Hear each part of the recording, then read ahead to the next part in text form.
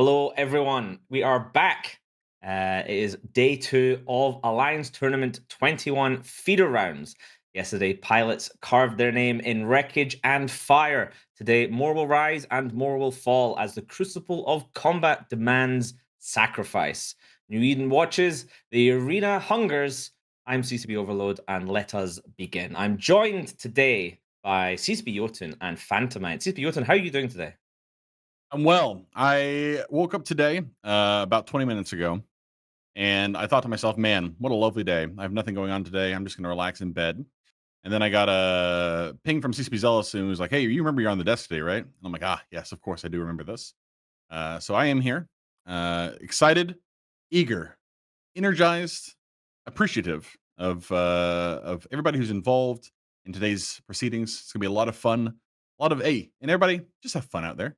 Just go out there and just do your thing, because nothing. The best ship is the one that you use to The make the winning other ship. one explode. That's the It's the one. winning Thank ship. The you. best ship is the winning ship, The as best we ship all is know. the winning ship. Many Yeah, people have said this. many So, people have said this. oh yeah. Speaking of winning ship, hello, Phantomite. You join us today. How are you Thank doing? you. Oh, I'm great. I'm feeling ever so slightly taller than the two of you today on the stream, and That's the benefit of being on the internet. No one really knows your true height. Do you remember That's true. back in the days of like COVID Zoom meetings?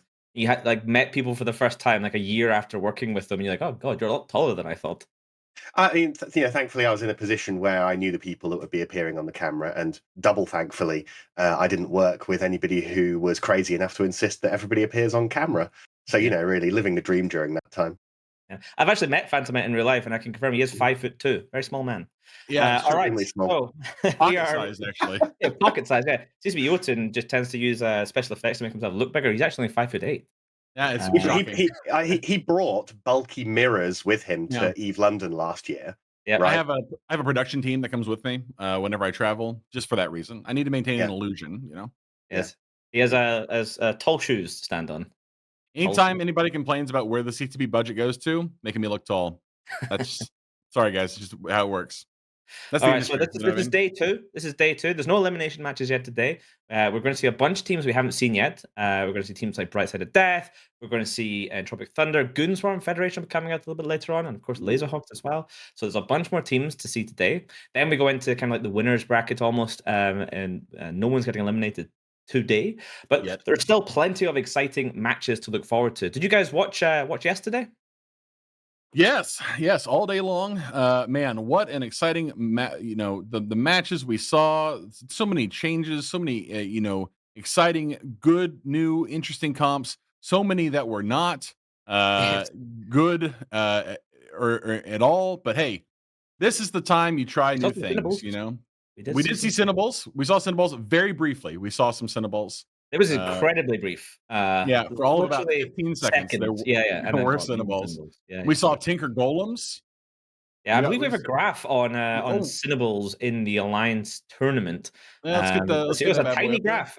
It's a tiny graph. There it is. It's a bigger graph. All right, so this is important. Pay attention, ladies and gentlemen. If you bring 0 Cinnables, you're a lot more likely to win. You see, as you Yes, bring more Cinnables, the win yes, rate does indeed go down. This is quite a yeah. slope.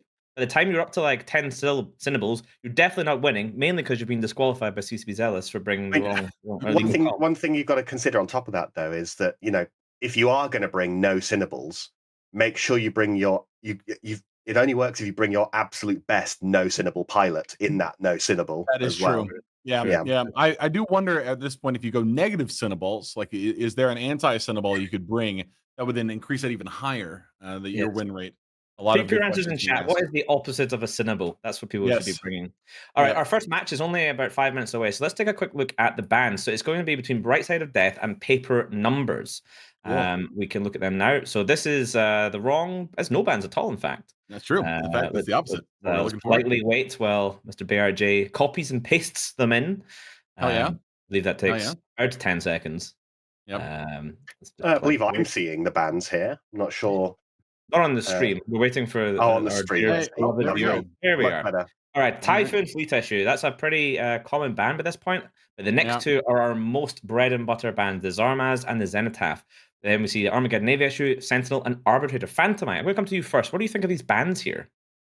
I am delighted to see the Cenotaph banned because we see it in enough matches as it is right now, and to get something like that in the bans means that we will see something a little bit different, hopefully.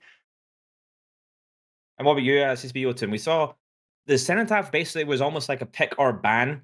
Yesterday we saw a couple teams bringing it, a couple teams just whiffing with it. It does really need to be very in close. What do you think about the Cenotaph this tournament?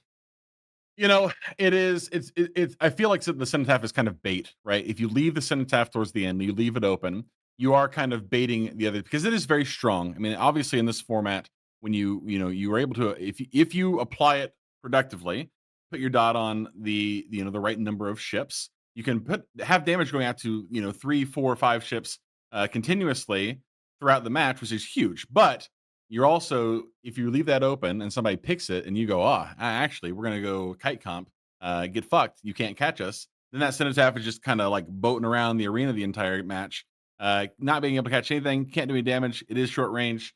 I think, I think you leave it towards the end. You make that decision at the very end. I don't know if I like it as an early ban.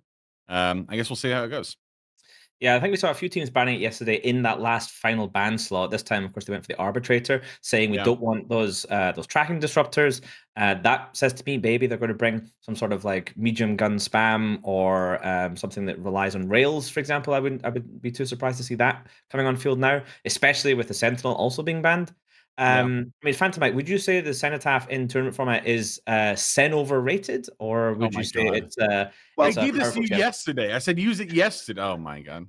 There is one particular thing I like about the Cenotaph in the AT, in fact in any tournament, is that it is saying to the team with the Cenotaph, it's committing to being close. And close range combat is something that I'm a huge fan of. Huge fan of seeing it in the AT because it's not the most dominant form of combat. Okay. Yeah, I mean, we saw a couple of like Rush versus Rush comps yesterday, which did go down in a blaze of very short-lived glory. But will we see that right now? Who knows? So let's head over to the arena for Bright Side of Death versus Paper Numbers with your commentators, Colonel Kurtz and Nova Terra Ren.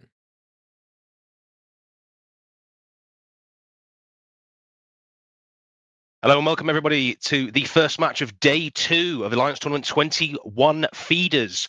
And today we'll be witnessing Bright Side of Death going up against Paper Numbers. I'm joined by my esteemed colleague, a very knowledgeable colleague, Nova Terrorin, to witness this match. We see BSOD in the red with the Redeemer double EOS Oracle composition with those 2 Blackbirds throwing out some serious ECM, couple of Deacons on the Logi duty, and that Hyena to pin down targets and apply those target painters. What do we see on the blue side, Nova? Yeah, Paper Numbers, bringing something that we've seen a little bit as well yesterday, but also in Alliance tournaments prior. It is the shield version of an Octo or medium gun spam setup. I know some of us have been calling it Shockto. I'm liking it. It's a pretty, I'd say, just a consistent configuration, especially when a team is comfortable and confident that they'll be able to fly it well. It has a very high potential, I would say. Really curious to see how it fares into something like an Oracle and a Redeemer. Really interesting setup from Bright Side of Death.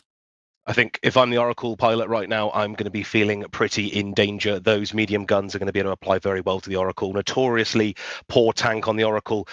His days may be numbered. As we see the timer start to count down, Link starting to flare, I would imagine those 2 Deacons are also going to be feeling a little bit on the danger side with lots of missiles and medium guns as the timer ticks down and the match starts. And let's see which teams are going to go for which. I would imagine we're going to see some pressure being put on these Blackbirds as my prediction comes to fruition. Both Blackbirds taking shield damage, but a bit of spread damage. But at the main time, Raiffeisen also taking some damage in the Jackdaw. Yeah, I believe Raiffeisen, the co-captain from Paper Numbers. Cool to see that, there is just that Jackdaw threat. 9 points each. They're incredibly powerful and really good at going after these low ends, and they've recognized it and put some of their best pilots down there. But it is also a very squishy ship, and it does look like Raiffeisen might go down here. Enters mid-hull, but seemingly stabilizing. Logi reps catching just in time from that Scimitar. And yeah, that Blackbird, meanwhile, is taking a pounding. Raiffeisen is currently sweating away as his shield bounces up and down, but great job from Young Renegade to keep him alive. Meanwhile, we see Fox in the Blackbird for BSOD taking a lot of pressure, but being able to be kept up quite comfortably as BSOD do look to make the change towards Jintan and the Jackdaw. His shield's now moving around. Clearly want to get rid of these Jackdaw to remove that light missile pressure off of some of these smaller ships to be able to keep them alive. Check out all these electronic warfare effects that are currently going off from the Bright Side of Death team onto paper numbers. It's not just jams, they have significant damp pressure as well, paints which are going to help make their application just a little bit better, and things are stabilizing a little bit, and I do think that might favor the Bright Side of Death team if things do continue to stabilize. Being able to leverage that additional electronic warfare, which they're doing a great job of at the moment, and in addition to those Redeemer newts, which are incredibly powerful if used correctly. Yeah, absolutely. And we see a lot of pressure coming onto Fox now. If they can get rid of one of these Blackbirds, if I can get my words out, that's a huge amount of pressure taken off the logistics of Young Renegade. He can apply his reps a bit better. They can get their damage down as that Blackbird squeaks out of existence, which puts BSOD in a little bit of an awkward position. At the same time, these two Deacons now starting to take a lot of pressure. There's damage going across a lot of ships. The Redeemer also leaking armor. Those two logistics frigates are probably in absolute turmoil at this point in time as the second Blackbird goes down. No ECM blanket. Those Deacons are fully open to the hatred that paper numbers can offer. Absolutely beautiful kills for paper numbers to find there. Those Blackbirds are absolutely a linchpin of this composition. Still remaining is a Celestis, which can still be very useful if ranges do open up at some point, but I'm seeing a lot of hard tackles at the moment as well, which means I don't know how useful they're going to be still. Some efforts of trading back, there's a Phantasm under a lot of pressure, but nowhere near to the pressure that's on this Redeemer, who might be dropping into hull here.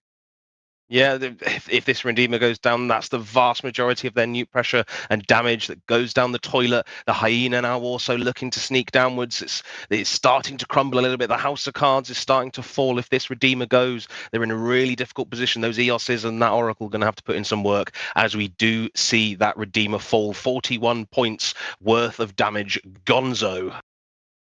Something also incredibly interesting to see.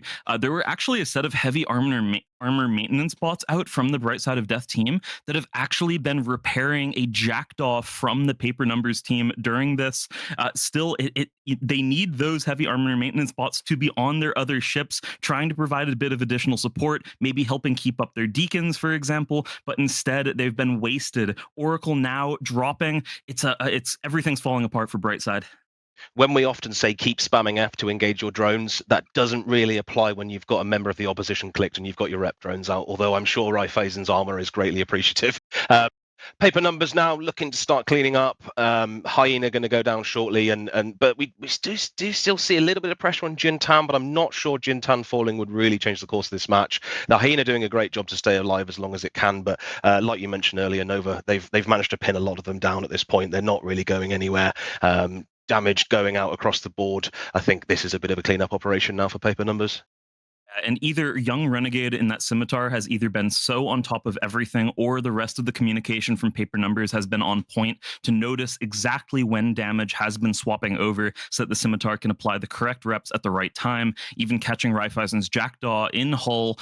It's easier said than done, especially when a shield ship like that is going into hull. Ships like that have a tendency of just evaporating, especially when they're small and caught, but instead everything's held up so well. Kudos to them for that. Really impressive performance so far from paper numbers. I'm excited to see how things are going to continue for them in this tournament. They're a team with a storied Alliance Tournament pedigree. Bright Side of Death is as well. Hasn't had quite as much luck in the last couple of years, but they're not out of it just yet. Losing here does not knock them out by any stretch of the imagination. Yeah, big props to Young Renegade. There's a difficult job to do when you've got that much control flying around on the other side. You've got to keep yourself away from the newts, keep yourself in range with those damps applied. You've got to be really careful that nobody's going to get snap killed. And we saw Raiffeisen, very nearly that happened to Raiffeisen, but managed to keep him up. So fantastic job from Young Renegade. Fantastic job from paper numbers. Really clinical finish. Very well done. Their spacing was good. They didn't commit everything at once. They kept the Phantasm at a range to deal damage but not get caught. Scimitar was buzzing around doing a fantastic job, so overall very good. A little bit of one good fights coming out in local. Yintan does take the opportunity to say this is for Jalthi's Tengu, which apparently, I guess, was killed by Bright Side of Death at some point. But with that, that was the match, 200-0 favoring paper numbers, and we'll be sending it back to the analysis desk. Paper numbers there with a pretty handy and convincing win over Bright Side of Death using their Shield Octo or Shockto medium gun spam type of comp against a Redeemer-based drone comp. Interesting setup from BSOD. I did think that it was going to be a lot harder for paper numbers at the start when I saw Celestis plus 2 Blackbirds, because that can really make it difficult. As soon as the match starts, you see those 2 Blackbirds just running away and the Deacons running after them because you know that they're going to be the first primary. And then it was only a matter of time, though, because with just 1 Hyena Phantomide, I don't think they were able to just hold off enough ships from the paper numbers side. I saw Phantasm diving in right on top of one of those Blackbirds, and of course, they can't jam off the thing that's shooting them. So it's kind of over at that point. No, and you know, it's all well and good having a couple of long webs to try and hold the enemy away from you, but when there are so many enemies with so much application who are so good at hitting small ships, or perhaps ships like the Blackbird, which aren't particularly great armor tankers, you kind of not going to be able to hold off the inevitable as the other half of them zoom towards you. Yeah, I mean, if you think about it, they had 2 Phantasms, 3 Jackdaws, and a Moa that can all basically kind of like crash in against those Blackbirds. The Jackdaws are going to be a little bit more squishy than the Moas and the Phantasms, but even still, 2 Phantasms and a Moa for a single Hyena to try and keep it range, it's going to be really hard to do so. But I mean, credit to Vitalik Roar, who managed to keep them away for nearly 2.5 minutes. That's pretty good piloting right there. Now, TCB Jotun, we saw the 2 Jackdaws, one of Ryfusin and one of Jintan, almost going down. Some great logi play from Young Renegade in the Scimitar there. Yeah, Young Renegade, I think was maybe the star of the show. Obviously, there was a lot of great play across the entire team, and that kind of heavy guns or the gun spam is really strong in general. Definitely not the kind of comp that you want to run into if you have a kind of squishy back end, which the team from BSOD did with the Blackbirds.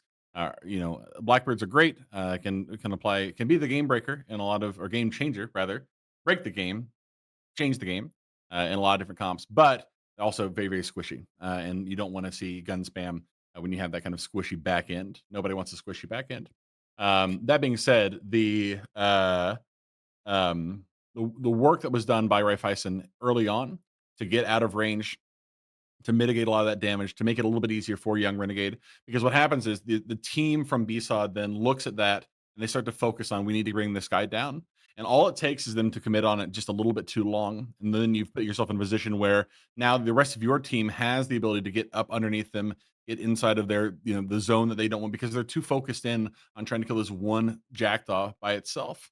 And if you can keep that Jackdaw up, and again, he was able to keep him up to the end of the match, was still be able to put in good damage. I mean, those Jackdaws were pivotal in pulling off the Deacons, about midway through the match. You could see explosions going out around the Deacons the entire time. So keeping that Jackdaw up, being able to mitigate a lot of that damage, really put them in a strong position to win. Yeah, so Phantomite, the Jackdaw is one of the more popular ships in the tournament format, especially in a shield thing. We do sometimes see one sneaking into armor comps as well. It's that good. Why is the Jackdaw so good in a tournament format? Well, you called it one of the squishier ships earlier, and depending on which mode it's in, there are situations where the Jackdaw is not squishy at all. It may well have a couple of resist holes, but that ship nonetheless has higher than Tech 1 resists. It gets its lower signature, and depending on what they're fitting in their high slots, it could have enough range on its weapons that allows it to choose to simply stay really far away from where there is.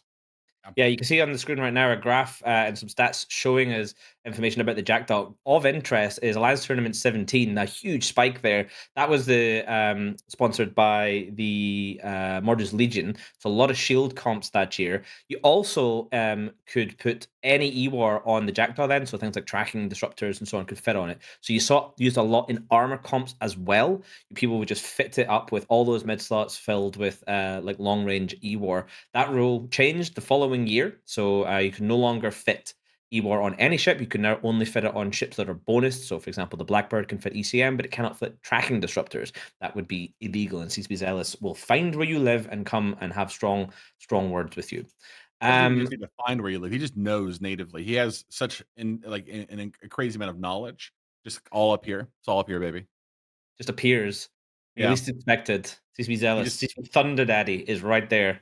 Always It's watching. sometimes I mean, for anybody that doesn't understand this, you do really need to read the EULA when you install the Yeah. game. it's not a Yeah. joke. Sometimes I wake up in the night, I'm laying in bed and I look over and he's in the doorway. And he doesn't say anything. He's just there. He saw what you did. He saw what you did. He always sees. Yeah. He's He's like he's like Santa in that way. Santa Claus in that way. he's like Santa Claus, except much less jolly. Yes, So- he just steals and pillages instead of gives. Yes. All right. So speaking of the Alliance tournament, what are people competing for? Well, there's two things they're competing for. Well, actually, there's more than two. There's many things. Some Like things, pride, many a things. sense of accomplishment. Yeah. There's a multitude, a plethora of things. Yeah. But Bragging most rights. importantly, are actual prizes. And we have a physical trophy in the CCP office in Iceland, which here you see it on the screen right now. It Nice. is a absolute massive piece of metal. Weighs about 15, 20 kilos, something like that. It's actually quite genuinely heavy. It's anodized aluminum or steel. I can't remember which. It has aluminium. It has Aluminium, all the winning Alliance Tournament, Alliance Open teams engraved on it. So whoever you are this year, you're competing for your name to join this this monument of champions that exists and is on display at things like FanFest and things like that. It probably will never go to things like Vegas because I mean, fuck, trying to get on a plane this thing is absolutely massive. It's like an Yeah. entire luggage thing by itself. And the cost to ship it. I mean, Postroom would absolutely bankrupt you in Yeah. a moment. Yeah. Is like take it on an actual literal boat. But there's also Mhm. skins. I mean, there's cool Alliance Tournament ships, which we'll get a bit more about them next weekend. But we have some amazing skins. So the teams that are competing today, anyone who wins any match in the Alliance Tournament 21, regardless whether it's a feeder match, regardless of whether it's the main tournament, you win 10 skins for your team. And these skins, I think, look dope. I really love the sort of black and green. I think it looks pretty mean. It looks kind of like it reminds me of like a Lamborghini or something like that. The color scheme, I really I like it. really Well- like how it's just covered in ads too. Yeah. Absolutely covered in logos. Yeah, Yeah. these are the NASCAR skins essentially. Yeah. That's exactly what it is. That's very good. Yeah, they look so good. So yeah, you get 10 of those, and those tend to go for a fair few bob. So it's no bad thing, no kick in the teeth to win one of these matches in feeder rounds. Even if you don't make it into the main tournament, you're at least going to go home with 10 awesome skins. True. And speaking of people competing for skins, our next match is going to be between Entropic Thunder and Scary Naval Theory. So let's take a look at the bans for this one. So, Phantom, why don't you walk us through what we see here? Because these bands are starting to look maybe a little bit different. I see a few bands here that aren't quite as common. Oh well, there's three similarities to the last one here alone. Armageddon Navy issue. People are very scared of newts. Something that happened in the last match there, I noticed, was that the Redeemer got scrammed and held away from the fight. Now that's a lot harder of a tactic to pull off versus an Armageddon Navy issue because, of course, that has a bonus to the range of its newts. It's a lot more difficult to do that than it was with the Redeemer. The Zarmazd is seemingly an endlessly popular ban. People are terrified of things taking a little bit too much time, which is something that is on the side of a ship like the Zarmazd with its spool up. Yep. I feel like it's especially a good ban if you're planning on bringing a slightly lower DPS comp, like a control comp, for example. An armor control comp tends not to have the highest DPS numbers. It relies on preventing your opponents from doing stuff. But if you are up against a Zarm, that extra time it takes to kill things allows that to spool, and it becomes incredibly difficult to punch through. We saw it the other day being used to great effect against a team like that. I mean, come back to you there. The Widow, we saw the Widow used to great effect yesterday as well. I think that's going to be a popular ban this year. Incredibly powerful. It does a very reasonable amount of damage, but while also having, the ability to deal out E-War, equal or greater than ships that are a lot less survivable as well. So it's a really good value ship for people to pick to put into their team. So I can see why that's an easy one to want to ban. Yeah, and then CSB Jotun, what about the last two bans here? Arbitrator, of course, endlessly popular. It's for a Tech 1 cruiser. It seems to be everyone wants to ban it, which is, perhaps you could explain why? Yeah, I mean it's a great return for your value, right? When you pick an arbitrator, what you're doing is saying, okay, I'm going to take the most cost-efficient thing, or cost-efficient version of this ship off the board. Right? It's the same thing that you see when people pull off like, shit. What's the name of the fucking ship? The one that the Only one you that can answer this. one that looks like a little blob. It's Celestis, right? Celestis. Am I imagining this? You know the one. What, the one that's shaped like a banana, which is the more Yeah, the one obvious that's shaped like a shape strange choice? space banana. You know the one. That one. Yeah. When you start pulling out T1 versions of these, what you're forcing the team to do is say, okay, you need to make a decision.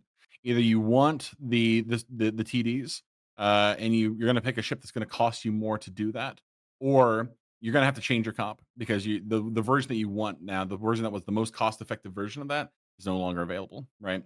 And that is, I mean, it's a good pick. It's a strong pick. It really is forcing a decision to be made. And then the Loki, I mean, Loki's an interesting pick considering the other two bands in this. I guess they just want to be able to kite. They don't want those long Loki Yeah. web. You see the Loki being banned quite often to get rid of the classic Nighthawk Loki ham rush. That was a very, very powerful setup. We saw it used to great effect during the Alliance Open. It was pretty much the key meta there. Of course, Yeah. with the Nighthawk still being open, there are other things that you can use instead of the Loki. You could use like a Hugin, for example. You still have things like the Claymores and the Tengu if you want to get in extra missiles there. Like there is a whole bunch still open. Okay, I see the teams are landing on grid. It is important to note the Zenithaf is available. We are Cenotaph Gaming, gang. We are Cenotaph Gaming. Let's go. Okay, we are Cenotaph Gaming. Good to know. I see the teams have landed in the arena. So I'll tell you what, why don't we give Colonel Kurtz and Nova Terran a little bit longer to talk about this before the match gets going. So let's head over to the arena with Entropic Thunder versus Scary Naval Theory.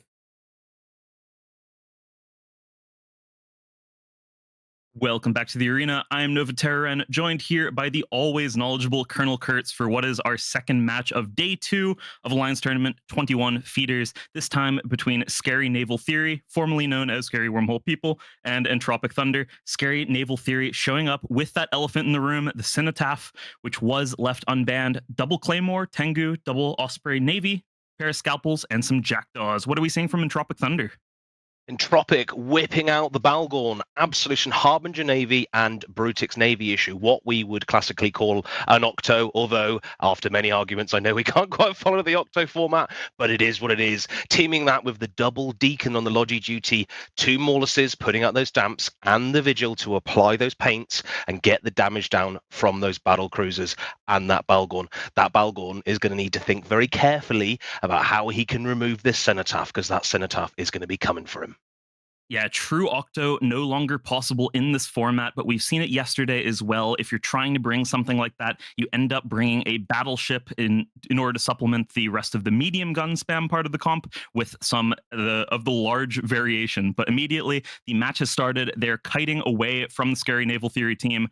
Very much makes sense. You don't want to get anywhere close to that Cenotaph, especially while you're able to avoid it. Osprey Navy issue of Kyle Bruder is burning in, trying to get some initial tackle. Like a scene from Jaws, we see the Scary Naval Theory barreling in towards Entropic Thunder, trying to get a hold of something. It does appear they're going to go for the Balgorn first. Webs down on the Balgorn, damage coming in. Can the Cenotaph get in there, apply the dot, but more importantly, spread the dot around? The greatest benefit of using the Cenotaph is being able to apply that ticking damage to more than one ship. We saw a few people yesterday putting it on the primary target only and not leveraging that, not putting that pressure on the logistics.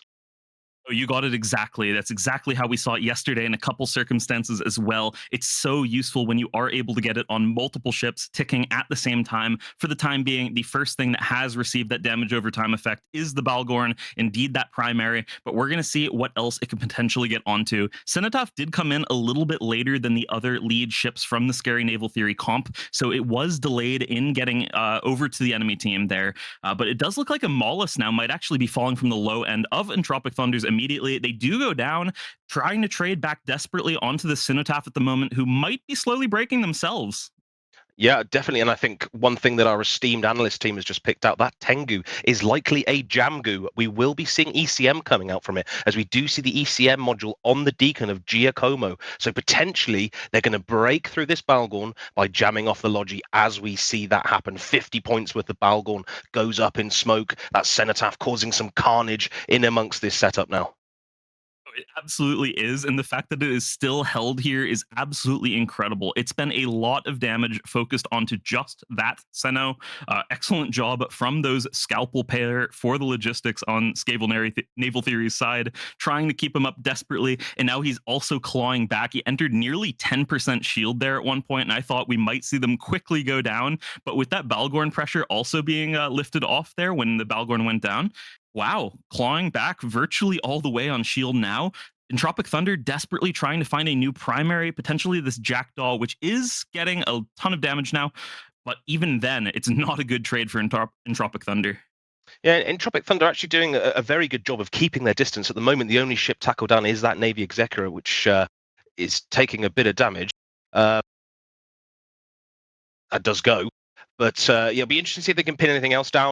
Navy Brutix now webbed down, see if they can get their damage onto that. But I think if the Cenotaph can keep up, which it does seem to be struggling to do so, continue to cause some chaos. But they're spread out well. That's exactly what you should do against the Cenotaph. Spread out. Don't let it apply its dot across a number of your different ships and reduce that pressure. But with one logistics ship left in the form of Giacomo in the Deacon, he's going to have a lot of work to do to be able to try and keep up this Brutix Navy.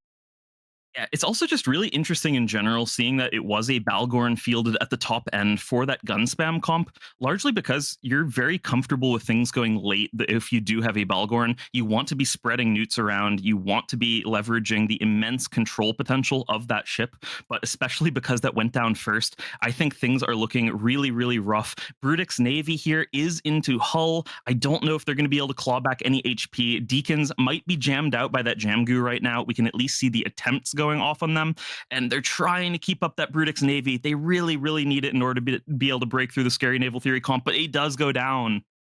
Yeah, they do. I mean, despite having some ships falling here, they're doing a great job of putting some pressure back on Mystical in the Osprey Navy issue. His shield is jumping up and down, his armor is creeping up, but potentially now that they've lost that Brutix, they have not got quite enough damage to burst through the damage from these Scalpels. T2 logistics frigates putting out a good amount of reps, decent tank, better than the T1 variants. But you know, you've got to be able to apply your damage well and have enough of it, obviously, to break through those reps. And at the moment, like I mentioned before, Entropic Thunder actually doing a great job of keeping their distance, and it will be pivotal if they want to keep picking off ships. But Lovro in the Navy Harbinger now scrammed, webbed, painted, and about to take the full brunt of what scary Naval Theory have to offer. Yeah, and it is pretty much the entirety of that comp, which is still alive and able to output so much DPS. I don't love the chances for that Harbinger Navy of surviving more than a few seconds here, although, you know, it is a pretty tanky ship, so they're going to try their best.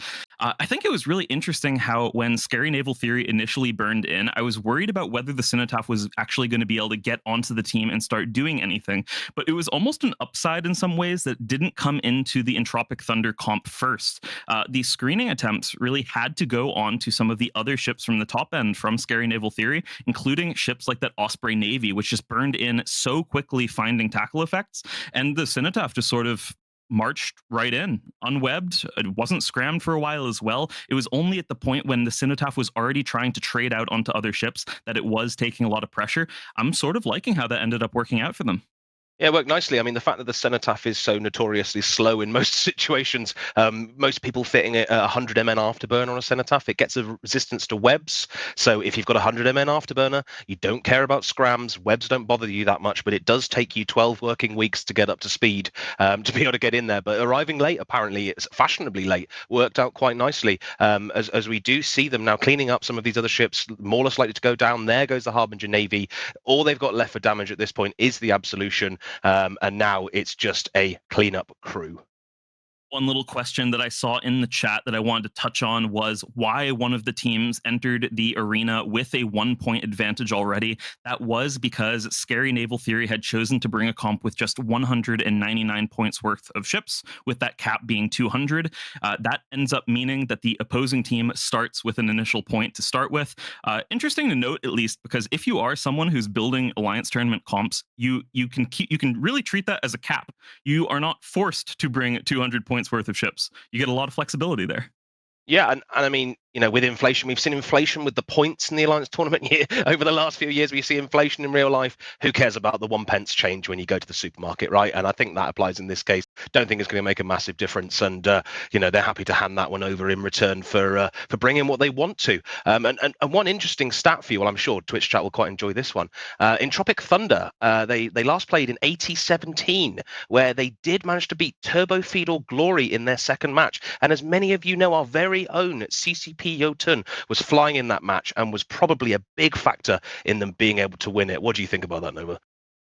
Yeah, I mean, it's the classic, right? CCP Jotun completely unable to prevent anything in that Alliance tournament, at least from getting dumpstered by Entropic Thunder, but Scary Naval Theory potentially taking some revenge here for wormholers.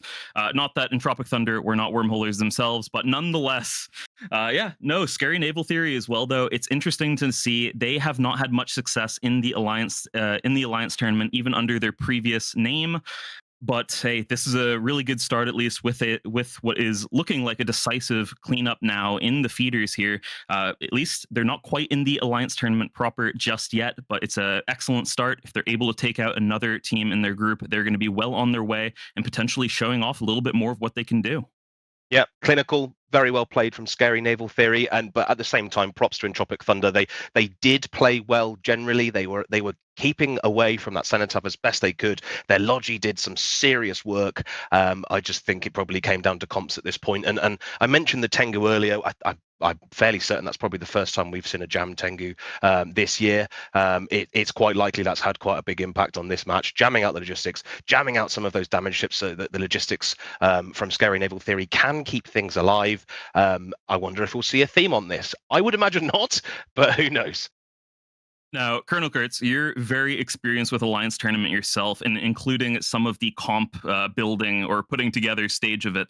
Now, I'm really interested by the choice here of these Osprey Navy issues from the Scary Naval Theory team. We've often seen Caracal Navy issues in some cases. What are the upsides of bringing the Osprey Navy here?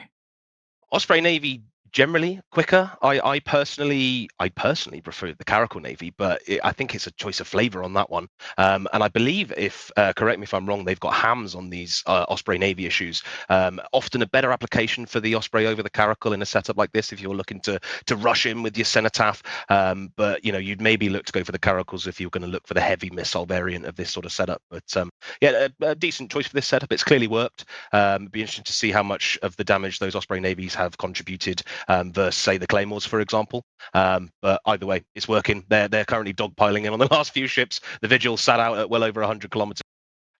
Is he going to take the hero's way out? I personally think, Lord Midget, the camera is on you. It's your time to shine. Set that distance record. Let's see what you can do.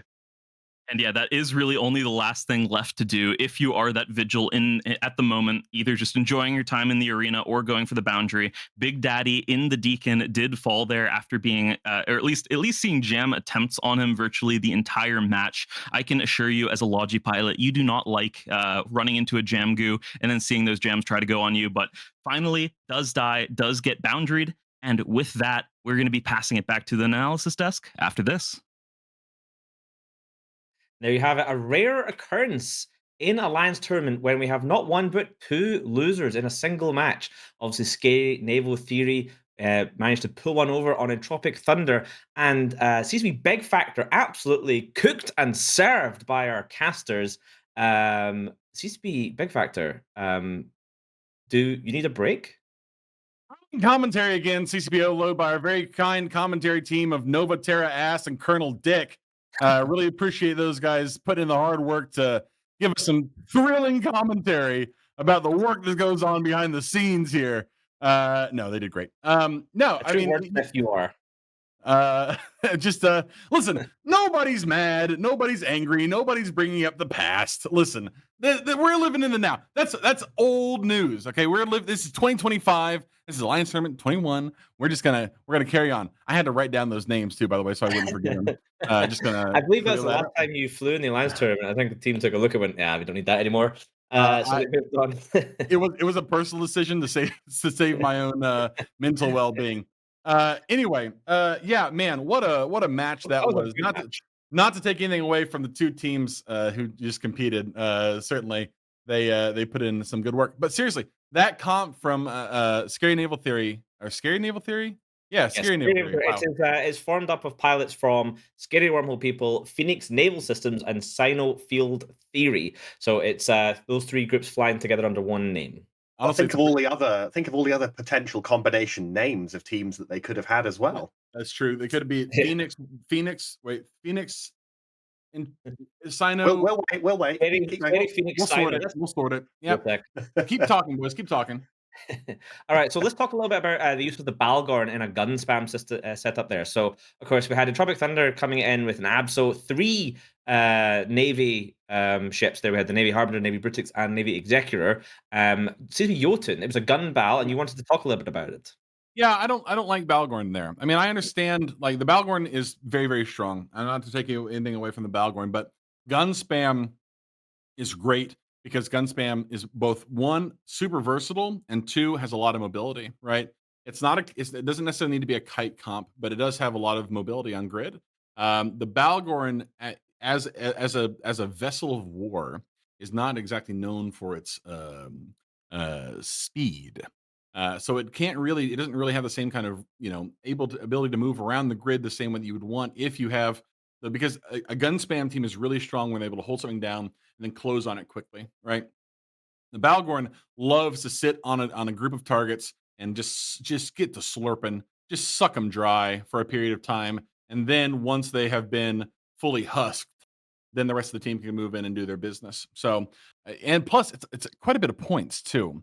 You are limited in how many of these gun spam ships you can bring. You're limited to 3 battle cruiser hulls and 3 cruiser hulls, but they only used 1 cruiser hull, I believe, unless I imagine that. And they did have the 3 battle cruiser hulls. So, could you have used those points on something that was a little bit, I don't know, it's within the scope of the comp a little bit better? Maybe. I think. In fact, I would say yes.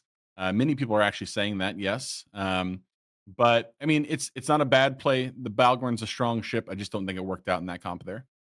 And Phantom, I come to you for a bit. What about the decision to take Harby Navy versus, for example, say a Prophecy Navy?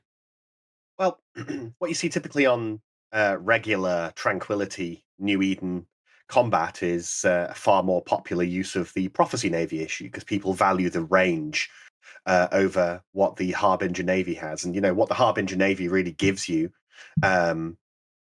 both on TQ but also perhaps more relevantly in an Alliance Tournament setting, is a tracking bonus. So, it's going to be something that'll help you overcome being tracking disrupted, or under ideal circumstances, something that'll help you hit your smaller targets immediately. And being immediate with what you're doing in the tournament is what you typically want to do, especially in a rush setup. You want to start making the enemy hurt as quickly as possible, and having a tracking bonus is really going to help there. Extra mid slot, that's 5 mid slots. It's almost unheard of for almost any Amar ship. And so, that allows you to augment your tracking with, extra modules to assist that, like a tracking computer, or even some extra tackle. You can get a web on there. You can get an extra scram into fleet. You can do all sorts of things like that. You could even, if you wanted, realistically triple prop your Harbinger Navy issue while still having a couple of slots left over. Be a bit weird if you did, but it's possible. It'd be fun, and someone should definitely do it. All right, let's look at our next matchup. So this is going to be Neon Nightmares versus Polaris Mercenary Alliance. And the bands are on screen now. So we have the Dominic's band, so Potato Salad potentially out.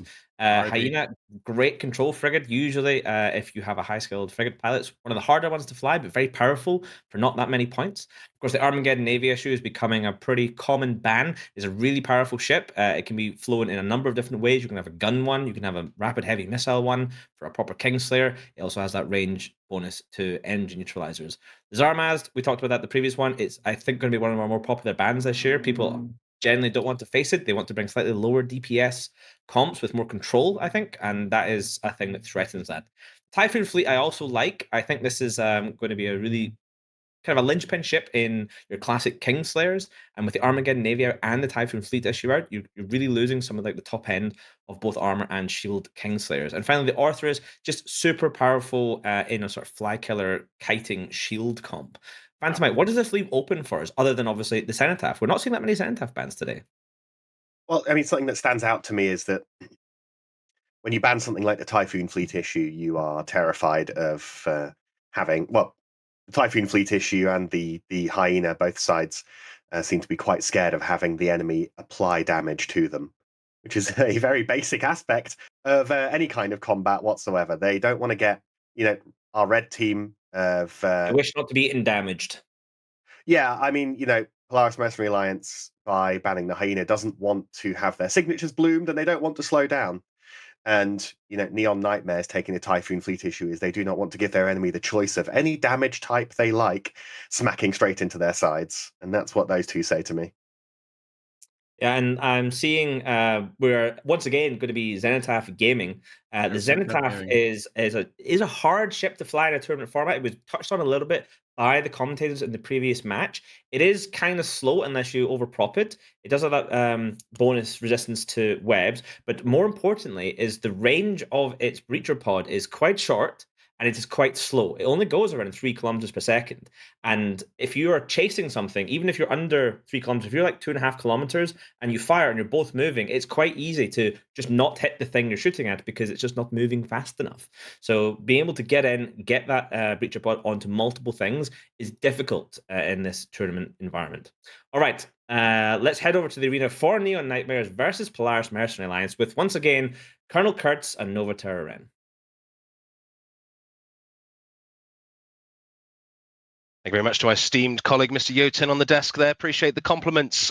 We bring you now Neon Nightmares against Polaris Mercenary Alliance in this third match, 80-21, day 2. On the red side for Neon numbers, we see a Tempest, our favorite Cenotaph, double Sleipnir, 2 Fleet Scythes, double Svipple, and the double Bantam. And we're heading to the Thunderdome. Nova, tell me what we've got on the other side. Yeah, this one is going to be absolutely brutal. Polaris Mercenary Alliance showing up with what looks to be a ham rush. There is going to be so much DPS from both sides here, but a massive advantage, I would say, at least just looking at the weapons for Polaris, who likely are going to be able to pull some range as things start off and leverage that additional range that they get with those missiles, being able to output a lot of damage before the Neon Nightmares team can even get over to them. Well, we'll have to see if they take the coward's way out and run away, or they head into the melee in the middle. Red team warping in at 0 virtually with that Tempest a little bit offset so that it can sort of reposition. But the blue side with this ham rush with the Cenotaph opting to be a little bit further away as we see the timer start to tick down, links start to flare. Are we going in? Are we going away? We're going to find out. Yeah, this one should be I would imagine, very quick, all things considered, and we are immediately seeing these Sleipnirs dive towards that blue team from Polaris Mercenary Alliance. It looks like the first primary will be the Caracal Navy of Nextorians over there from PMA. They're trying to go straight onto a Sleipnir and break through some Ansel charges. I wonder how many Tali Yamo is going to be able to get off in the Sleipnir before they fall. First Breacher Pod goes notably onto a different Sleipnir from Neon Nightmares. First Breacher Pod for the Neon Nightmares Cenotaph, however, going on to the Cenotaph. Absolutely. The melee is well underway, and Neon electing to try and get rid of the Cenotaph, but trading a Sleipnir for it, as the Cenotaph for Polaris just about clinging on, going to start burning through armor now. Huge amount of damage flying around. If those Cenos, like I said before, can spread those dots, they can start to apply some pressure, but Polaris Mercenary Alliance do lose their Cenotaph and lose the ability to spread that damage, while Neon Nightmares is about to lose a second Sleipnir, which does go down the clock. The arms of the clock are currently pointing somewhere towards PMA. Be interesting to see if Neon can start to bat back, gain some points, get rid of some damage, and even the field. The fact that that Cenotaph, though, is still alive from Neon Nightmares is a massive deal. Not only is there a ton of potential EHP on it, all things considered, but they were able to spread dots now. I believe they're about to be able to spread it onto a third target here. The Cenotaph from PMA did go down, only able to get it onto those Sleipnirs, and I really thought that they would want to try to get that at least onto the Tempest to start ticking some of that large HP bar that they will have from it, but still, trades are reasonably good for Polaris. They do take down the Cenotaph finally as well. It looks like a Scythe Fleet issue is going to be the next target. I like going for that before taking down the Tempest, because the Tempest is just going to have so much more EHP, and if you do get rid of this low end, I think they will likely be able to kite it out. But still, Neon Nightmares doing their best to trade out here. Caracal Navy of Nextorian is still up, but a Nighthawk now falling from the top end. Oh, might be clawing back some shield hit points here. Yeah, it does look to be clinging on, but that Tempest doesn't look quite so healthy. Likely to fall now. That's the vast majority of their damage down. But to note, Neon Nightmares does have the logistics available still. Be interesting to see if that can keep them alive. Polaris, the Nighthawk clinging on. I imagine that is a Logi Loki, you would assume so. Or I should probably spot the Osprey next to it, which is probably more likely to be the logistics ship. Hey, we all make mistakes. Those Phantoms now taking a bit of damage. Still an awful lot of damage available for the PMA team. Those Phantoms are going to have to pull off something serious to stay alive here. Yeah, Polaris doing an absolutely great job here. They have not let up the pressure once they had a slight advantage. Their Nighthawk fully caught reps, went down into low armor, and was able to claw it back up thanks to the wonderful Logi piloting from a credit card, the Osprey there. Meanwhile, the Bantams from Neon Nightmares, there's not much they can do to stay alive here. They are just those Tech 1 logistics frigates as well. It's just a pair of Sweeples left, but we're going to see they do manage to kill that Osprey, at least take some victim for their trouble. But yeah, wow, brutal Ham Rush really showing what it can do, even though the Cenotaph died pretty quickly. Yeah, if you were ever wondering whether the Gun Rush or the Ham Rush is the best, this may have settled that debate. With those Cenotaphs in there, now a staple part of a lot of these setup, we see just how powerful they can be. And with that, we'll send it back to the desk. Polaris Mercenary Alliance, they're taking a very quick win over Neon Nightmares with a sort of ham Xeno Rush or Crush. It's a term I've coined myself, and I'm going to be calling it the Crush Comp. And I'm not sure you're allowed to call it a crush, given that you relentlessly pronounce the Cenotaph with a Z at the front. Yeah. I was going to ask about that. Is that a quirk of your very strange accent, or is it just a religious choice? They have fewer letters up north in. That's true. In Britain. They haven't invented the C yet. Yes, it's English nonsense. We don't care for that. Of course. I mean, I think if you scroll up, you'll find there's no proof that you came up with it first. So I said it first, therefore it's my name, and I'm calling it that now. I don't know if that's true. All right, so we saw the AC Gun Rush going up against the Ham Rush. The cast was talked about a little bit. The Xeno in a rush setup like this is going to be very powerful, Phantomite. It's like, just tell us a little bit how the damage over time system of those breacher pods works. Just talk to us about that.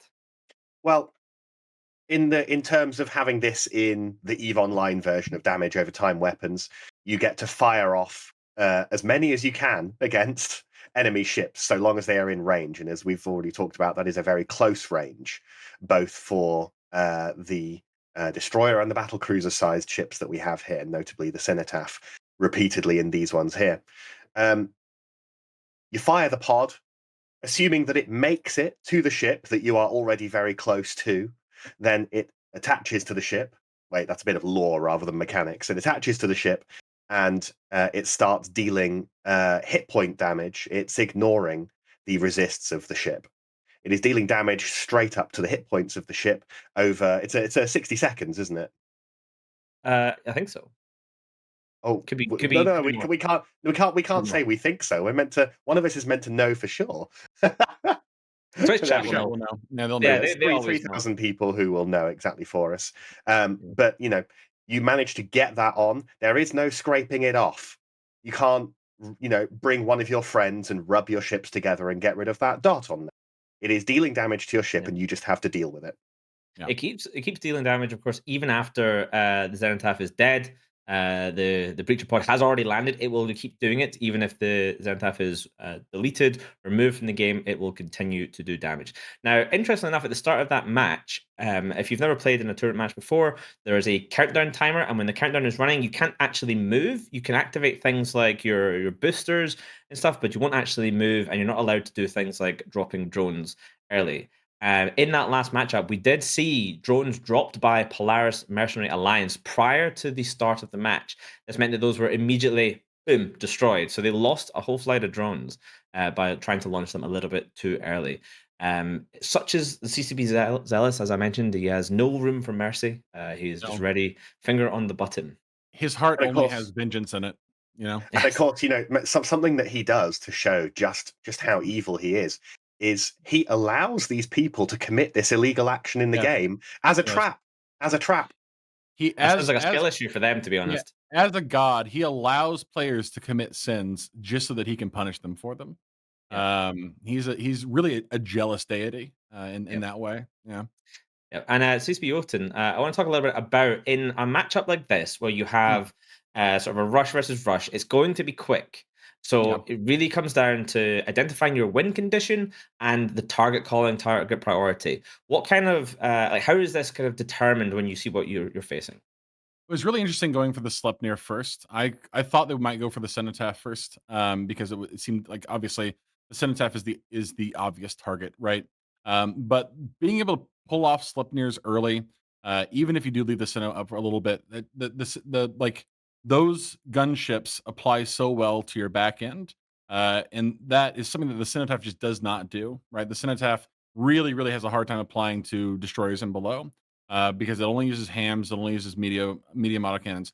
Whereas if you transmatch correctly, the Sleipnirs can apply much better. So pulling off the Sleipnirs early was a strong choice.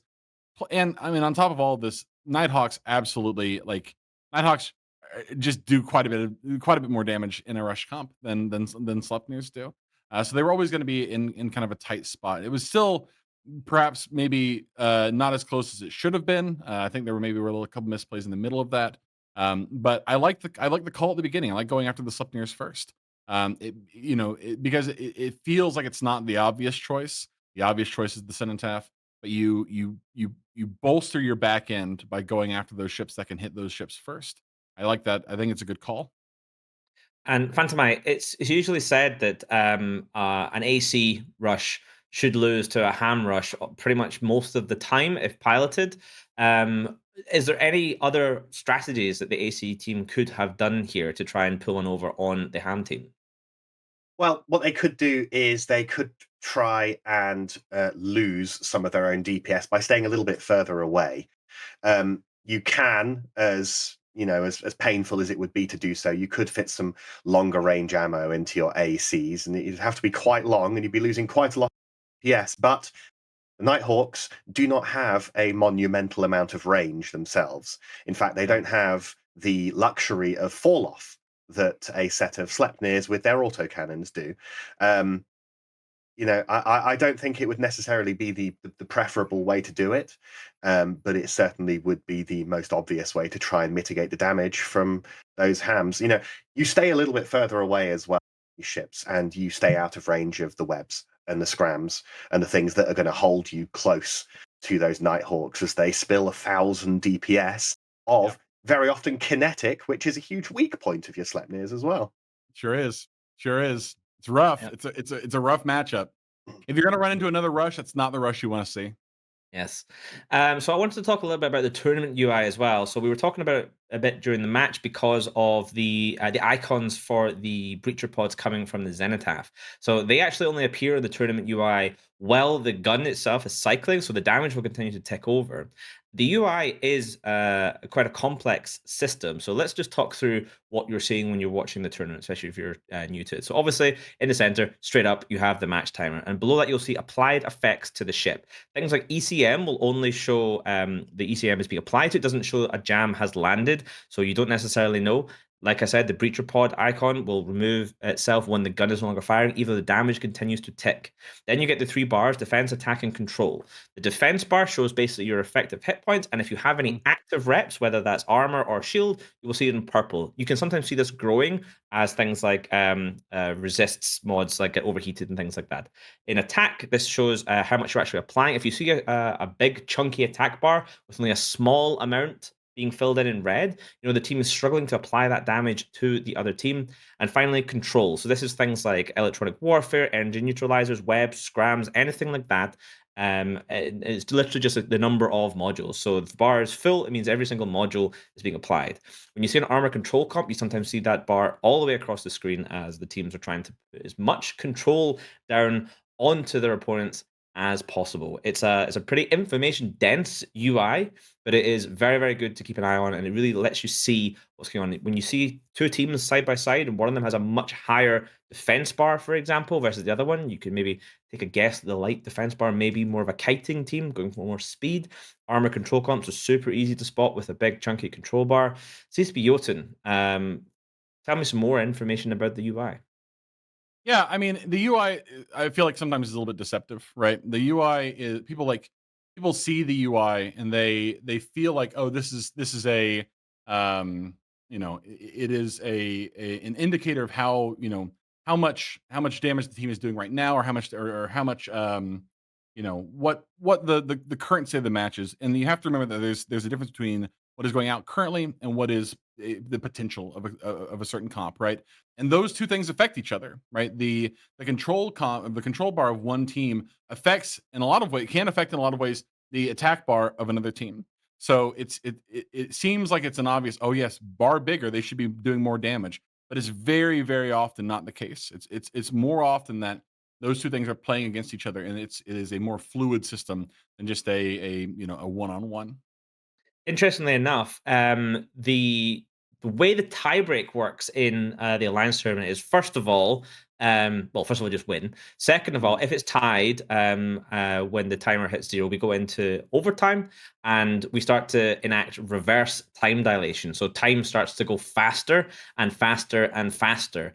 This will last for 5 minutes of real time, and the match will just continue to speed up until the end. If it is still tied after that, the next tiebreak is the highest effective DPS at the start of the match. So there is something to be argued for when you land, if it's very, very close and you think it's going to tie, loading your highest DPS ammo, and pre-overheating everything before the match even starts. Yes. Because it That makes is ammo. a devious recommendation. It makes attack bar bigger. But of course, then you have to reload if it's not the ammo that you want. So Oh, this It's is why like- everybody should be bringing in the Baden then, It's isn't an it? intimidation factor is what it Yep. is. I have seen at least one match go down to that tiebreak.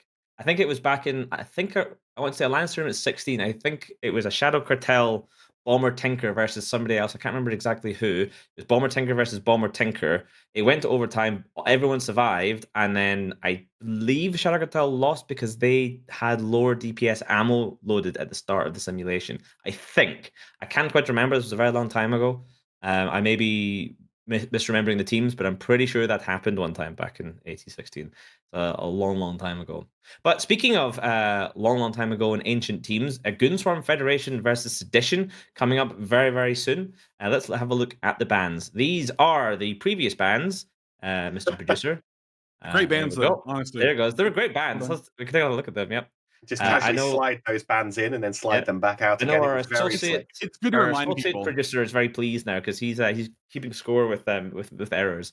I think he's just got an extra point. There we go. All right, Goonswarm Federation versus Sedition. So we see the Oh. Loki Nighthawk immediately being banned out. The Zarmaz, the Armageddon Navy issue Typhoon Fleet, and then the Jackdaw Phantomite. What do you think about these bands? Hey, do you know what? Maybe Sedition is planning to bring a bunch of Sleipnirs again with that Nighthawk ban. Maybe they just saw it and just absolutely soiled themselves and immediately threw it into the ban. Maybe. I mean, opening up with a Loki ban from Goonswarm Federation, CSP Jotun, what do you think's going on there? I don't think it makes any sense. I don't want to discredit. I mean, they really, really, really don't want to see long webs, which means like that straight at the gate, like, okay, we're gonna kite, right? Like we're gonna kite, we're gonna try and do our best to make sure that we can move freely around the arena. But also, I don't think you need to put a Loki there. I think you can save the Loki for a later ban. See if the other team bans Loki. Loki's a popular ban. You could put something else in there that you don't want to see. In fact, I would have put the Typhoon Fleet first. If they really don't want to see Kingslayer, put the Typhoon Fleet first. Yeah, It could easily just be a fake out as well. We've seen it before. Could be. Yeah. That would be. Listen, that is a level of complex 5D chess game theory that I'm not sure I've seen Goonswarm Federation in the Alliance tournament summon up to this point. But I've only been doing this a little while, so maybe I'm wrong. Who knows? I mean, Goonswarm Federation are number one all time in distance for boundary violating, That is which true. is That is which true. is something. They are winning. Fantasy, why do you think it took them 3 minutes and 19 seconds to decide the jackdaw ban at the end? Maybe one of them needed to go to the toilet. That's true. That's true. That is They a gotta long think of it. time to think about jackdaw. Yeah. Mm, Yeah. mm. Interesting. And Really good. the Zarmaz is still getting banned continuously. Like we know it's good. We know it's got that single target spooling rep, but it still seems like an unusual one to be so often banned when there's so many other ships. I guess people just really don't want to have to deal with it. They want to just ban it and not have to think about it, which I guess makes sense.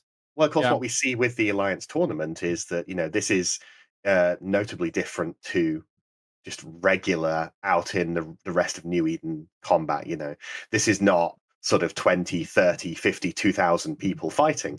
The Zarmaz in the Alliance tournament setting is something that has a lot more time to shine than it does in regular combat.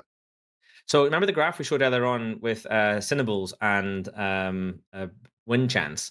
So Boy. we saw one on the graph. Oh, We saw boy. two in the graph. Do you know what we didn't see? 3 Cinnables. We sure didn't. Ladies and gentlemen, is 3 Cinnables going to be better than 1 or 2? I doubt it, but let's go to the arena and find out as the Goonswarm Federation goes up against Sedition with Colonel Kurtz and Nova Terra Ren. Welcome back to the arena. I'm Nova Terran, joined again by Colonel Kurtz for what is sure to be another blistering match between Goonswarm Federation and Sedition. Goonswarm Federation showing up with a Cenotaph, pair of Sleipnirs, pair of broadswords, interestingly picking that despite having banned the Loki as a way of potentially grabbing ships from a distance. What are we seeing from Sedition? Well, we mentioned the graph on the Cinnables. We see not 1, not 2, but 3 Cinnables. Will the statistics be against them? Paired with their Cinnables, not just the Cenotaph, but the Tholos too for twice as many dots. A couple of Sleipnirs, Osprey on logistics duty, and double Flycatcher. We're going to see 2 teams ram head-to-head here and see the battle of the dots. Believe it or not, Cinnaball's actually not rushing in quite yet. Things getting started now, though. It looks like both teams might just be going after Cenotaphs right off the bat. I see there are the first dots going from Sedition onto a broadsword from Goonswarm. Like that choice, there's a lot of EHP there to potentially start chewing through. But yeah, there's still a lot of pressure going on to that Cenotaph. Sleipnir might be actually the first choice for the rest of the Sedition comp to go into. I have a feeling both teams are going to be heating all DPS, at least hopefully for Goonswarm. They'll remember to shut off the heat in time, but maybe the match will just be over by that point anyway. Hey, never say never on burning out modules. Anything's possible in this arena as we see this Sleipnir dying very quickly, burning through structure now, and the Cenotaph on the Sedition side clinging to life, while his colleague in the Sleipnir, Asales, also starting to burn through shields. I think we do now potentially see a dot that's come out on the Maelstrom. That would have been a first choice for me to put my dot in as we see first blood. Goonswarm losing the first ship, Arkasos in the Sleipnir, and a second one, Ranchir, soon to fall. Notably, these Heron Navy issues, or the single one rather from Goonswarm Federation, did go out and catch this Osprey logistics from Sedition. And interestingly, the Cenotaph chose to leave the bulk of the brawl and go after that Osprey. Interesting choice. I wonder if they would have been potentially able to get a few more of those damage over time effects off in the rest of the brawl, but still trying to trade out. The Cenotaph now is likely to fall from the Sedition side, but wow, they've done such a good job of taking down points and trading for it. I think there's 3 or 4 damage over time effects that are still applying onto Goonswarm from that one Sedition Sinnoh. Job well done from that pilot. Osprey does go down though, same time. Yeah, Switch 4 doing a great job in the Sinnoh, spreading those dots, really important, but also this Tholos from More Power doing a great job as we do see the Maelstrom fall. It's a massive amount of their damage and also a big chunk of tank out of the brawl, and we'll now see Sedition start to try and clean up this Cenotaph and this broadsword. Heron Navy, an interesting choice for me. I'm fairly certain that may be one of the first times we've seen a Heron Navy this year. I'd like to understand why you'd go for a Heron Navy over a number of other ships, points potentially, but interesting choice either way. But ramming it into this gun rush would have been unwise, like you say. Sending it off to catch something was a great idea and a good use of that ship. Last year, for those 4 points, you would have been getting a squall out of it. This year, you're unable to do so, but Heron Navy at least showing that it can do relevant things in the arena, as, by the way, are these Cinnaballs from Sedition, who have been doing an incredible job at not just moving around and avoiding the brunt of the DPS from Goonswarm, but also applying a ton of DPS themselves. In Triplicate, I know we talked about it a bit yesterday, almost laughing at the ship, but they're doing an excellent job here, really just knocking everything down from Goonswarm so quickly. Just the Skybreaker and Burst left. Really, really impressive performance from Sedition. Yeah, look, we knocked the Cinnaballs, but the proof is in the pudding. They're going to take this match home and mop up this last Skybreaker. And they may be weak in some situations, but it turns out not all of them. As we see all of them charging over to this Skybreaker, who's making a last-ditch attempt to try and set the record. I think he's gone for the jump. How far can he achieve? Has he actually activated? I'm not sure. Yes, he did. And just waiting for Zealots to confirm the scores on the doors. 224 kilometers. A great, 224. Excellent. And with that fantastic distance, what a jump. We'll send it back to the desk. Sedition taking the dub over Goonswarm Federation in only 3 minutes and 34 seconds with, as it happens, the correct number of Cinnaballs. We thought 1 was bad. We thought 2 was worse. Turns out you just need to commit. You can't half-ass the Cinnaballs. If you go in and you're not sure, you're like, oh, I like the Cinnaball, but I'm not so sure about the Cinnaball. I'll just take 1. No. I think they were playing a mind game. No, you need 3 Cinnaballs. That's the solution.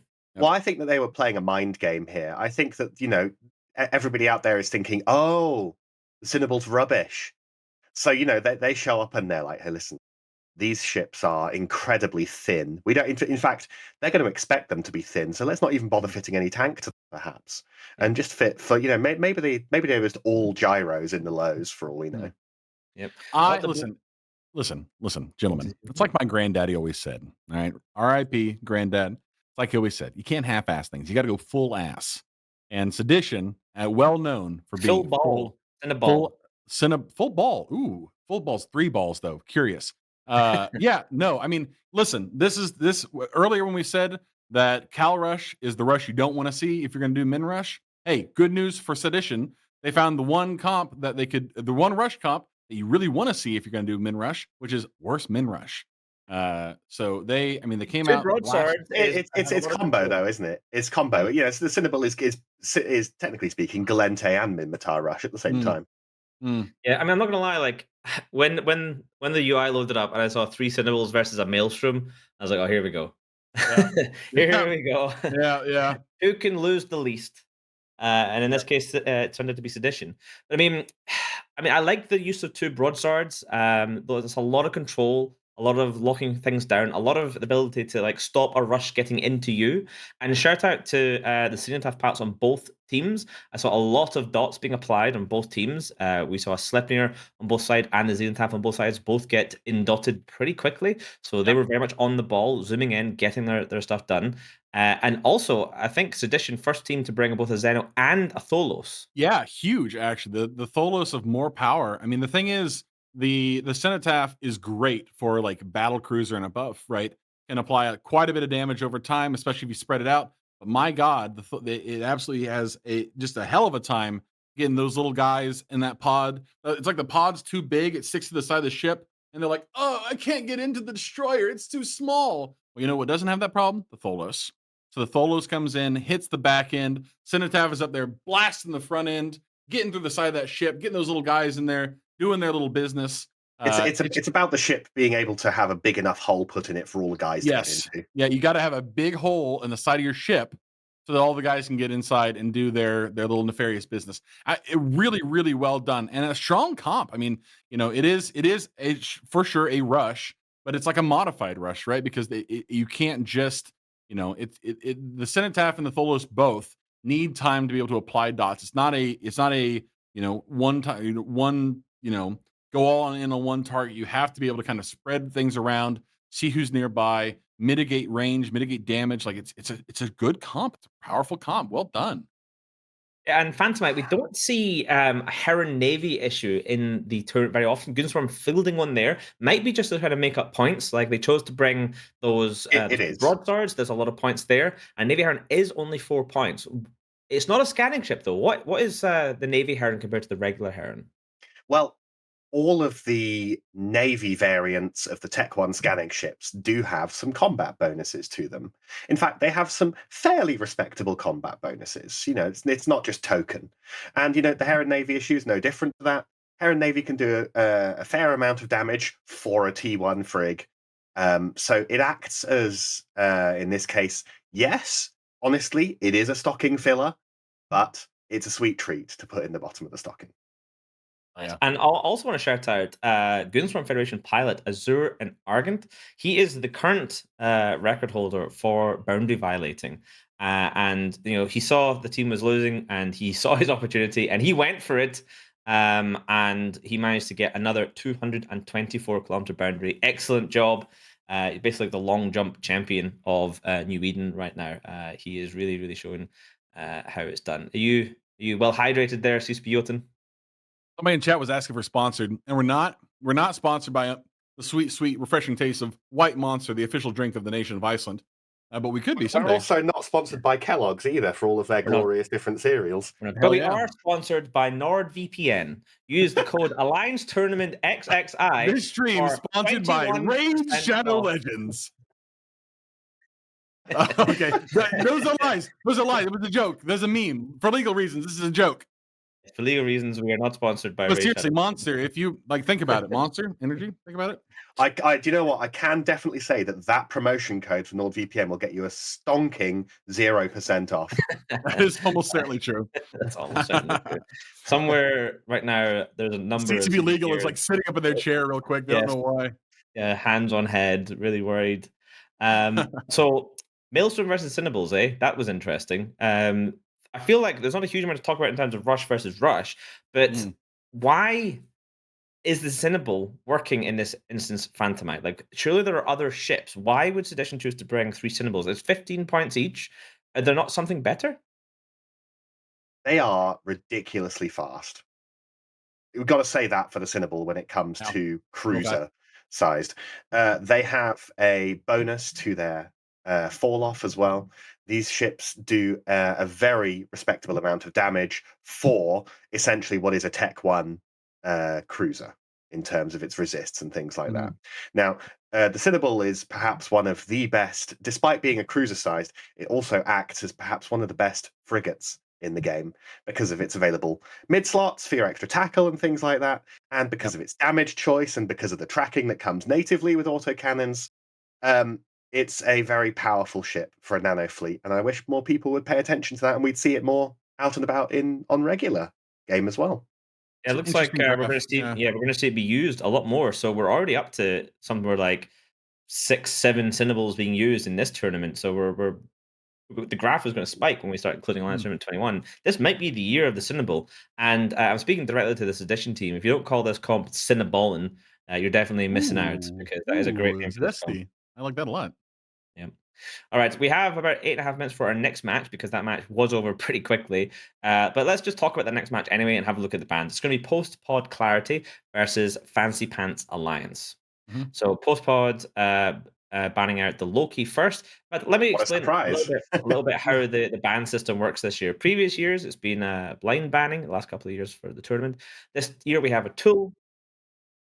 We can go through them step by step. Yeah, let's take them all away and go through them step by step. I know you've already seen them. It's kind of spoiler, but let's do that. So the way it works is it's sort of an AAB system where the captains are given a link. They basically log into the tool, and then they're given a prompt to ban. They have a time. I think it's 3 minutes that they get for each ban. They don't have to use all of it. No, it's 5 minutes, I think, for each ban. Or maybe it's 3 minutes for each ban, but it stacks up. I can't exactly remember the system. But you go through, you make your ban, and then it goes to the other team. They make their bans, and they kind of go back and forward. So we see here we go. So this is allows us to do this like a replay, and we can do this live. So when we get to like the grand finals and things like that, we could be doing live bans as they're coming in real time from the teams, because that is exciting to see how it comes. So let's take a look at our first ban, pretending we don't know what is coming. All right, I Loki. don't know what's coming, actually. I didn't pay attention. Go ahead. Okay, great. So we see the first ban coming from Post-War Clarity. It's Loki. So then, of course, if you're a Fancy Pants, you've got to think, okay, they're banning the Loki. They're trying to get rid of that sort of Ham Nighthawk Rush, which is, we've seen it be effective today. We've seen it be effective in previous tournaments. You've got to think, what are you going to bring? What do you want to bring? What you don't want to face? So what do they ban? Let's see what Fancy Pants Alliance chooses to ban. So they're banning out that Armageddon Aviation and the Phantasm. So they don't like that high-end battleship with Kingslayer potential. It could also be fit as a gunship for like a gun spam system, kind of like we saw with the Balgorn earlier on. And that Phantasm goes really well into a shield medium gun spam as well. It's got a lot of versatility. It's got that AB bonus as well. So you're there post-pod clarity. The bans come back to you. It looked like Fancypants only thought for 21 seconds on this one, but let's see what post-pod clarity did. They thought for 30 seconds, and then they banned out the Jackdaw, a useful utility ship. We talked about it a bit earlier on. There's a lot of damage. It can be very fast. It can be very tanky. And it can be really, really deadly to small ships, especially things like Tech 1 logistics frigates. And of course, the Zenithaf. We've seen the Zenithaf be used in the last couple of matches. It hasn't been banned for a while. And I think teams are realizing, oh, hey, this is actually quite a dangerous ship. Let's consider banning it, especially if you want to get in close. If you know you're going to be getting in close to the enemy and they have a Zenithaf, that could be a real big problem. So finally, the last ban goes back to Fancy Pants Alliance, and they ban the Scimitar, one of the best Tech 2 logistics cruisers in the game for the tournament format. I know Aliaris is a massive fan. It is the fastest of the logistics cruisers. It allows you to kite around. It's basically the linchpin logistics ship of a lot of high-end shield kiting comps. So, Phantomite, any other comments for these bans here? Interesting that it took 4 minutes and 1 second for that choice of the Scimitar from Fancy Pants. Why do you think they thought so long about that? They may have been considering what what logi they want to see from their enemy in post-pod clarity. They may have been thinking, oh well, we're going to do the Scimitar, and then hold on, let's just have a think. What does that mean that they would be potentially bringing instead? And I think that one of the main reasons that they'd be banning the Scimitar is that not only has it been powerful for a very long time in terms of damage mitigation and maneuverability, but in recent months, since the last expansion, it's only got better at exactly those things it was already strong at. So it's it was a strong ship several months ago, and it's an even stronger one now. So that's not the same thing that has applied to some of the other options that they might bring after the Scimitar's gone. Similar buffs haven't occurred to logistics frigates, for example. Yep. And I'm seeing that channel point voting is available. Post-pod clarity, strong favorites. 1.2 million channel points put on post-pod clarity to 340,000 for Fancy Pants Alliance right now. I believe at one point Fancy Pants were part of Horde. I can't remember if they still are or not, but they've been around in the tournament scene for a while now. Pretty experienced team, so I'm hoping that they're able to pull out an underdog victory. We all love an underdog victory over here. It's excellent fun. Excuse me, Jotun. Looking at these bans, what do you think we might see the teams bring? Well, I think that the post-pod clarity team is going to kite, or maybe go for something like a gun rush. That because they're indicating very early on we want to be able to move, right? We've talked about this before. Every time we see a Loki ban, we want to be able to move. We want to be able to have that kind of flexibility to get around the arena.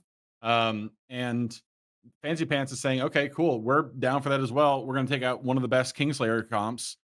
So that's no longer available either, right? And both these teams are indicating that they want to be able to get around the arena. They want to be able to have that kind of versatility to set up where they want to be, to maneuver as they would so desire.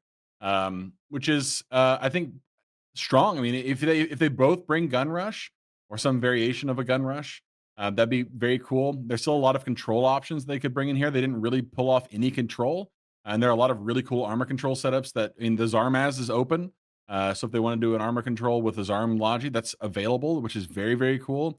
Obviously, all the frigate Logi is available as well. And there's no Cenotaph. So they don't, if they wanted to bring something like a Widow armor control comp, they could do that, right? That was really strong for a couple of years.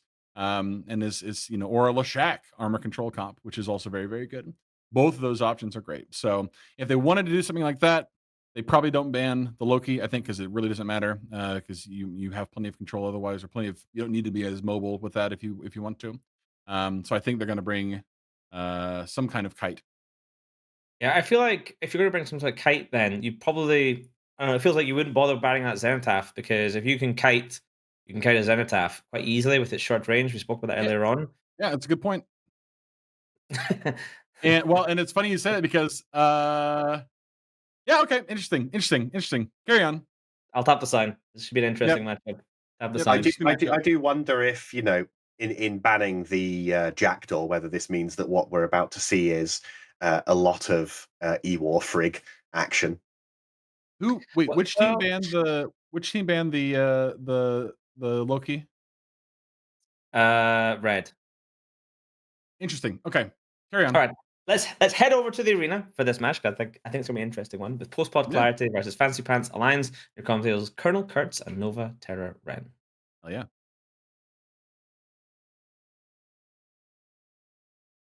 Thank you again. You join us once more. This time round, we see Post-Pod Clarity against Fancypants Alliance. On the red side for Post-Pod, we see Triple Typhoon Fleet Issue, Magus, Pontifex, the Hyena, Deacons on Logi Duty, Vigil Fleet, and the Vigil. And Nova, what do we see on the blue side? Interestingly enough, there is a single Typhoon Fleet issue there, but the rest of it is a ham rush setup. That one Typhoon Fleet issue using Rapid Heavies on their side. We did see the triple Typhoon Fleet issue yesterday, fielded by Deepwater Hooligans with that cruise kite setup. Looked pretty sweet then. I'm really excited to see how well it's going to work against this rush here.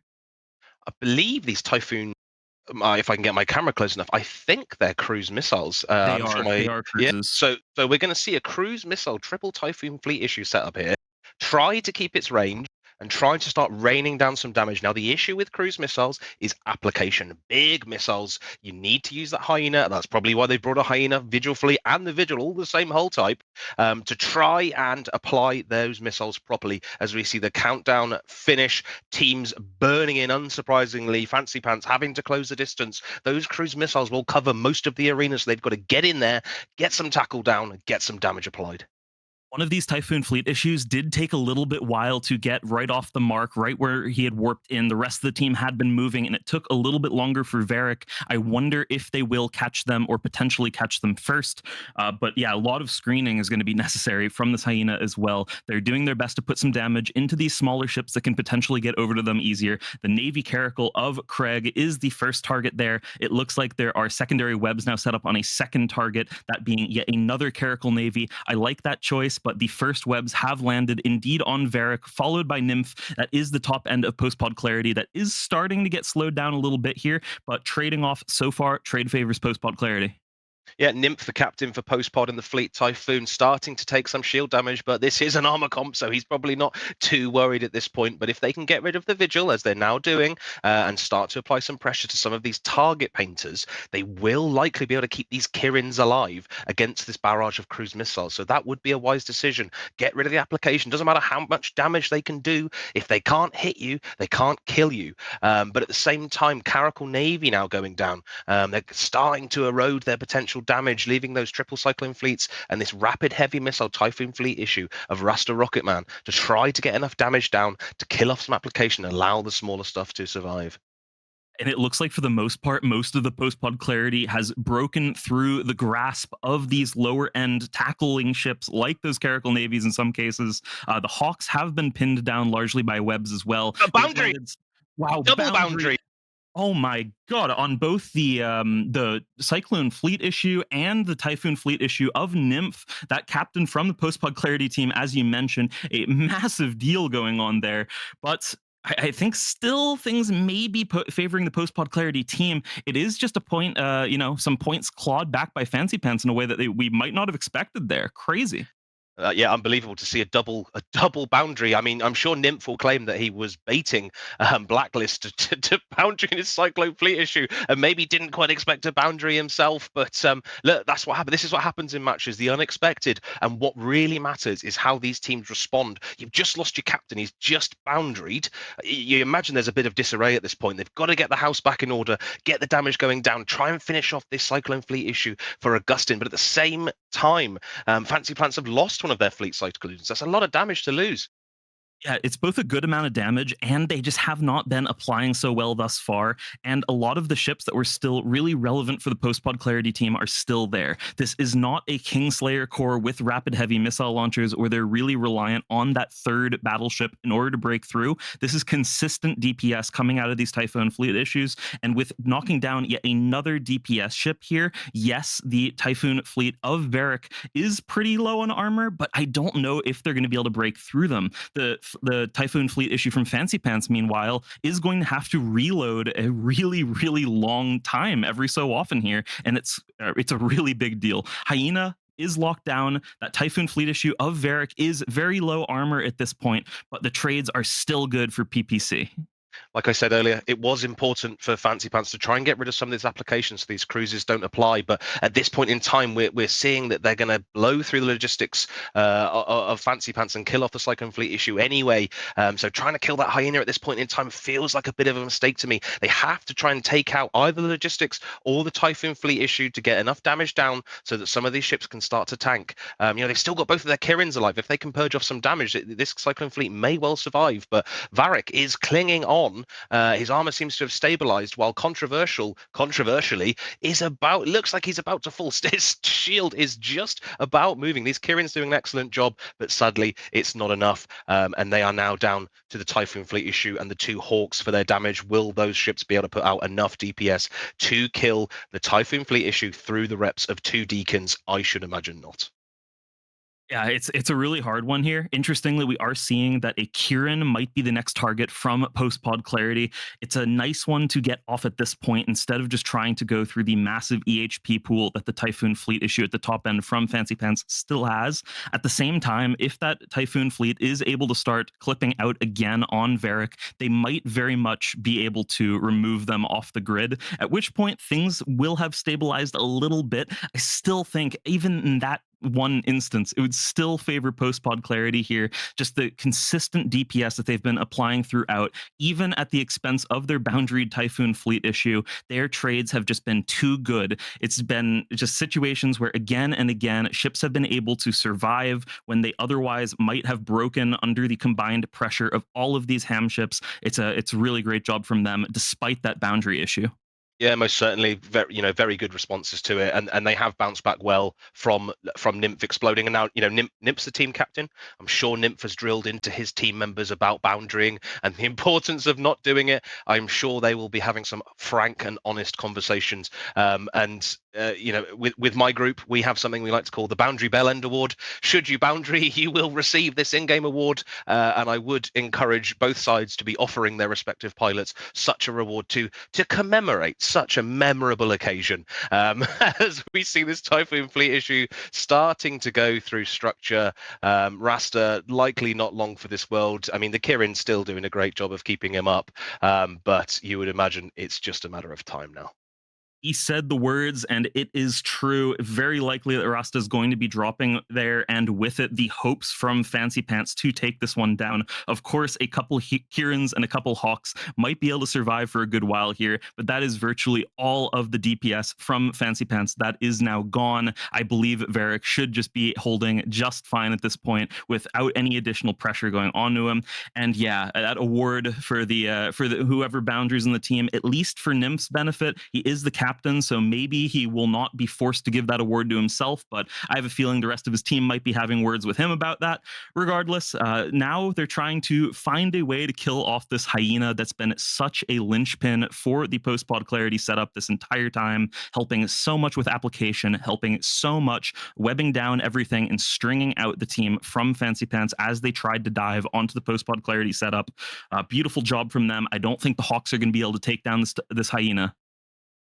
Yeah, I think these Hawks are probably not long for this world, but at the same time, we saw the record for the boundary violation set last game. They could have an opportunity to beat it, but with the webs and newts, I think they are stuck here for the time being to meet their fate.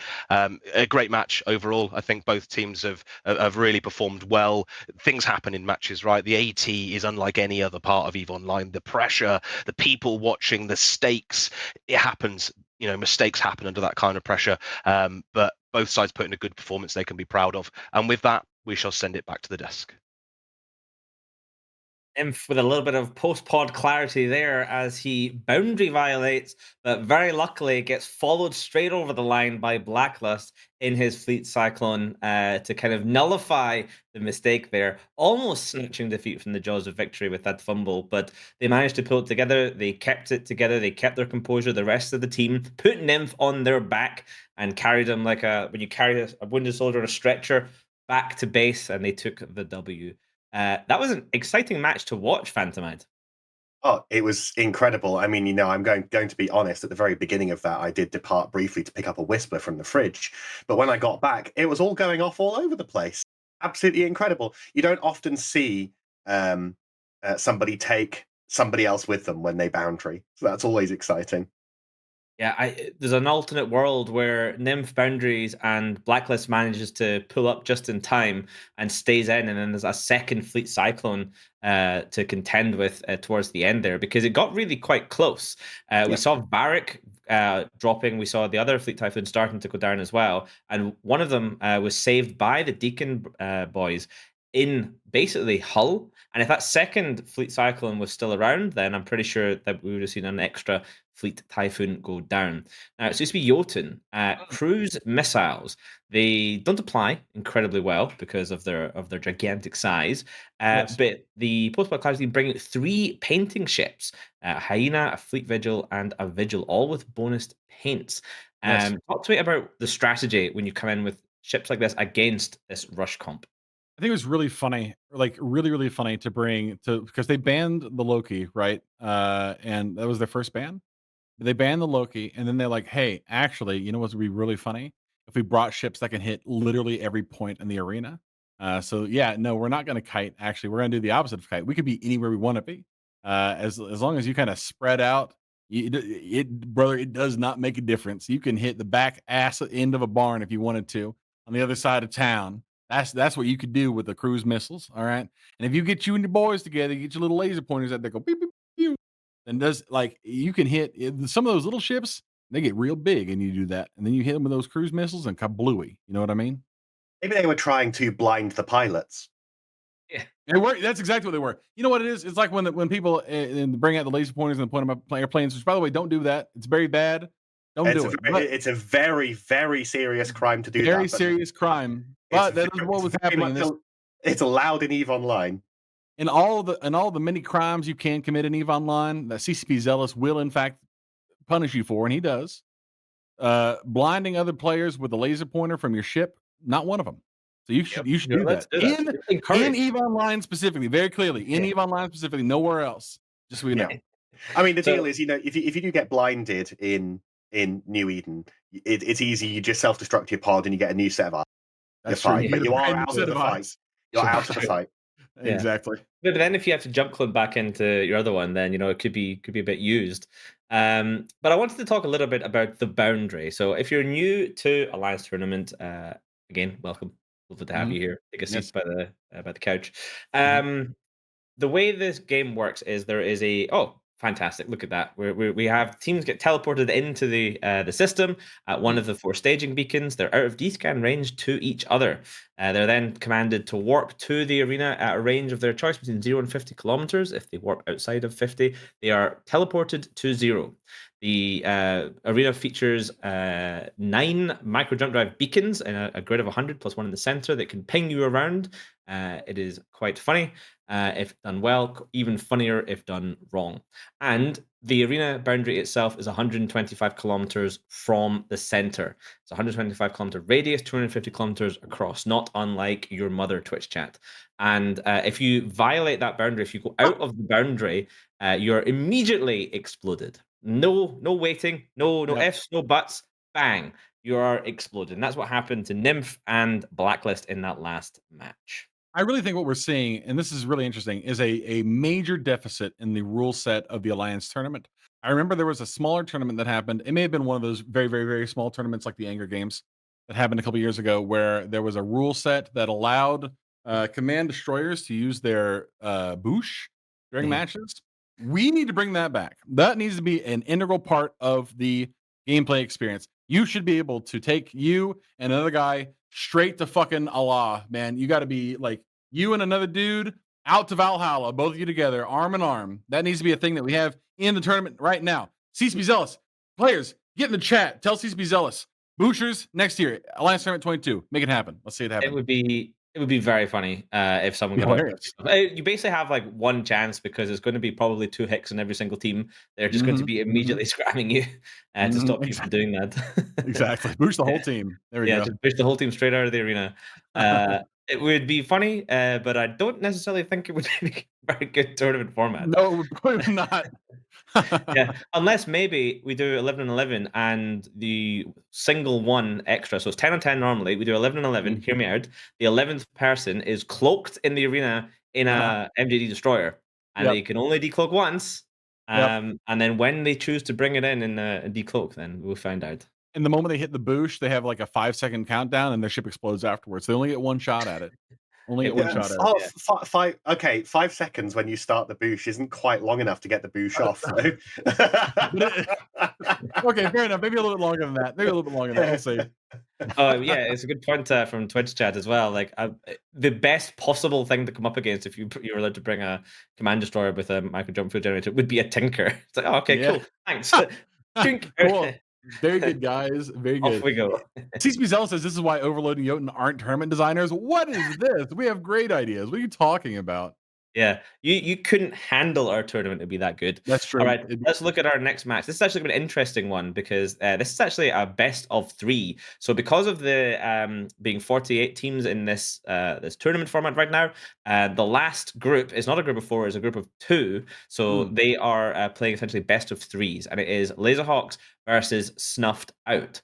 The bands are on screen here. Fancypants, why don't you take me through them? Well, what we got to begin with is both teams being deathly afraid of being neutered out. So perhaps we're going to be seeing some ships which notably rely on their capacitor from both teams here. Maybe we're going to, for once, see some blasters on the field. However, I wouldn't put all of my channel points on that occurring in the Alliance tournament. Yeah. Also interesting is that Snuff and Laserhawks, I'm told, were practice partners prior to being drawn to play each other in a best of 3. So these are 2 teams potentially that have practiced against each other and helped each other work through practice and comps and things like that. So one of the harder things to do in the Alliance tournament is to go up against your practice partners because you do know them better. You know what they're good at, you know what they're less good at, you know what they're likely to bring. And then you have that sort of meta game of, do I bring the best thing, knowing that they know that, or do I bring something we haven't practiced with, knowing that they don't know what it is? Do I change stuff? It becomes really interesting, kind of next level of theory crafting. You have to start almost playing the people off of each other. Well, at that stage, it sort of becomes a meta game. Yes. I mean, back in the old days, Pandemic Legion, winner of 5 Alliance tournaments, were the kings of that. In the old days, before the existence of Thunderdome, teams had to practice on Singularity. And of course, you could track people down, you could run locators, you could find them, and you could spy on their practices and start to glean information.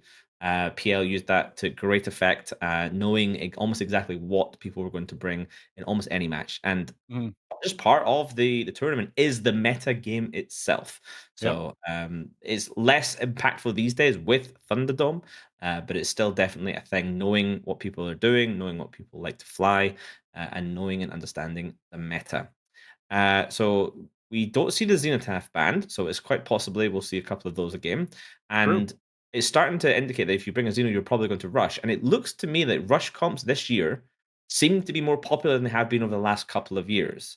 Phantomite, we've got about 30 seconds where we have to hand over, but why would rush comps be so popular all of a sudden?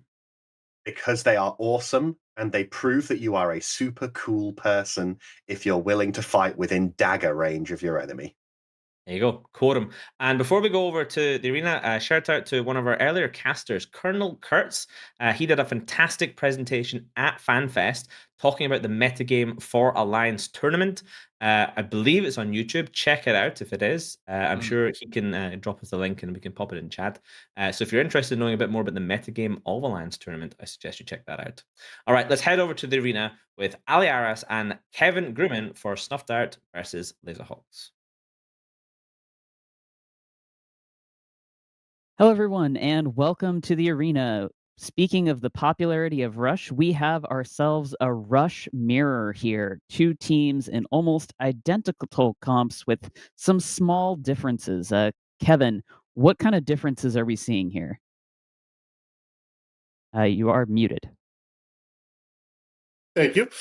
One of the big differences is here between these two teams is that at Laserhawks in the blue, instead of bringing a Nighthawk, a second Nighthawk, has brought a Drake Navy issue, which has freed up some points on the bottom end to, instead of bringing a Caracal and Merlin, they can bring two Jackdaws. That might enable them to really put a lot of pressure on those Scalpels, especially, or on the tackle wing as they get right up into brawl range. Both of these sides getting ready to go right into each other's face right away. Absolutely. I think it's going to be very interesting to see what the initial primary is. In our previous Rush mirrors, we've been seeing teams opting to either clear out the rest of the comp or to go for the Cenotaph first. Of course, in a Rush v Rush brawl, it's going to be hard to prevent those Cenos from spreading their dots all across the enemy team. So whichever side is able to utilize those ships better, and I'm currently favoring the Jackdaws. Being able to clear out the logistics should be a big help, but we'll have to see what goes on as the match is underway. And first things first, Laserhawks is backing up. Laserhawks thinks they've got an advantage probably with those Jackdaws in order to make progress against Snuffed Out. Absolutely. And I was wrong. They do not run into each other. They both immediately start running away, trying to lure out drones, trying to get snipes off at range, leverage anything they can here.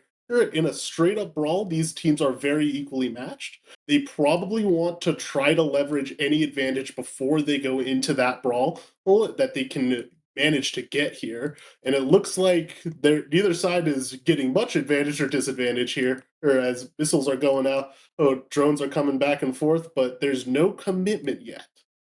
And this is a thing that we'll sometimes see in these kinds of rush mirrors with both teams jockeying for position. We can see that the red team Snuffed Out is heading over. It looked like they were heading for a micro jump beacon, but they've just turned around. Likewise, Laserhawks. And this is one of those literally funny things because if a team is able to do a complete like group jump on top of the other, they might be able to say jump into the back line, get one of those more vulnerable ships. But by positioning themselves not quite at the beacon, not quite 100 kilometers away, they might, they're each team is trying to make sure that those kinds of jumps aren't really an option. And so we see both of them just moving around, looking around for something. Again, these Jackdaws are potentially going to be a big advantage here, but just two Jackdaws alone doesn't do much DPS, even though we can see them firing. Yep, we see them firing things like the Skybreaker dipping in shield, getting repped up. We saw some damage taken by the Scalpel. We saw damage taken by the Merlin. Seems like they're looking around, testing tanks, seeing how much alpha they can leverage, seeing if they can split reps, seeing if they can split damage, try to get the advantage going into this fight. Because with two Lokis on both sides, once they are engaged, there is no getting out of it. They are going to be hard committed the moment they actually engage. So they want the maximum advantage they can get in that moment. Looks like Skybreaker are coming up, might be trying to lure something out, grab something, just trying to jockey for that position like you were talking about. Maybe getting in there and smart and getting some drones out with the bounces. It's the drones. It's the drones. The red team had launched rep bots. There were light shield maintenance bots surrounding that Merlin, and all of those light shield maintenance bots just disappeared. So the Skybreaker taking away that precious resource of rep bots in a match like this. Once the teams are engaged, we're going to see trades going very, very quickly, and any ability that the two sides have to eliminate any additional rep, any additional healing, and Interesting, Destoya in the Cenotaph is webbed right now. Looks like probably webbed by like heated web by one of those Lokis. Turning around, using that Cenotaph bonus to web resistance to get back to the rest of the team. But this looks like a Nighthawk of Star Conqueror also got web briefly. So we're maybe starting to see some movement with the Laserhawks team moving in, possibly Snuffed Out, spread themselves a little bit too far apart. Indeed, with the drones going out, they might be trying to pull some of those bounces from the Skybreaker with that Edencom weapon that likes to bounce between multiple targets is usually used in this kind of tournament to clear out drones very quickly for very few points, while also acting as a tackle ship. In this capacity, just trying to get any advantage they can, both sides getting a little bit closer, and edging ever so much closer towards each other, trying to make sure that once they commit, they're in it. The only thing I think about now is that once they are engaged, I don't know whether or the Caracal Merlin will be better or the Jackdaws will be better. Or given that they both will do damage, but the lack of hands might hamper the Jackdaw's ability to help push through bigger targets. But it looks like they're currently hitting the scalpel and making some progress on it. Yeah, really, this is just it's not even bleeding the capacitor necessarily. Of Eric Abstrate, Tomoka's scalpel buddy. It might be just bleeding through the capstick reservoirs in the cargo. Both teams posting in local as this little stare off goes on. We've seen these kinds of staring matches in Alliance tournaments before. Um, both teams, like I said, trying to get this position, trying to figure out, can we catch someone out of position? Oftentimes, the team that moves first has a little bit of a disadvantage. It looks like the team that moves first is Laserhawks. Both teams are going in now, and we see Webs on the Cenotaph. First dot onto Destoya for Snuffed Out and Zeros for Laserhawks. We've got our brawl, folks. Indeed, Star Conqueror in the Nighthawk for Snuffed Out had ran away from his comp, maybe trying to bait this exact engagement, but while he's far away, he can't do damage with those heavy assault missiles, which gives Laserhawks a little bit of an edge, and that's what at the edge they wanted to take the moment they got it. That Star Conqueror now back in the fray, but it looks like the Cenotaph is already halfway through its tank. Yeah, we saw the dot go into the Cenotaph, and Destoya is doing a very good job of spreading. You can see those little dot effects going on the Laserhawk side, attempting to apply the dot. It looks like it may not have taken. We've got a dot ticking down on Elisa and the Loki, a dot ticking down on Destoya and the Cenotaph. It looks like the Cenotaph primary is working out for Laserhawks. They are going to get Destoya down, but Requiescat in the Merlin actually just gets vaporized first. Those will be those Jackdaws taking advantage of the distraction of the scalpels. Those scalpels very focused on trying to keep up the top end DPS chips while they're catching all of this damage. You just need to pull those reps off of the smaller ships and honestly let them die because they are not as important once they have committed here. Like that Merlin contributes maybe 100 or 200 DPS and is mostly just a tackle ship. And it doesn't need tackle when everyone is at zero and you have two Lokis. And we can see now that the brawl's engaged, Laserhawks, they've got their Cenotaph Dujek One Eye surviving, and Dujek has got dots on several different ships. Meanwhile, Juan Matas and the Drake Navy issue is about to go down, but he's wasted a lot of time. The reps from Turo and Tank have kept that Drake Navy issue alive for so long, and we can see that Milton and the Caracals almost dead. We've got bunch of ships in low sealed. This is the sort of chaos that the Cenotaph can cause with its breacher pod, meaning that any ship that Laserhawks turns to is already nicely softened up for them. Absolutely, as the Nighthawk gets sniped out with very little effort, or in low shields and ready to die. But it looks like they Snuffed Out going for the Cenotaph now, but it may be too late. It's had so much time to get dots up on so many ships that it's going to be wreaking havoc on them even long after it's died and softening up, as you mentioned, all these ships that are critical and need their DPS for Snuffed Out to pull this back. Yeah, we saw the Skybreaker fall, the Loki fall. The Loki had been struggling with a dot and taking damage from the rest of the team for quite some time. The Skybreaker vaped, probably by the Jackdaws again. And now Milton Benadal and the Caracal just taking that ticking damage, and Milton falls. We've got Tomoka also taking damage from a dot. Ket Zero in the Nighthawk is starting to suffer, and Dujak's going into armor, but he's fine. He's chilling. He's probably actually going to survive this match with Ket Zero soon to fall, and we can see good fights going out in local. This match took a long time to get underway, but once both teams engaged, it was a very fast brawl, quick decision making on both sides, and the Laserhawks did just did a little bit better. I do think some of that time, honestly, spent with the jockeying helped, because you've got the scalpels that have pre-locked targets. They're running their reps. They've used their cap boosters. They're not at 100%. Meanwhile, Laserhawks, they're completely fresh. They come in, they're able to apply damage, and boom, Arundel goes down as well. Just 2 scalpels left. Absolutely. That initial jockeying position, waiting for an opportunity, that we saw Star Conqueror leave, and they jumped on that opportunity, burning right in to engage. Well, they had that DPS lead, and now the only thing left is to wait for this scalpel to die. Yeah. And there we go, and we can toss it on back to the desk. Laserhawks there taking the victory over Snuffed Out in a kind of mirror match, almost Nighthawk ham rush brawl comp, where we saw a good 5 minutes of positioning, kind of like the old Simpsons episode where they've got the knives and they're all just going around in a circle pointing at each other. It was talked about a little bit during the match. Traditionally, in these matchups, the team that commits first is at a bit of a disadvantage. You have to be pretty much ready to react. And we saw there Laserhawks, after 5 minutes, committing first. I'm joined by 2 new guests, Mystical Might and Wingnut Cross. Mystical Might, I want to talk a little bit about this sort of like psychological game of positioning, moving around, sending shots back and forth across the arena, just probing the enemy's defenses.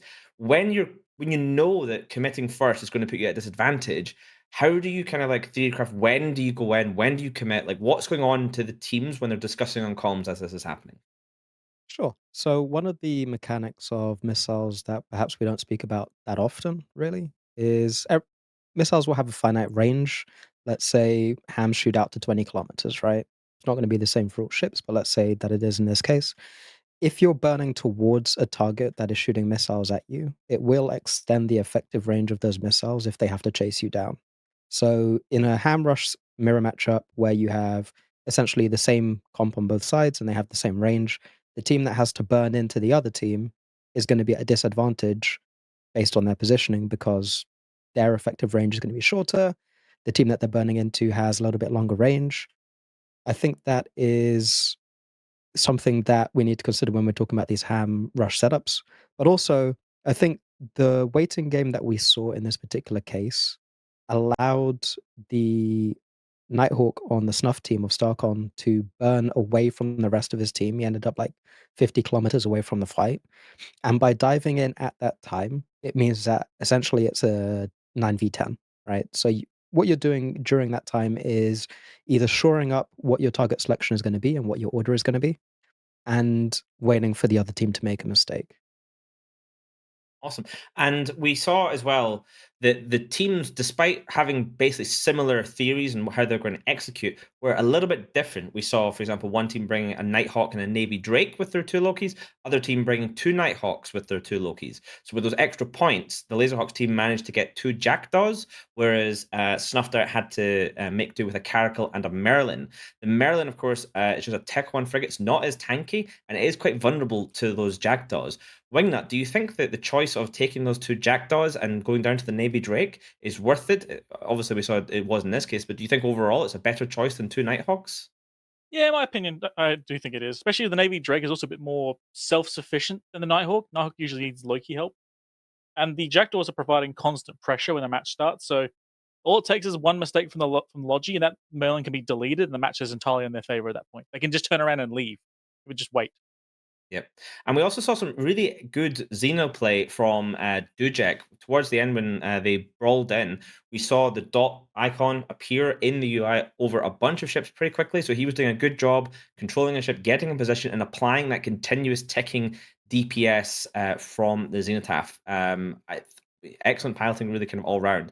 sometimes when you see these matches in the Alliance tournament, it looks like it can be a little bit boring to watch at first because it's just the two teams kind of like doing this to each other. But having been in teams that have and experiencing this, you know that those are very intense 5 minutes for the teams, Misty, isn't it? Like even though it seems like it's just kind of relaxed and like kind of cowardly, it is actually quite a lot going on. Yeah, I mean, for us watching at home, we're essentially just watching two teams sit still and do basically nothing in the arena. But for them, they have to pay attention the entire time. There will be a lot of discussion going on and trying to figure out what they're going to be doing. So yeah, it's nerve wracking to play in the tournament. You know, if you consider how many people watch these tournaments, and that can sometimes get into people's heads, and also people just don't want to lose. So when you're in that situation where everything relies on you making the correct decision, people will often get pretty shaky. Indeed, and the combat shake does become a real thing. Although there was some very experienced pilots in that team. I saw Destoya, formerly in PL, I believe, for a very long time. One of the key pilots over there. He's been in a lot of very very successful teams. Probably one of the more experienced pilots in Alliance Tournament history. You have Dujek on the other side, and Radikos, again, very experienced pilots. They've been doing this for a while. Dujek used to captain, I think, the Brave team, if I'm not mistaken, and Radikos has captained many teams in many different tournaments. A perennial tournament enjoyer. All right, let's look at our next matchup. So our next matchup is going to be Meta Reloaded versus Seker Matar. Now, important to note, these are now win and in matches. So when these teams win, we've already seen them play yesterday. These are the winners of their different respective matchups yesterday. If they win this match in their group, they are 2-0 and therefore secure their place in Alliance Tournament 21. So if they can win today and now, they don't have to come back next weekend. They can go, they can rest, they can chill on the beach and just watch other teams compete for the remaining slots because theirs is safe. All right, Mystical Mike, take us through the bans here from Meta Reloaded and Seker Matar. Yeah, I was just comparing the bans to what we saw last time. So Meta Reloaded has gone for the Cenotaph, the Zarm, and the Basilisk, which is a departure, I believe. Actually, I'm just double checking. It is a departure from what they banned last time. Last time they did also ban the Armageddon. The Zarm and the Basilisk are still the same. So it's interesting to see that they valued the Cenotaph ban first as well, instead of waiting for one of the later stages to ban the Cenotaph and see maybe if Seker Matar wanted to get rid of it themselves. And for Seker Matar, the Zealot ban stays. They did ban this last time as well. So it seems like in testing, when they've been doing their practices, they've seen a comp where the Zealot really does well, perhaps in one of the medium gun spams that we're becoming very familiar with. The Ferox Navy ban is new for them, though.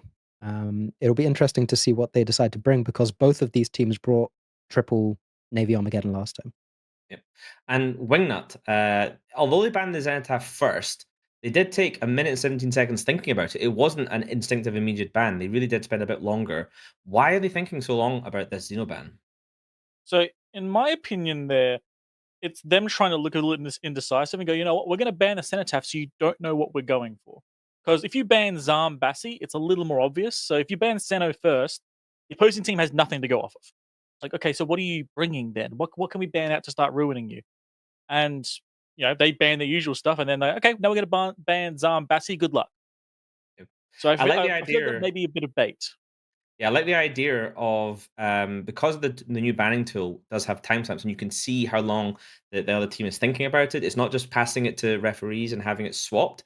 You actually see how long the opposing team have been thinking for a particular response. It does open up that little avenue of sort of baiting people out into thinking that you're thinking for a very long time. And then comes the spiraling, where you start to like double, triple, or even quadruple guess yourself. And then you end up banning something completely random and unnecessary and convincing yourself that it is, in fact, a good ban. It's not. It never is. All I was right. going to say as well, before we keep going, the one thing I might show that it might have worked is how long it took on the Abaddon ban. Yes, that's an interesting one as well. Maybe they're just slow. Maybe they forgot they had to ban another one. All right, so it's time to head into the arena with Ali Aras and Kevin Grumman.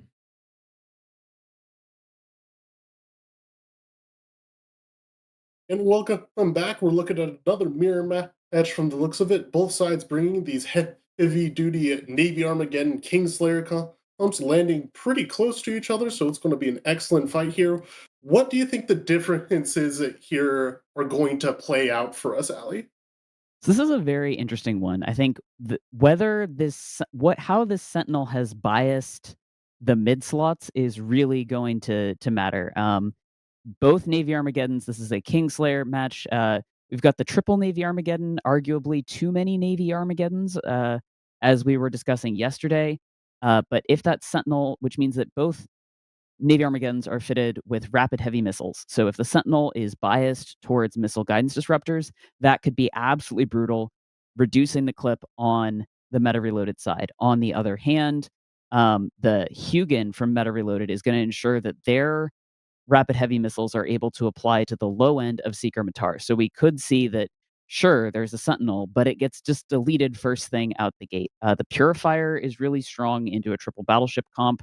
Those torpedoes can deal a lot of damage. And we've got the Tech 2 Logi, the Thalias with their increased newt resistance, their extra mid slot versus the cheaper Inquisitors. So really, it'll be quite interesting to see what is going to happen as the match goes underway, and we see the Seker Matar team has decided to kite, and the Meta Reloaded team has decided to ram in, worried about those carries, damps, and the Sentinel guidance disruptors. It looks like the initial target will be the Inquisitor of Meta Reloaded. It on one side, try to snipe through that Logi backbone of this composition. And on the other side, it going right through Atticus as he takes heavy damage here. Looks like there's actually quite a bit of split DPS here. Not a great move for a clip-based composition like Kingslayer, that it can only fire so many shots before it's completely out, and will need to wait for a long time before they can get any more DPS. It looks like the Purifier as well in the background. Yeah, it looks like what's going on here is this Inquisitor's damage is all coming from DPS drones. So the Magus and the Pontifex, they both have a fairly substantial drone bay. They have good drone damage, and so they've got their drones on one Inquisitor, and the main damage on Alexander Chorrigan is, and this is trying to split up the reps because Cucumber Roll has to reps Fine Blot, otherwise you just lose your Inquisi pair, you're dead. But that's taking reps away from Alexander Chorrigan. That said, Chorrigan is falling a little bit slower than Atticus Copernicus, so we may see the critical first clip go to the side of Meta Reloaded here. But as I say that, Chorrigan in hull, dipping lower. This is the race here. Yep, the Purifier still up, is able to deal a large amount of damage, just going down now. Oh, helping a lot to push through that last little bit of EHP to make sure that they get it in the first clip and could go straight to the next target as the next one comes off reload. And that leaves Seker Matar up a battleship into the next clip, which is going to only snowball further and further into their advantage. Unless this Thalia goes down, could lean the match more or in the favor of Meta Reloaded still. This is an incredibly close fight still.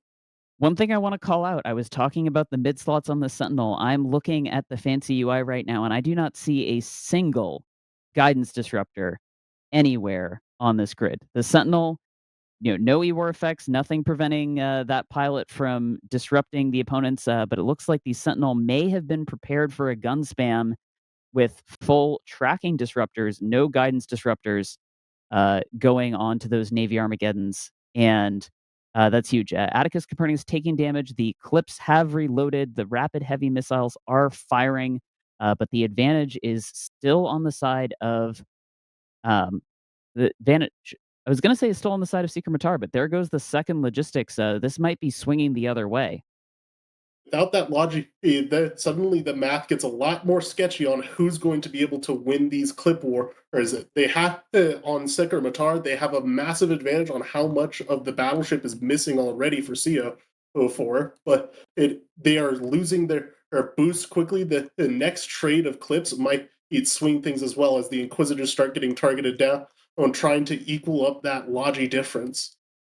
And that's huge. With if Kofar Aderon can survive, and we can see those beautiful whole flame effects on the stream right here, that may just make the difference. We got one of the links evaporating for the Seker Matar side.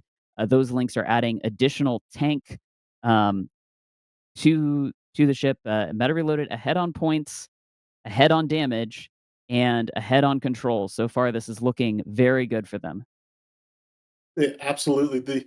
The other thing is that Seal's starting to try to pull some range, try to get away from these DPS ships, maybe get more reps, more reloads off, try to live for a little bit longer. They still have the advantage of having the Hugin up and both Vexers, which will help on their DPS trading.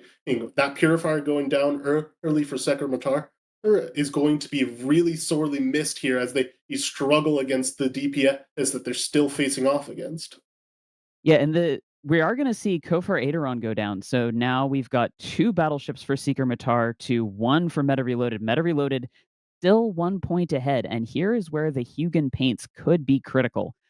Those Hugin paints are going to allow Chadwick in the Navy Armageddon to potentially apply to the Magus, apply to the carries, get some extra points, and potentially Chadwick.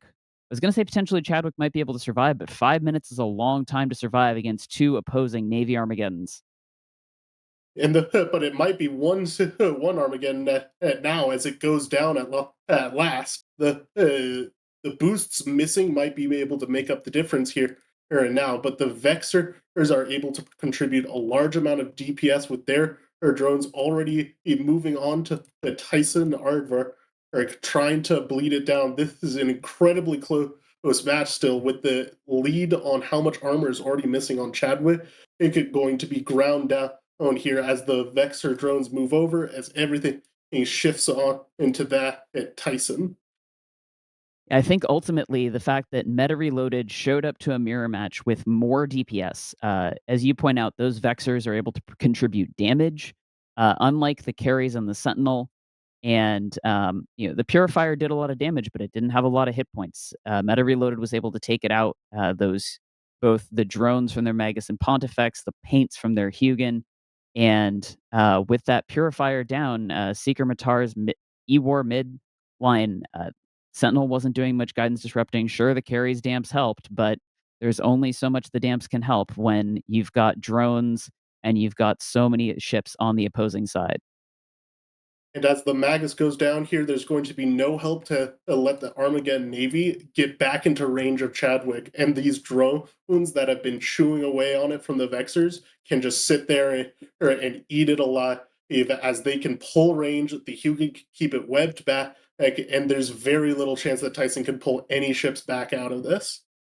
Yeah, I think Tyson could definitely try and kill. I was going to say can try and kill a Vexer, but I'm not sure that I believe the Vexers are smartly staying far across the arena. The Armageddon Navy issue does not have that much range with the rapid heavy missiles. And as you point out, Tyson is not going anywhere. So Vega's wandering into range. Cilo's a little bit close. Tyson might try and make something happen. It looks like damage is going on to Isaac Eugenin in the Magus. What we are looking for, folks, is just Tyson Aardvark trying to give the best showing possible in the arena. Never say never. Never stop shooting. But it is going to be a heavy climb to get through the entire Meta Reloaded team. And especially the advantage is that Seker Matar came in with the Sentinel having a poorly chosen it didn't help them at all. Oh, the Thalia were not as tanky as they maybe could have been as deacons.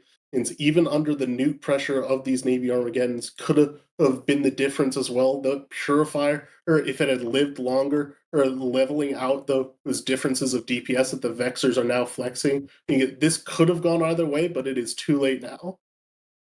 Yeah, it's been pointed out that there was a guidance disruptor earlier. So the Sentinel has done the traditional split of mid slots where you you bias yourself towards tracking disruptors. You use one guidance disruptor just to cover yourself. That is still not quite the number we could have seen, but very close match, very well flown and closely fought on both sides as Tyson Aardvark falls the very last ship, exploding into dust. We will send it to ads and then back to the desk. And there we have it. The very first team, Meta Reloaded, makes its way into Alliance Tournament XXI. They get to go into next weekend, be able to relax. They are going to be in the tournament in October, where they're competing on Tranquility for the main prizes, the prize ships, of course. And I should point out, pride and feeling of accomplishment. That's also important too. Mystical Might, we just saw 252 points worth of Armageddon Navy issues smash into each other. That's a lot of Armageddon Navy issues. That is, some might say, too many Armageddon Navy issues. I believe Ali also mentioned that. So just bring less Armageddon Navy issues and you will stand a better chance at winning. I mean, arguably, this had no bearing on the stats whatsoever because we had one in the win pile and one in the loss pile. So we're exactly where we began. Yeah, I mean, I think the Armageddon Navy issues honestly didn't play that much of a part in the victory at all for either team. Much of the attention that we spent, I think, in the background was on the lower end, like trying to figure out what the lower end was doing. So I know that there was a lot of mention of the Sentinel and the potential for guidance disruptors, nerfing the ability for the Geddon navies to apply their damage. I know that there was discussion about the carriers as well and the sensor dampeners and the ability to lock. But what I think was actually most crucial to the victory here was the Vexers at the very beginning burning in, managing to actually draw a few of the heavy, rapid heavy missiles out of the Geddons. I think they shot them like 3 times before swapping, so that's 3 less missiles to put into the hostile battleships.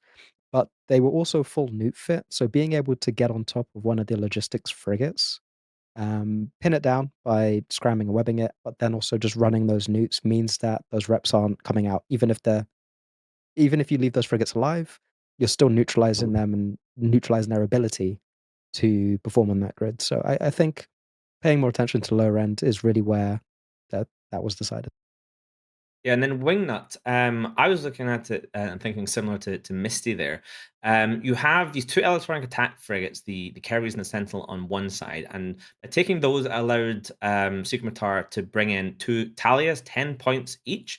Meanwhile, by going for the Hugin and Vexers, it allowed Meta Reloaded to bring just the Inquisitors at 3 points each.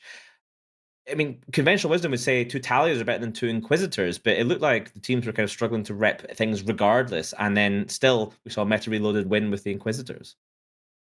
Yeah, there comes a point where it doesn't matter what you bring as Logi, it's still going to die or not help. But the Vexes there provide so much utility that it's a far better option. You got nukes, you got damage, you got anti-support. You can also just throw them onto the big fight. The Vexer just was more versatile, whereas the Sentinel and Carries kind of just got obliterated by said Vexes. So the Vexes are definitely, in my opinion, like they're more useful for that scenario there. Yep, Whereas I the Carries agree. are like they're one thing, I, they're one trick ponies. I really like the utility Vexer because you can fit it with rep drones, you can fit it with damage drones, you can fit it with newts. If you're a complete crazy person, you can fit it with blasters as well. It kind of can do a whole bunch of different things. And I also want to ask you, Wingnut, about the choice of targets. When these 2 teams come in, they're both very similar to each other. Misty kind of touched on it with the Seker Matar team choosing to try and shoot the Vexers first. Like, what do you think was going through their minds there? I don't know, but I would say the correct target there. They brought a bomber is to shoot a battleship. You brought a bomber to help you do that. Shooting the Vexer, I don't know what. I think that someone may have made a mistake there or thought we can get that. Oh wait, no, we shouldn't get that. That might have been the reason why they lost. They took a little bit too long to kill the Armageddon Navy with bomber support. Yep. I mean, shout out to the bomber support Tackle Man in the Seker Matar team. I'm told it's his first time doing an Alliance tournament, and he only has the skill points to fly frigates on TQ. Welcome, Tackle Man, to the Alliance tournament, flying the bomber there and doing a great job flinging those missiles into the faces of the Navy Armageddons. And let's be honest as well, if they had won, it was all on him because those torps actually were going to be that good. So if they had won, we could have given him all the victory, but unfortunately, they did not win. Yep. I mean, in our sort of analysis discussion back and forward during the match, people were not really sure who was going to win for quite a long time. It only started to become apparent that Meta Reloaded were in a more comfortable spot towards the end of the match. At the start, it actually looked like it was swinging kind of heavily towards Seker Matar. Misty, where did it really go wrong? Yeah, so I think that actually pairs well with the comment that was said in chat by Myth Craze, which is that Seker Matar was up on DPS early, even though they shot the Vexer. And that does tie into the fact that they had a Purifier on their team. The the Purifier is consistent damage coming out. What the hell? Okay. Yeah, I'm not gonna ask. It's fine. Just strange Australian things. The Purifier is consistent damage coming out, right? The torpedoes, you load like 40 of them into the launchers, depending on the meta type that you have, and you will be able to continuously fire them. Whereas the rapid heavies that the battleships will have that reload timer when you run out. So that's why I think Seker Matar ended up going up on DPS early on in the match, even though they did waste those missiles early on. If they hadn't wasted those missiles, though, it's possible that the battleship dies a little bit faster, so they have a little bit more armor left on the first battleship that was being shot on their side, and then that advantage can snowball into something bigger later on. So that's really what the... So I was answering a Twitch chat comment. I can't even remember what you asked. I just know it ties in somehow. What was the question? Insightful once again, Mystical Knight. Thank you for very your much. answer. All right, let's look at our bans for the next matchup. UA Fleets versus Barcode. Mystical Knight making the classic mistake of answering Twitch chat there. So UA Fleets versus Barcode, our next match. We'll look at the bans as soon as production hits the button. I'll just keep... Look how vamping. one-sided the Because bets here are, it guys. comes. This is All an right. underdog story moment. This is, I mean, UA Fleets were an underdog against Rote Capel the other day, and then they managed to take a win. They are undefeated. Barcode also undefeated. This is another win and in match. This will be the second team to gain their entry into Alliance Tournament 21 from the feeders. Of course, we have 4 teams that got direct entry by virtue of being top 4 last year. So the bans before us, we see the Zarmazd being the first ban, the Armageddon Navy issue. So there'll be no more Hex Armageddon Navy issue fights, no Dominixes either. Interesting from UA Fleets, they're choosing to ban out the Augurer, then the Ferox Navy, and the Arthurus from Barcode. Wingnut, your thoughts on these bans? Yeah, Augurer, why? What have you seen that made you think the Augurer is the thing you're scared of? I'd be more ban at the Deacon personally. Like, what? Okay, they've got something going on there. Potentially. I mean, Mystical Mike, why would you spend 3 minutes thinking about it and then ban the Augurer? I mean, I wonder if 3 minutes was spent trying to ban the Augurer or whether the Ferox Navy was actually where the 3 minutes come in. I don't know if the bans for those phases actually come in like in the order that they were picked. No, it's both of them at the same time there. So Yeah. it's 3 minutes But for the whole phase. when you select them, I wonder if they appear in that order if they flip around, right? Because I think they will appear in the order that they're selected. yeah, so it's possible that You'd hope more of so. that time was actually spent on trying to figure out if they want to ban the Ferox Navy issue or something else. Since the Augurer was banned first in that selection, I actually think the Ferox Navy issue was the part that they were focused on more so. And it may be because they've seen I guess we're calling it Shockto, like the Shield Octo setups, which is basically just shield gun spam. Whether they've seen that perform well and they don't think that the comp that they plan to bring is actually going to perform well into a setup like that. Maybe it's because they're going to be lacking screen and they're focusing heavily on their upper end. So it will be interesting to see what they decide to bring.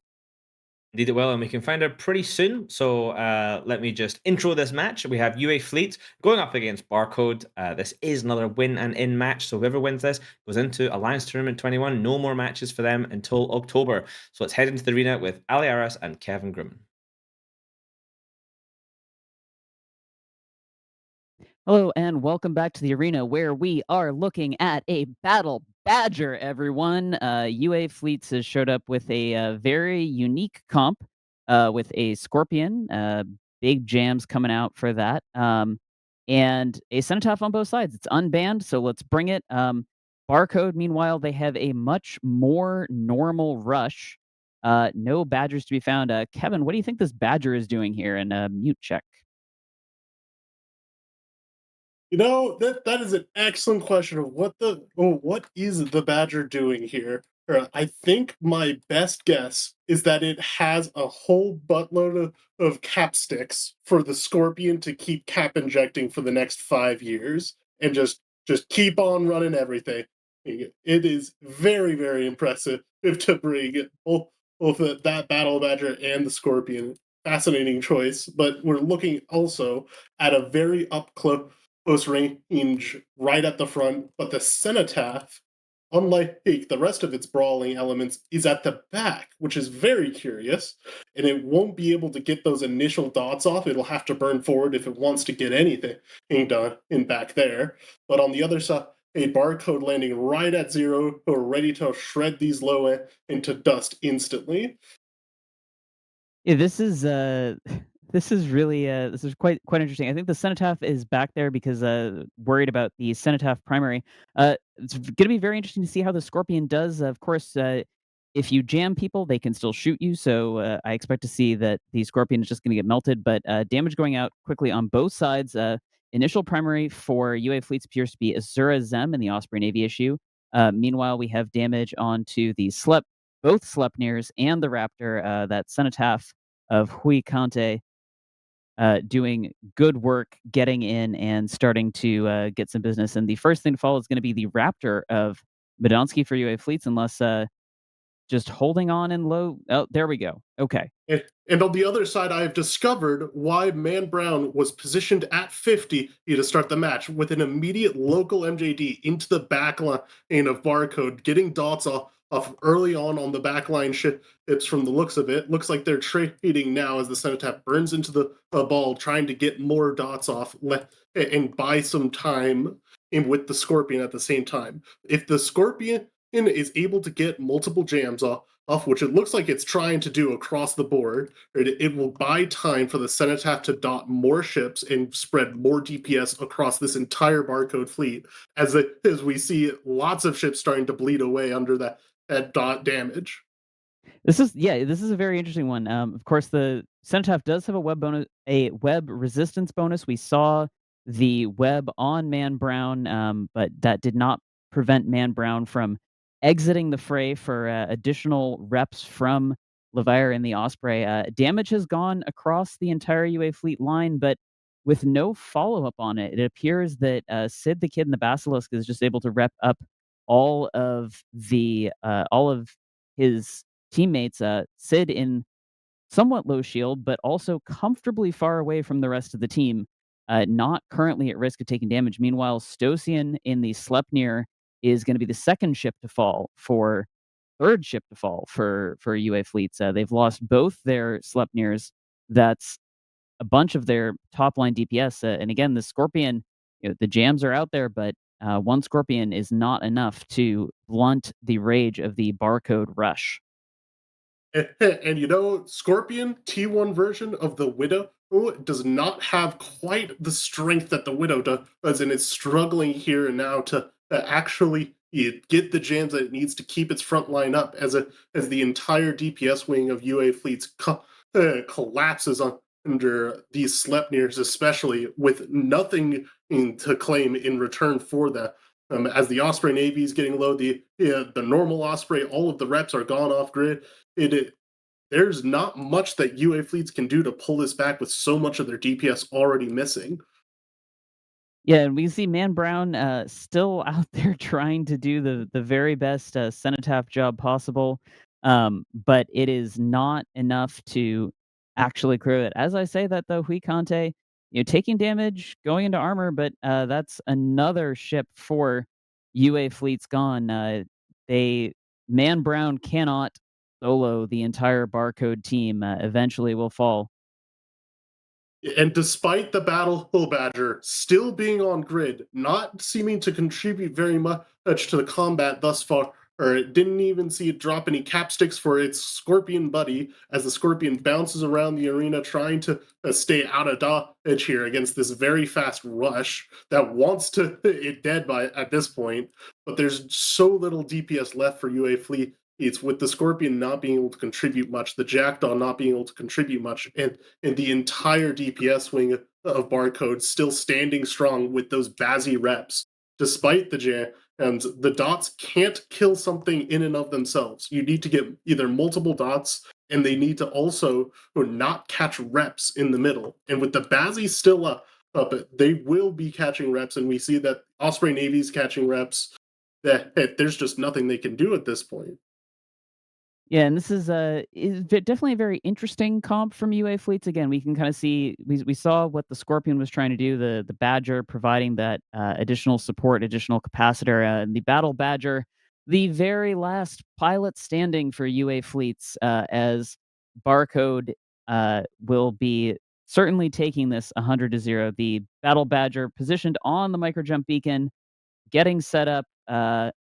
Have Will it they go for the edge of activated? glory, or it does not look like No, in this time? is. I think this is an attempt at a boundary, but the Battle Skybreaker Badger has has caught been it. scrammed. The boundary attempt has been denied by the Skybreaker of Striker Eriker, and Mixture XLB is going to die in the arena with the rest of their team.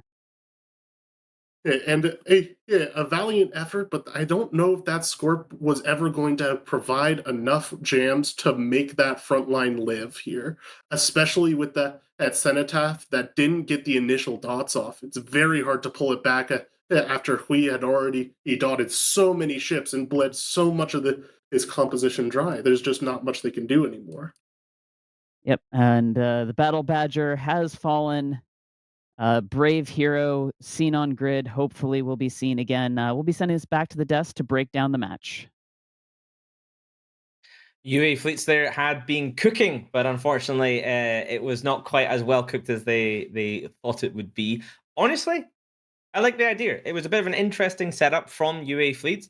They brought in that Scorpion. They had local MJD fit. He then started bouncing around the beacons, using the beacons to great effect to stay away from the high DPS close range Barcode team while jamming them. We had Man Brown and his Xeno trying to jump into the backline, get on that Basilisk, but it just didn't quite execute the way they were expecting. Wingnut, talk to me a little bit about that Scorpion there. Like, you were talking about his choice of weapon type specifically. So we have seen versions of that Scorpion fit before, but what they do normally is fit cruise and then bounce from beacon to beacon and being an annoying jam boat while still providing damage and being useful. That one was rapid heavy fit.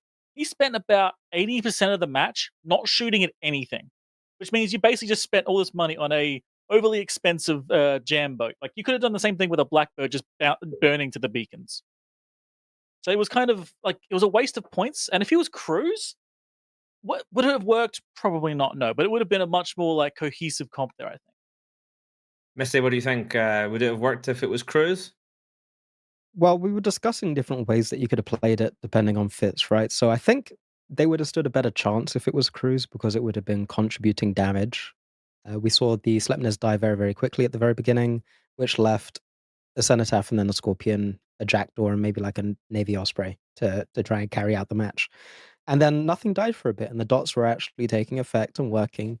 The problem with the initial play with the Cenotaph jumping into the backline for the Basilisk and applying the Breacher Pod to it is that there was nothing left to follow it up.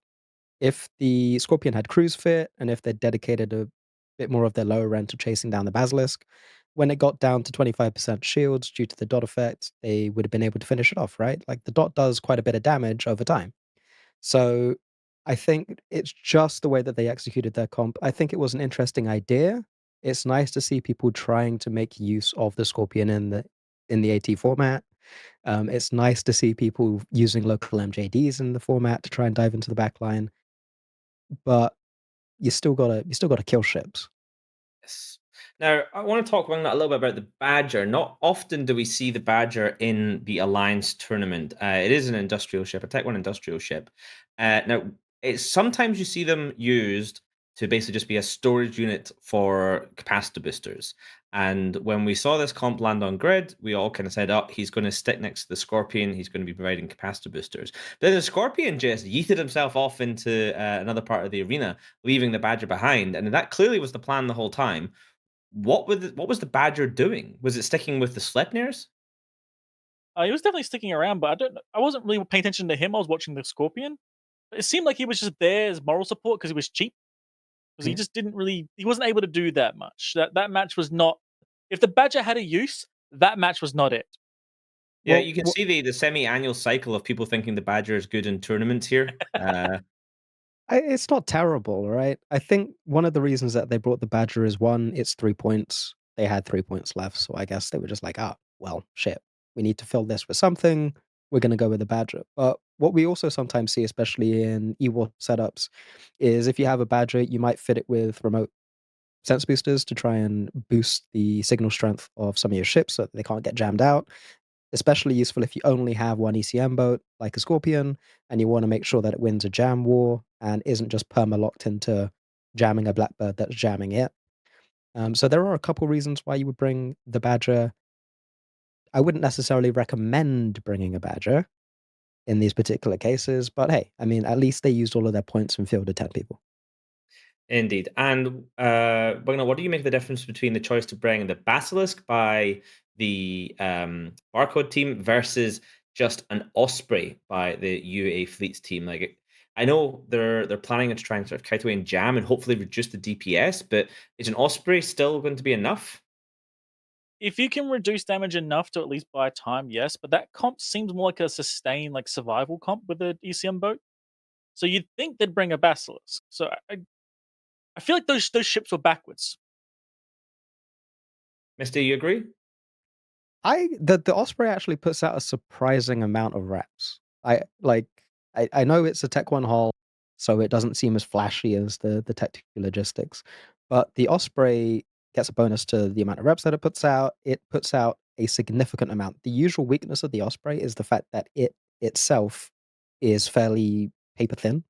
If it gets That's shot, what I it was typically thinking. dies pretty quickly, right? So we didn't actually see it die that quickly, I think, in the match. So it would have been able to put out quite a bit of reps and keep those Sleipnirs up. We did see them bouncing around quite a bit with the shields there. So yeah, I mean, I think it was an absolutely fine choice, especially if you can keep people from getting on top of it, which seemed to be the case for a large part of that match. Yeah, I also like the use of 3 Navy Ospreys and the Skybreaker, Striker Erica in that Skybreaker. Skybreaker is a really useful ship in the tournament format. It's only 5 points. It's pretty chunky tackle for a shield setup, and it is really good at starting to clear away small flights of rep bots, for example. So interesting to bring that along. And of course, we've talked a bunch about the Jackdaws. Super useful. You can do a lot of things with them. They're pretty cool. All right, our next matchup of the day is going to be Psychokids versus Standard Protocol. So let's take a look at the bans for that one. Mr. Gilmette, I'll come to you this time if you could walk us through these bans. An excellent first ban. We love to see it. No Armageddon Navy issues in this one. We have seen the Armageddon Navy issue field as much as I meme about not liking it and not seeing it in the arena. The reason people bring it is because it's a fairly strong ship that's suited to many different types of both weapon systems, but also it can fit bonus newts. It has a drone bay. It's really tanky. It is a really good all-round ship. So it's understandable that people are both bringing it and also banning it. I think the most interesting thing here is that Standard Protocol has decided to ban out E-War completely. Like they're not completely banned out E-War rather, but they're focused completely on banning out the E-War here, with the Arbitrator, the Blackbird, and the Carries being 3 different types of E-War. So they've not really focused on removing tracking disruptors, jams, or damps. It's possible that they, again, saw these in testing when it came to comps. They know that it's probably a bit more difficult to fit things like curses into comps, falcons, rooks into comps. The Carries seems like it may also be because they want to remove the long range scram, perhaps. So maybe they're going to be looking to brawl a little bit. It should be interesting to see what they said bring. And then the Claymore and the Loki are just banning out the shield rushes that we've been seeing already. The Nighthawk is still open though. Yes, I was thinking the Nighthawk's still open because they went for that instead of with the Claymore instead of the Nighthawk. Also, both the Xeno and the Zarm are open. 2 ships beginning with Z. So this could be like a high DPS brawl setup we're about to see again. Wingnut, what do you think? There's some options here because the Claymore is not just a rush boat; it's also used as a kiting boat. So banning that out doesn't really say as much as the Loki does.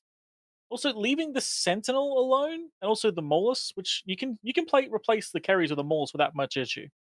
And most people tend to bring Sentinel over Arbitrator too. So I do wonder, like those bans, they're targeting the E-Wars, but why? Are they planning to just bring it themselves as a surprise? I think the only duplicate ban over their, like taking into account their last match, is the Blackbird. The Blackbird is, I think, the only repeated ban from these 2 teams, and then every other ban that they've done is new. Interesting. Do you think this is targeted bans based on what the other teams have brought? If we look at what the teams brought before, are we targeting things to try and specifically disrupt what they showed yesterday? So Psychokids brought a Navy Apocalypse and then a medium gun spam below that, and none of the comp that they brought is banned out by Standard Protocol.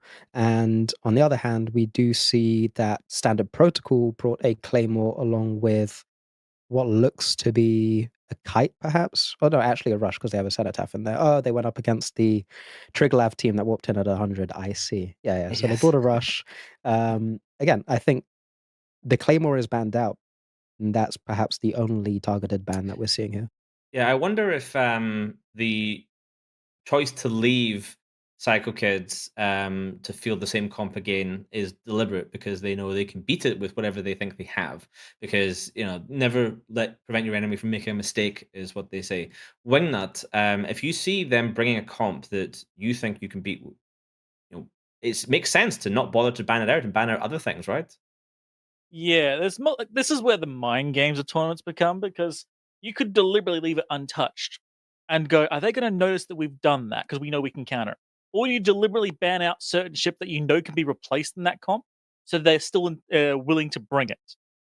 So this is where the mind game starts, because which one's the better option? How do you get them to bring that comp if you know you can beat it? Both, like, this is how teams have managed to like meta themselves into a hole before. So I don't know which one's going to work. Misty, what do you do if you brought a comp and then your opponents don't ban anything from it? Do you think, hey, they're trying to bait me into taking it, take something else, or do you just commit? Honestly, it depends how confident you are in your comp, right? If you run it into everything in practice and it's beat everything, but it's also not that flashy and it's not really showing anything off, and you know you're going to get into the main tournament, you could probably run it back. How likely is it that the opposite team has theory crafted something that counters you completely? Unlikely. Um, is this a particular case of the team being extremely confident that their comp will beat everything? Also, probably not. I have no idea what they're going to decide to bring. It's really hard to read teams that are fairly new to the tournament. Indeed. Well, the teams are starting to land now, and I'm seeing a couple of interesting ships appear. I won't spoil anything just yet, as we still have a couple more minutes until the match. The Blackbird, I think we're going to see that get banned a bunch. It's pretty cheap. It has a lot of control, especially long range with its bonus to that.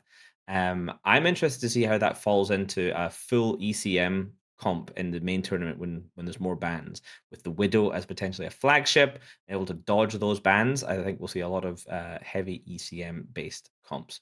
All right, the teams have landed, so let's head over to the arena for our next matchup between Psychokids and Standard Protocol with Alliance and Kevin Grumman.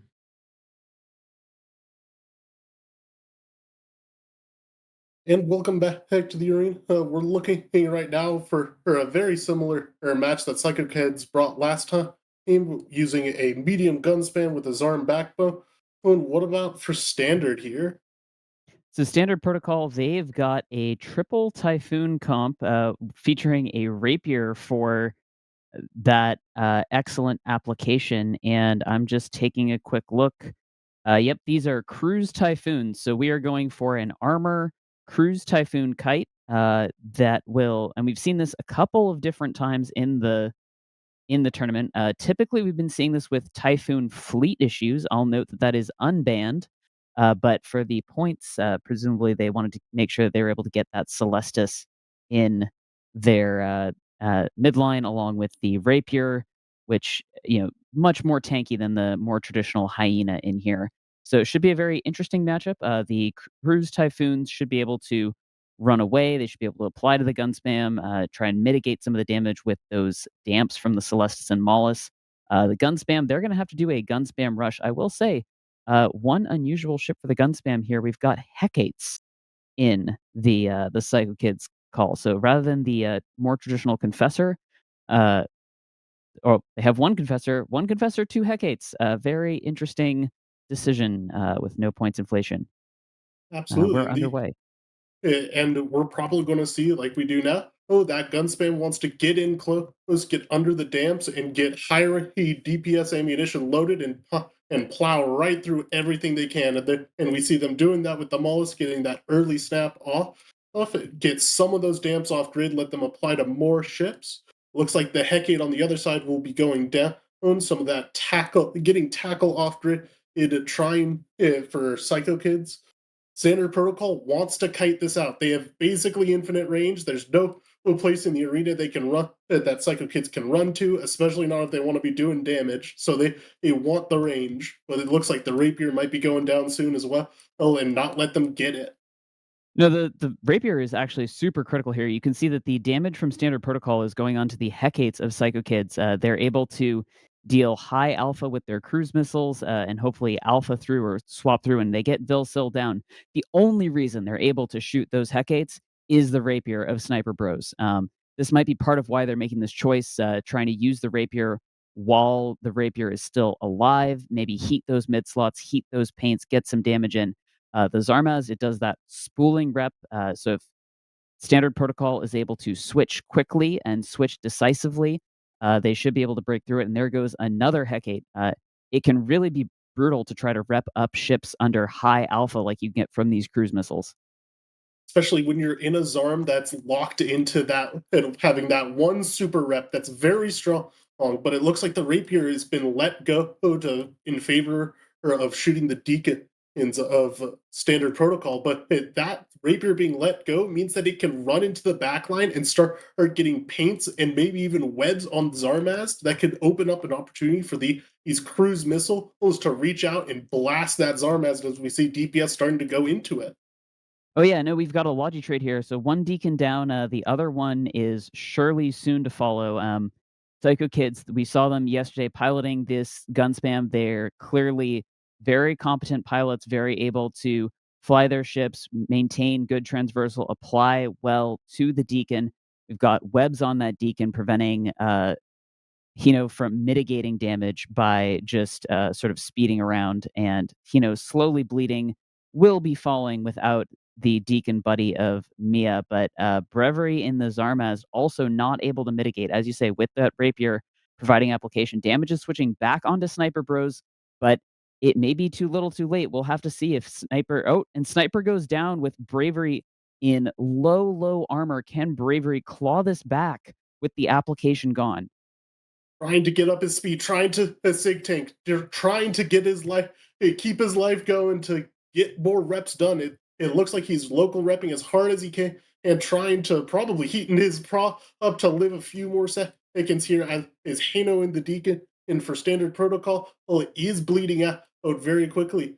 Without that rapier to screen, without its bonus to paints and webs, it's going to be very hard for these cruise foons to ever reach out and hit this Zarmaz as hard as it was just now. And it looks like the Zarm will live. Yeah, this arm's slowly clawing armor back. This is huge. This could be the thing that tips the match in favor of Psychokids. And they did a very good job of clearing that deacon. Very good focused target calling. We can see the Zarm is trying to survive. Damps from the Celestis now going onto the Zarm. If we can't kill it, let's see if we can neutralize it. And damage onto Garm and Gastello in the Executor Navy issue. But Garlum is close enough to Brevery that Brevery is able to keep that rep spooling.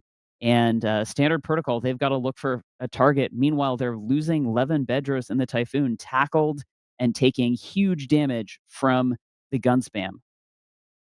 And it looks like the Zarm is gone. It gets alpha through. Maybe he cut that heat on his prop up at the wrong second as all of those cruise missiles landed and they snipe him off. That will give them the opportunity they need to be able to push through it. With that Zarm alive, there's no way these Typhoons are able to push through things fast enough. But without any Logi to support the Foons, they're going to be going down fairly quickly and looking for trades, looking to trade for the Exec Navy, looking for anything they can do here.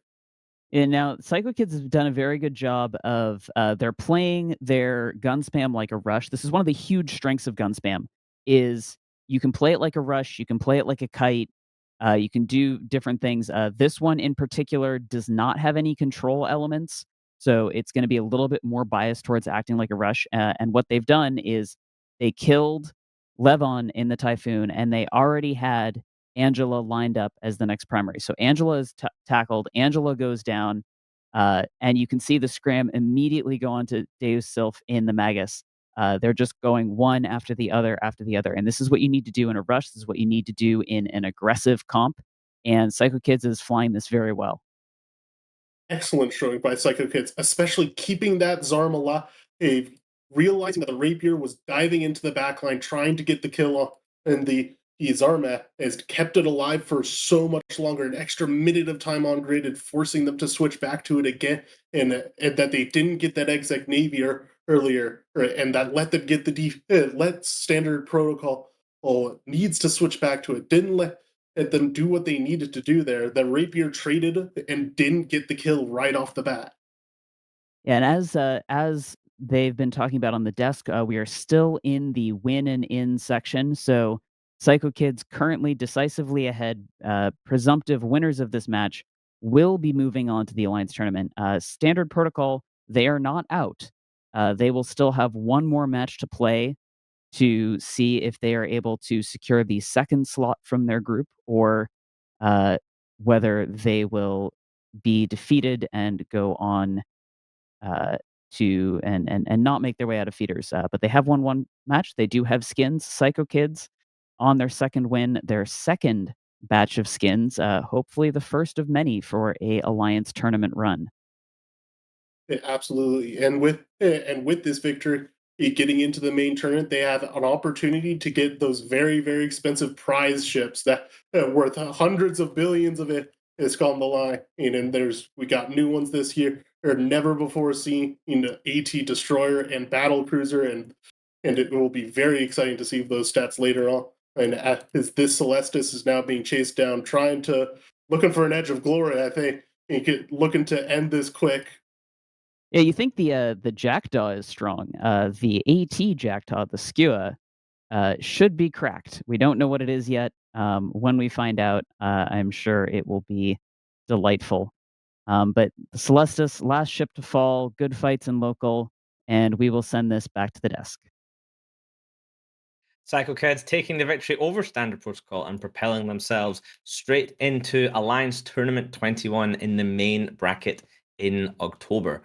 Wingnut, what kind of happened there? That was a bit of a back and forward, back and forward. Both teams had a bit of a potential to win at different points. We saw the classic sort of gun rush or gush comp going up against Cruise Typhoons, Tech 1 Typhoons, I may add, and it kind of swung back and forward pretty hard a couple of times. What happened? So I don't want to be rude when I say this, but there was a lot of like misplays. Sometimes not bad ones, but occasionally the ones like you kind of just threw your match there without even potentially realizing. Like at the start, I think the Molus tried to burn away but didn't get transversal, just died in a second flat. The Typhoons went to beacons to jump and then didn't jump, which was very much like, what's going on here? I think Misty was kind of a bit incredulous by that one. Yeah, we noticed that the Typhoons had split up and were sitting on different jump beacons around the arena, which is a great move because when the gun rush team tries to get closer and tries to kill you, then you're really far away from your friends and you can still jump around using those beacons.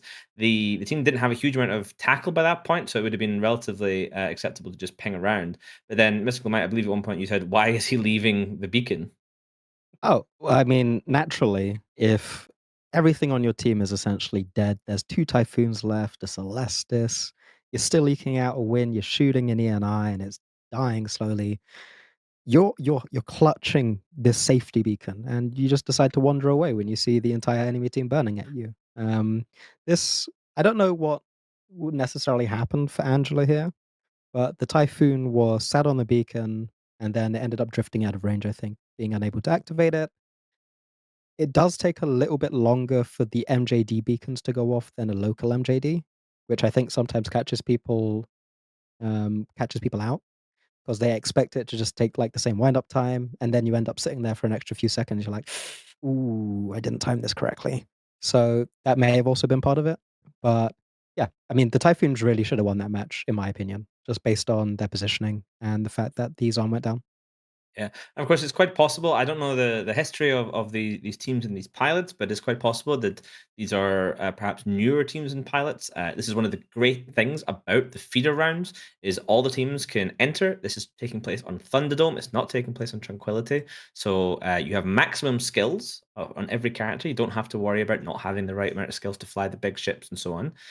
All the ships and modules and everything are free, so it's a great opportunity to give tournament play a chance and give it a go, because it is difficult. And as GM Ren said, crews weak, knees heavy, Foon's spaghetti. So it can. I've experienced it myself. When you get the old shakies, you can make bad decisions or just click the wrong thing. It can be disastrous. I remember in one match in the Amar Championship, clicking to overheat my guns. I was flying an autocannon Mauler, and then instead of clicking, by the way, because I was spaghettiing, instead of clicking little tiny overheat sliver, I instead clicked the ungroup guns button, and then they all went toop like that. And then I panicked and turned them all on individually. Then realized you can't stack them when they're running, and had to overheat them all individually and stuff like that. It was a disaster. But we won that match somehow. Myself, Art J, Jaxley, and Johnny 12 Bore secured ourselves some silver magnates. So, sometimes the spaghetti is exactly what you need. It's exactly what you need. I just want to say as well, like, for people who play in TQ, going into a match in these tournament arenas is actually such a weird feeling. Like, you're used to being out in TQ running as far as you want. Well, there's a wall stopping you here, so it's like you almost feel hemmed in when you're playing it for the first few matches. You're like, Yep. I can't do what I usually. I can't just run away. I have to come around and curve in. You actually feel like you're boxed in for a little while till you get used to it. Yeah. So for those who haven't tried, it's wild. I'll tell you what becomes even more difficult than anything else when you're in a tournament match, and it is basic maths. So you might be on like 120 points, and the enemies are on 110 points, and you're like, how many points is that? How many do we need? Like it becomes incredibly difficult. Yeah, it's like that ship's worth 15 points. Is that enough to get us 10? It's really difficult. I think anyone who's been in a tournament match knows exactly what I'm talking about when you're trying to do tournament math with all this going on. It's utter chaos. It's a lot of fun, but it is chaos. So I hope this is a couple of new teams, and I hope they do enjoy their time and have great fun. Mr. Gomai, I want to ask a little bit about the choice of a rapier. Normally we see Hooligans. Why would you pick a rapier over a Hooligans? There could be a number of reasons why you would pick the rapier over the Hugin. In this particular case, I would say that it may just be down to the weapon system. I believe Hugins are gun fit, rapiers are missile fit, so that may have been a minor contribution to the thinking there. Mhm. Otherwise, I'm not too sure. You've caught me off guard with this question. Not too sure why. I mean, I think they're the same points, unless someone can confirm to me. Here's the rapier. We see 7 survived, 34 died. So clearly not a ship that you're expecting to have hanging around for too long. Used a lot by a band apart, Solar Fleet. So it hasn't been super popular for a while, really, since Alliance Tournament 16. That was when it was extremely popular. But I'm not sure why you would pick that over a Hugin. So if you have ideas, stick them in chat. Of course, we know Twitch chat, most knowledgeable group in the Alliance tournament. All right, we have about 5 minutes until our next match. This is another set of win and in matches. It's going to be Deepwater Hooligans versus Kitchen Sinkhole. So let's take a quick look at the bans. Wingnut, what do you see here? Well, I don't see it. Just kindly give me a few seconds. All right. Ooh, okay. Armageddon Navy, I think Misty's happy again. Typhoon Fleet is I will actually might see those bands a bit more. We're starting to see Typhoon Fleets coming back in a big way. And the Jackdaw band, yes. All right, this is going to be a good one, actually. I don't know where this is going to go, but this is a good one. Misty, I would dare to say that our 3 most popular bands of Alliance Tournament 21 thus far have been Armageddon, Aviation, Zenithaf, and Zarmazd. I don't know if someone in the stats can collaborate and figure that out with me, but I think based on gut feeling, that's probably accurate. What do you think? I think you might be surprised. I think the EOS might be up there as well. I think the EOS is We more haven't seen bad that than the many EOS Armageddon Navy bans. issue. I'm scrolling through the bands from yesterday, That's and cheating. I You're saw supposed to actually. use gut oh, instinct. sorry, my bad. I'll close my eyes. I shouldn't do my We're research. not looking for There's real someone on data. the I'm desk. looking for data that supports I my see. viewpoint in the world. You didn't say I was meant to go off of vibes. Yes, vibes. My bad. So Jesus. let's Okay, yeah. try that again. I mean, the vibe is, Armageddon Navy issues out. That's good. Yeah, that's one of my more popular bands personally. Yep. Arbitrator, as pointed out by Twitch chat, also a good shirt. Arbitrator's good. Arbitrator has been banned quite a bit as well, but we can't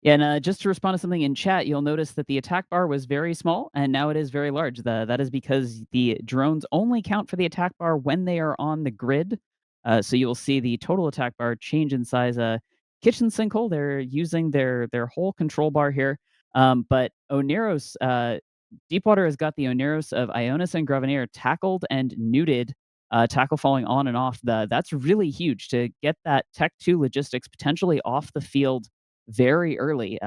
Tech 2 Logic Cruisers, they are stronger this year. They just got buffed recently. They've been quite popular, but they are still 32 points in that logistics versus 20 total points in the Deepwater Hooligans Deacons. So losing the Oneers, that'll be a big loss for the Kitchen Sinkhole team. Especially as they don't get the trade-off of catching the Deacons as well. Oh, so this is not even a trade. They just lose the Oneros and get nothing in return. Time does not favor them here anymore. Every second that those Deacons are still up, they're providing reps to everything on grid that needs it. Hopefully, anyways, and are going to enable this to snowball very quickly as the Blackbird of Acheron starts to drop. And with one Blackbird down, that makes the next one that much more vulnerable as they can no longer cross jam to keep each other alive. So Acheron down, Nethiafen presumably soon to fall. Looked like the damage from Kitchen Sinkhole was going onto Polish Pistol in the Nurgle, but they have got the Unpredictable Fist in the Deacon, webbed, grappled, scrammed, neuted, and Xenon Aspire in the Deacon likewise neuted out. Both Deacons frantically mashing their capacitor injectors. But it looks like the application just is not coming on, even though they are quite tackled. And Kitchen Sinkhole has now lost both their Blackbirds.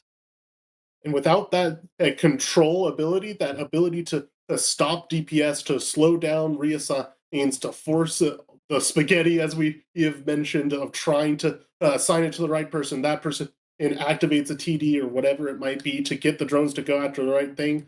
None of that is in play anymore as those Blackbirds are down, and there is not much left for Kitchen Sinkhole to get back. That critical loss of the Oneros is going to be haunting them for every second of this match, as they can't even break the Deacons to get back at Logi parity as they lose a Vexer. This is the the Unpredictable still surviving. Deacons of quite low signature, and even though does not appear the Unpredictable does not appear to be running a prop mod, it's still quite hard to hit a Deacon with even medium drones spinning around as the Pontifex and Vexer fall for Kitchen Sinkhole. Deepwater Hooligans, they're just firmly in the driver's seat here. And those newts of both Armageddon's newts still not able to turn off enough reps from Xenon towards Unpredictable. Well, when you're newting something out with heavy newts, those have a very long cycle time, 24 seconds each. Plenty of, and so you will need to stagger them out not only between your own newts on each Armageddon, but between both Armageddons to make sure that you have as much coverage as possible. The moment that Xenon injects cap, or Unpredictable injects cap, that you immediately have another one ready to go. Hit that, and with that, you turn off prop mods, turn off reps. But it doesn't look like it's enough right now, as those heavy drones just cannot bring down that Deacon. And it's one of the things with the injectors too is if you put smaller like capsticks in your cargo, you can actually inject through quite a lot of newts. You're not going to be comfortable, but you can keep repping. And we see Xenon Aspires is able to deliver at least some small reps to the Unpredictable Fist. The Unpredictable Fist in low armor may fall, but Renus in the Armageddon is going into structure and falling much faster. Varag will remain up, and there goes the first EOS, or there goes the first Deacon. So Kitchen Sinkhole not going to, it will walk away from this with a kill. Of course, these are still win and in matches. So with this win, Deepwater Hooligans is going to ensure that they are in the Alliance Tournament. Kitchen Sinkhole, they have another chance. So we'll be seeing them again. We'll be able to see if they are going to play for that second slot in their group, down but not out, as we just see Deepwater Hooligans trying to mop up as much as they can. And with the Deacon rep thing, I will say, note that Xenon has been falling faster than the Unpredictable Fist was. So it they were able to repair each other. They were presumably able to inject through this. Yep, if you were watching very closely the icons on the fancy UI, then you would see that armor or rep come on towards unpredictable, then drop off. Come on, drop off as that cap cycles keep on trying to keep those reps running as much as possible, and to great effect, honestly, as they were able to hold up under even the immense pressure that two full new Armageddons are going to output. Xenon especially was able to keep up unpredictable for a very long time. And that logic difference really paying off huge here for Deepwater Hooligans. It's really interesting because the deacons in frigate logi, you kind of have to be in close. The rep range on frigate logistics is very small. It's on the order of like 13 kilometers for optimal and like 20-ish for fall off. And so you really have to be in close. And there goes the second deacon. You really have to be prepared to rep, you know, whatever is there. Sometimes that means you're sat next to a battleship, nothing you can do about it. For the Oneros, that ship really wants to sit further away. It is not supposed to be at a place where it can get targeted and tackled. So you know, that's why we see that. And we do see the very last ship, the Punisher, fall. So we'll send this back to the desk where they can break this down. There we have it. Deepwater takes the win over Kitchen Sinkhole, propelling themselves into Alliance Tournament 21 proper.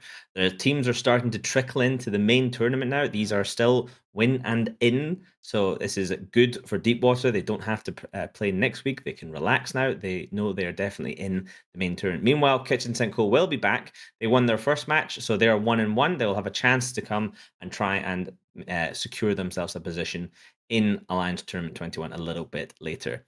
But I want to say, Wingnut, there must be few things more frustrating than turning up with your two Blackbirds and seeing a full drone comp across from you.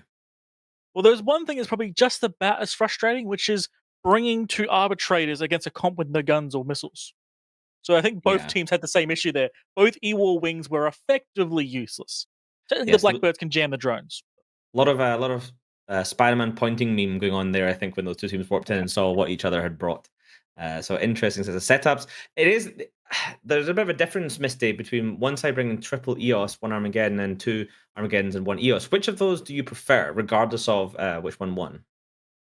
So, I mean, there were essentially two different comps, even though they were both drones, right? I do like the fact that they had the triple EOS and the Armageddon because it does a decent amount of damage, and we saw that kind of come through. I also like the fact that there are the Blackbirds. I think that the Blackbird comp would have stood a chance of winning if they, one, hadn't gone up against drones, and two, had decided to shoot something that wasn't a Nurgle for the first 4 minutes of the match. I think that would have also been an excellent choice. I mean, both comps are not to my taste.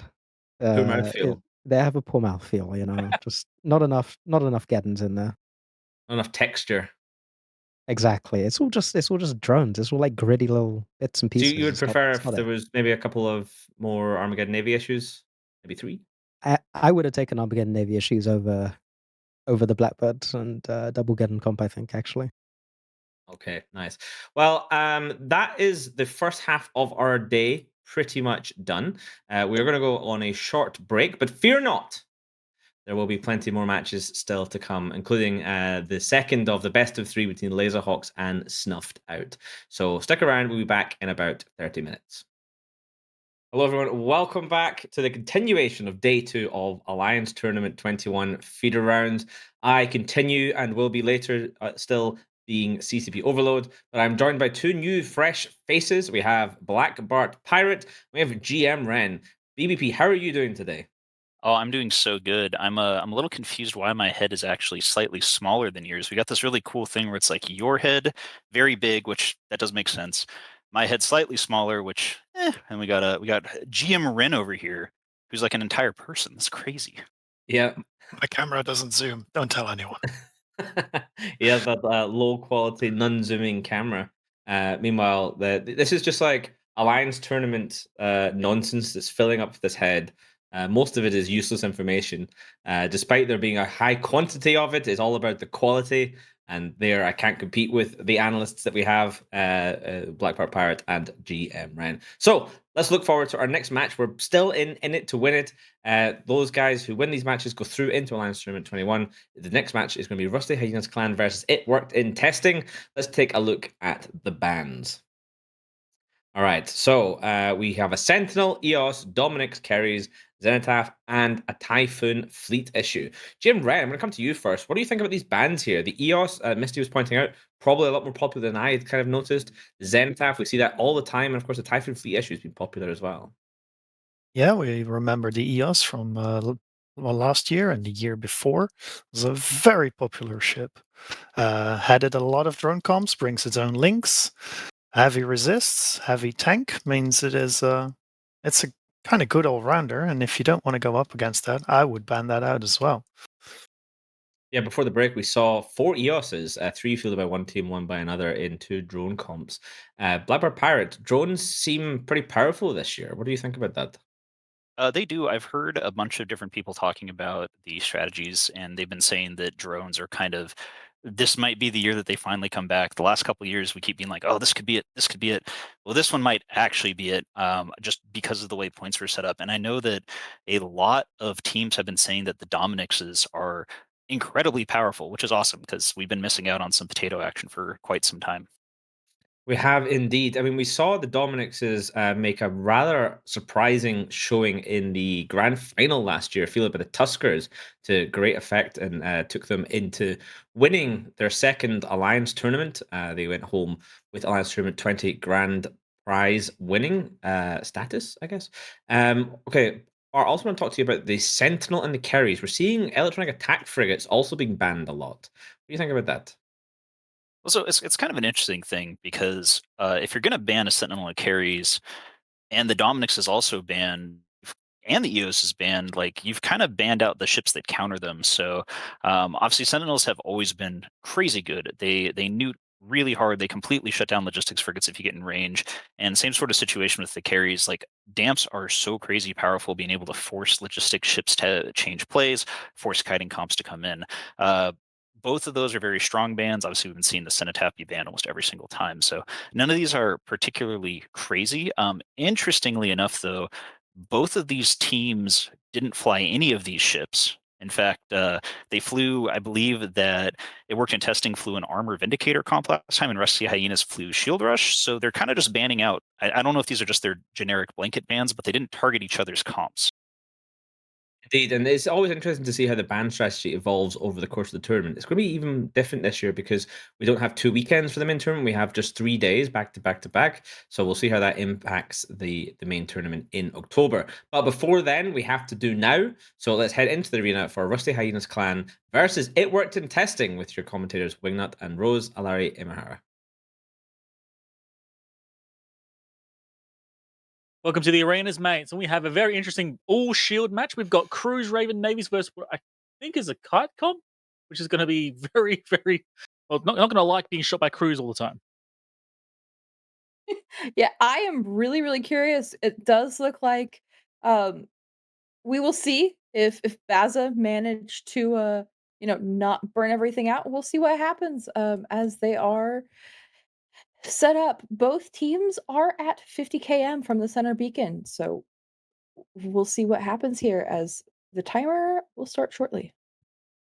Yep, and we have, I think, the first Naga this year. Not a ship we see particularly often.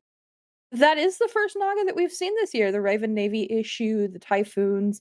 We've seen a lot of the armor-based battleships and the Raven Navy issue, but yeah, Naga, brand new. I think this is the only match we've seen it so far. Well, we've got 10 seconds till the match is underway, and like I said, these cruisers are going to be consistently pressuring this opposing team to see if they can hold up against it. Okay, that's a ham comp. Okay, right. Yep, and it does look like as boosts go up, looks like It Works in Testing is going to go ahead and throw its control by going after the Naga, throwing that target painter on there. However, Rusty Hyenas clan is being smart and putting their target painter on the Scimitar. It looks like that we will see, who takes out what Logi first, but I don't see that Rusty Hyenas clan has brought a Logi. I see, Not at all. Yeah, I just noticed that yeah, as well. That's okay. Good that's luck, a boys. choice. That is an absolute unit of a choice. I guess we will see how they decide to utilize that, as the Naga is in shield. It does look like it is taking damage. It looks like it's trying to local rep, but that is not going to hold as Firestarter goes down from Rusty Hyena clan. It looks like It Worked in Testing automatically switching to the Jackdaws, which is a Yeah, choice. It does look. the ABC is not known for its tank, so yeah, that's gone down. They're going to start murdering jackals.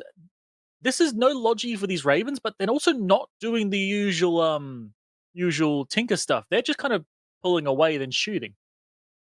Yeah, and I'm really confused because we see the Caracol going down. We see the second Jackdaw starting to take damage for Rusty Hyena clan.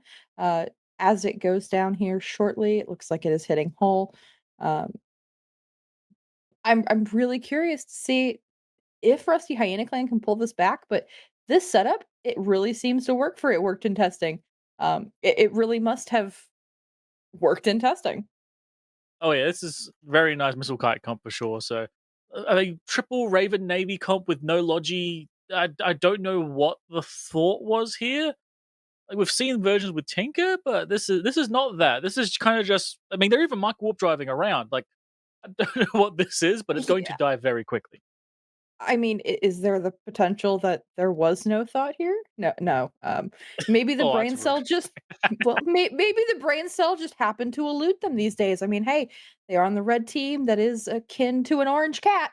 Um, but no, as we see the stork, it does look like it is taking damage, but it is holding in hull as they do target paint the Navy Caracol, that looks like they switched off. So that stork might have a chance to live in hull as the Navy Caracol of Rusty Hyenas goes down. But of this, I'm still very confused for how this worked in Rusty Hyenas clan. If they did test this in practices before this, because it did not seem to work today. Yep. I think I don't know if the stork died. No, he died. I thought you boundary for a second there, but yeah, this is odd. This is definitely a thought. They're trying to do like beacon bouncing now with cruisers, which with the micro does help them, but it's sure that might be an idea, but you've given up your entire comp and every bit of momentum you've got for that. So I don't think this quite works. They're going to try and get the scimitar. To be fair, they might have actually got through his XLASB soon, so they might actually get the scimitar kill. Yeah, and if they can get the Logi, they might, keyword might, have a chance at taking down something. If they can hold their Raven navies, Ravy navies, words. If they can manage to hold them on, but it does look like Nazarim or Nanarazim in the Ravy Naven of Rusty Hyena uh, is taking damage, and I do not think that even with two Ravy navies, they're going to have a really hard time wiping out the rest of the team. If It Worked in Testing, they might take out the Logi though. Maybe they are kind of struggling to get that. The Logi does Yeah. have some Logi drones on it as well, so I don't think this is going to work. It's just going to be a very slow death. Yeah, I am very confused on their thoughts on this comp. Um I mean, if it worked for them in practice, I could see it, but against what It Worked in Testing brought, we can definitely see that bringing a Logi or versus not bringing a Logi was definitely a choice. I will say, Um Lost T in the Raven Navy has done quite well in constantly using beacons to jump closer to the scimitar, so it can't actually run away from him. So that as an idea, that is working quite well for him. It's just unfortunately nothing else is, and that's that Razor just boundaried. Oh goodness. It does look like they have one Ravy Naven left, and as chat has said, working in testing has bought the uh, Basil Dazzle of the Basilisk, uh, and they are dazzling for sure against this very confusing orange cat comp of Rusty Hyenas Clan. Yes. Okay, here you go. He's going to MJD again. He's trying to get in front of the scimitar so he can't get away.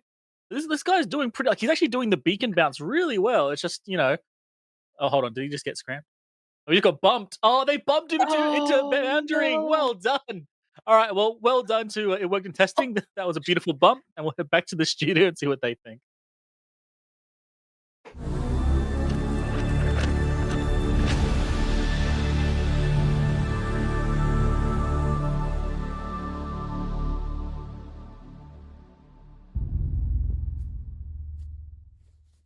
The pythographs. Like Jordy says, dude, the comps might seem bad, but they work. But it doesn't. It only works in Pytha. Yeah, what about it? Stop shooting our Logi. Because someone said our previous ad was annoying, we've simplified things. Pew pew, zoom zoom, meow, pew pew pew. NPSI.rocks, the home of PvP on demand.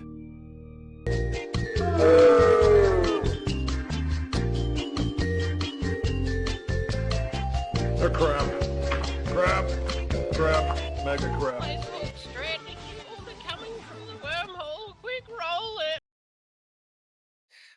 Well, I mean, it is called feeders. It worked in testing. Taking the W, Rusty Hyenas Clan, they're performing quite significantly below their normal standard. We've seen them in many tournaments over the years, both the smaller ones and the bigger ones.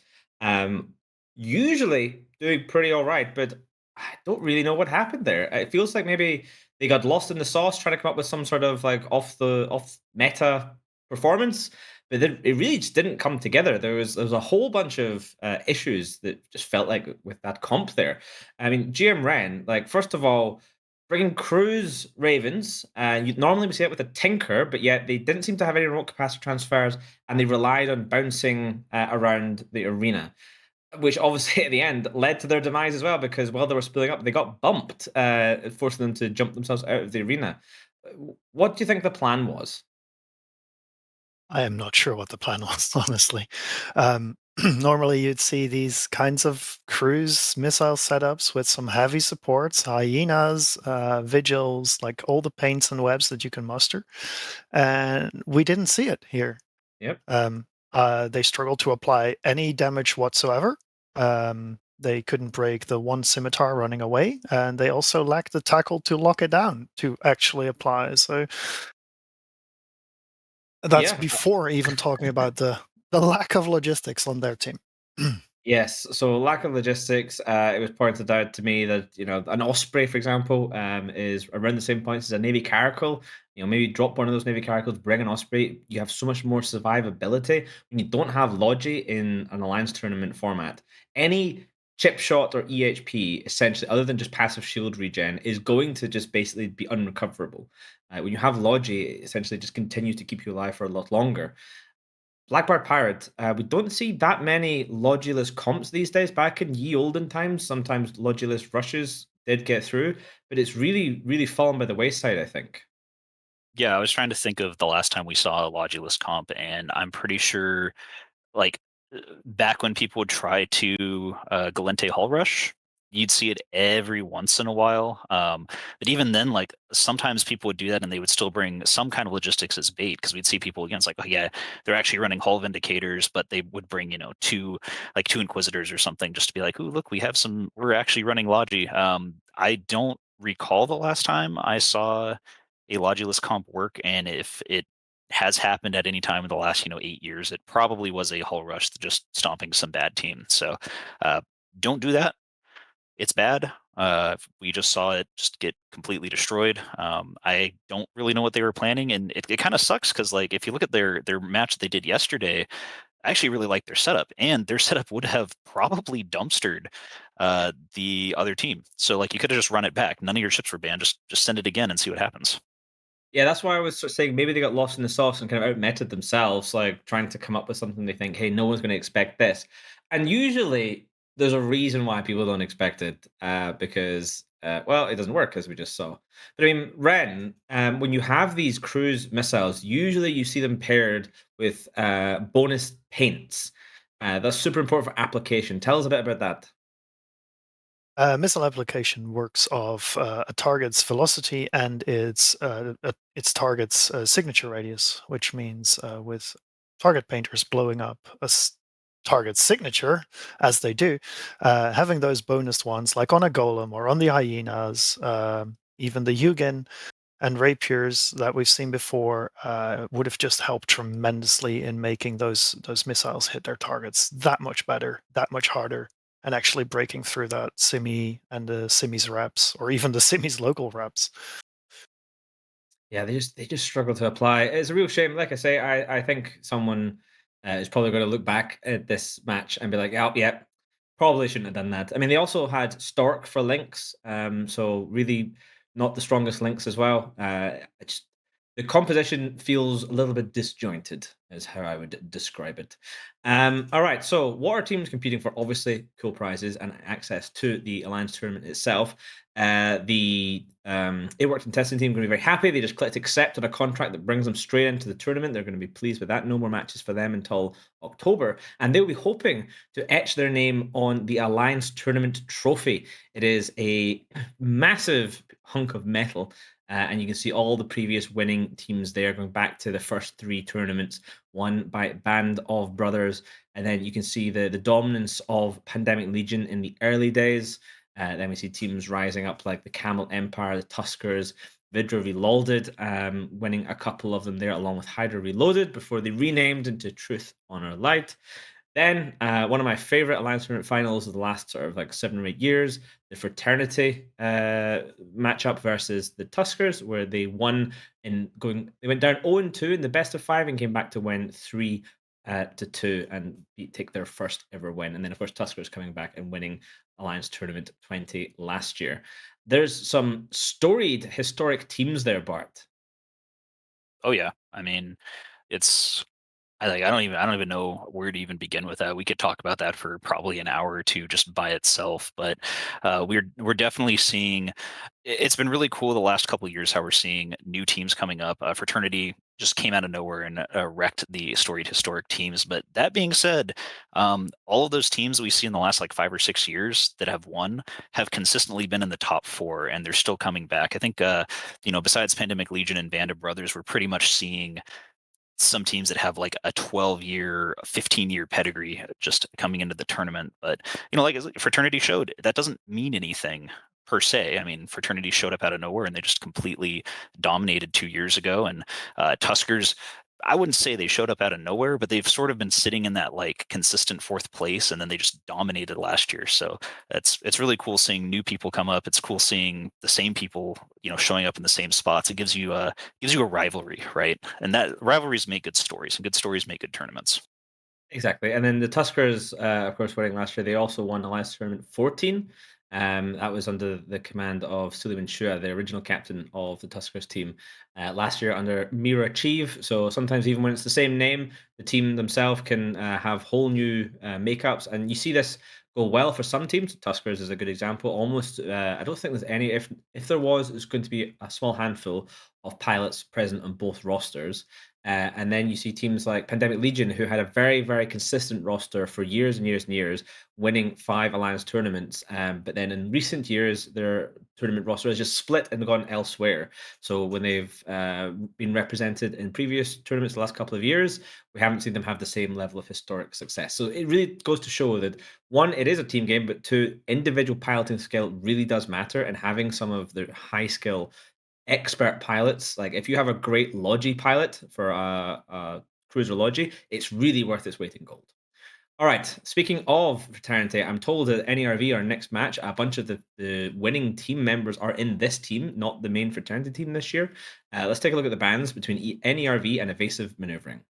Okay, so I see a Sleipnir, Loki, Santav, Zarm, Sentinel, and Eos. Nothing super wild here, Blackbird Pirate. What do you think? No, and the Sleipnir Loki Cenotaph, that's basically the modern Shield Rush. Obviously, the Sleipnir and the Nighthawk are sort of interchangeable, but from what we've seen, the Loki really isn't. Teams that don't have them seem to struggle a little bit. I've been seeing these Zarms have been coming out really strong. And I think it's a combination of, they've gotten a little bit buffed, but then also just sort of the overall resistance buffed has made it an extremely difficult to take down ship. We actually saw it a couple of matches ago where one lived for like way longer than it had any right to in low armor, and that was without it getting repair bots on it. Sentinel, I mean, it's such a good ban. It's just such a, like, you just put one into your armor comp and now everyone's having a really bad time. And same thing with the EOS. The thing with EOS is like, yeah, it's a great drone ship, but it's also an amazing link ship. It's also, weirdly enough, even though they're slow, like just an insane tackle ship because it is one of the hardest to kill ships in the game. So all these bans make sense. I think the only thing that I would say, I'm going to do the classic. I think Shield Rush is banned out, and now they're going to bring Shield Rush. But the Shield Rush, in my mind, is pretty banned out here. I think that the Nighthawk and Navy Drake setups are just not as good as something with Lokis and Sleipnirs. Yeah, I agree. I mean, we've seen quite a lot of a mix between the sort of Loki Sleipnir and Nighthawk Sleipnir, seeing sort of the autocannon versus the ham rush. GM Ren, like traditionally, we usually say that the ham rush, if piloted well, should almost always beat an AC rush. Why is that?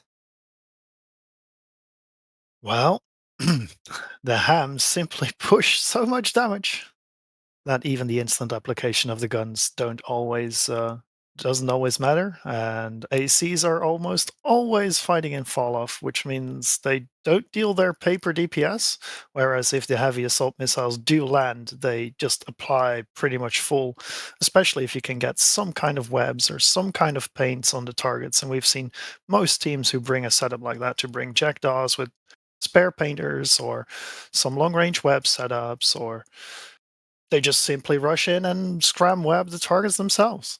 So Yeah, I'm just looking at the the team members as they're all warping in. So this actually might be one of the more interesting matches. Tap the button of the day, because as I mentioned, this is a number of the pilots from the fraternity team that won the Alliance tournament.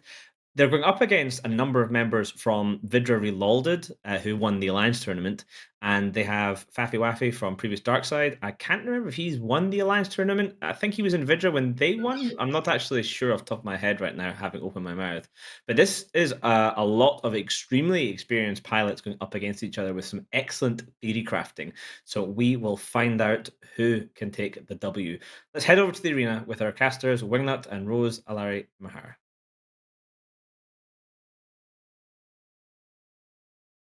And welcome back to the arena as Nerve and Evasive Maneuvering have both landed. Nerve looks like they're bringing a triple dom is currently bringing a triple Dominix with double Inquisitors. What has Evasive Maneuvering brought, Wingnut? I'm trying to double checking this is ham or heavy, but I think this is a ham rush. Unless I'm crazy, which I've been crazy. I've been wrong before. But yeah, this is going to be a lot of drones, but they've got a Skybreaker on their side to maybe start killing off these Dominix drones, so they might actually have the right tools for the job. Yeah, the other thing that It I'm is seeing with the Cenotaph band, they did choose to bring a Tholos, which is the destroyer class version in the same line of ships. We haven't seen that as much brought, even with a Cenotaph band. So I'm curious to see how they're going to make that apply, how this is all going to play out with that. so this is definitely a ham rush, yes. And honestly, normally I would be worried that they've brought no real support for their ham rush, like no target painter ship, no real webbing ship. But I think their plan is just to go murder some battleships with this, so this might not be all too horrible. I mean, if they do decide to pulverize some battleships, I'm here for it. And we will see here as the clock counts down and boosts go up. Are they going to be Leroying in? Let's see. Nope, they are being, I was going to say competent and going the other direction, but they're actually all going together as a team. Oh man, maybe at some point they are being competent, but I guess we'll see as the match goes on. As the control bar of Nerve is slowly creeping up, it does look like they are target painting, or they were target painting that Basilisk. They switched to a Jackdaw. Um, Honestly, it would have been interesting to see if they would have taken out the Logi first. Uh, but both Inquisitors are currently switching off armor reps on each other, as it does look like they are maybe potentially trying to break the jackdaw of Hispanza. Yep, and we see the usual cloud of sentry drones being dropped by the Dominixes, trying to put down some pressure, and they are hitting the Basilisk with it, but I'm just keeping an eye on the Skybreaker. Is he focusing on killing drones right now? Or he's just trying to keep alive. He Yeah, is so shooting drones. Yes, he's killing some mediums that got close. Hey, and we will see because with the drone damage being removed, we'll see how much of that control bar or that attack bar rather of nerve goes down as the drones get removed. It does look like the Inquisitor of LWX is potentially taking some damage. He is managing to hold on though, Oh, hold on, as hold they on. have They're all clustered on a beacon here, and they're lining up. We might see a full team MJD. I'm watching them. It looks like they're lined up for this. it does There look they like go. they They're all also cycling. have They're all cycling. Here we go. oh, They're all lined up pretty much perfectly for this too. Where are we going?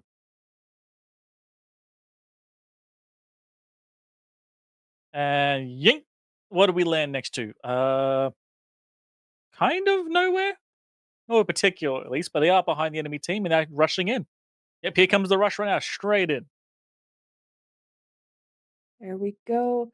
As they have started webbing and nossing and painting the jackdaw of Hispanza, he is down and out. That is the first blood drawn on field, as it looks like they're going for the Tholos now. And they are trying to rip him. They are trying to keep him They're going for alive, a but dummy, he boys. Here we is. go. They're going straight for the Let's potatoes. let's see if they will trade a potato for a Tholos. That's not a bad trade, in my opinion, if you get rid of one of these Dominixes. You Hey, know, let them go, I've go heard you for can it. boil them, mash them, and stick them in a stew, but I don't see them cooking here yet. But let's see as the Solos of Sam Punisher looks to be going down. He is catching reps though. They are trying to keep him alive, but they do manage to take him out. So Nerve taking So much one of the biggest damage. threats to their battle, taking one of the biggest things that would damage their Dominix is off the grid, which is fantastic. I was going to point as well, when that MJD happened, most of the team went straight in, but the Bastos actually angled off slightly, so he would be away from the enemies while also being close enough. So little things like that are what these like S tier teams can do. And look at this Dominic's just getting pounded. They are all firing kinetic, so his reactive's probably doing pretty well, but it's not stopping. It's not going to stop him. He's still going to go down. Yeah, they're trying to trade him for the Basilisk as well of Mr. Keps. That would be a fantastic trade for them to be able to do as both the Dominics and the Basilisk go down. Oh, there goes one. And let's see, the other Dominics is too far away. Yeah, the Dominics has actually kept a reasonable distance and are actually running away before the other Dominics died, which is exactly perfect. They didn't quite get the distance they wanted to be, but nevertheless, they were actually pulling range from the big ball of Angry Nighthawk Rush.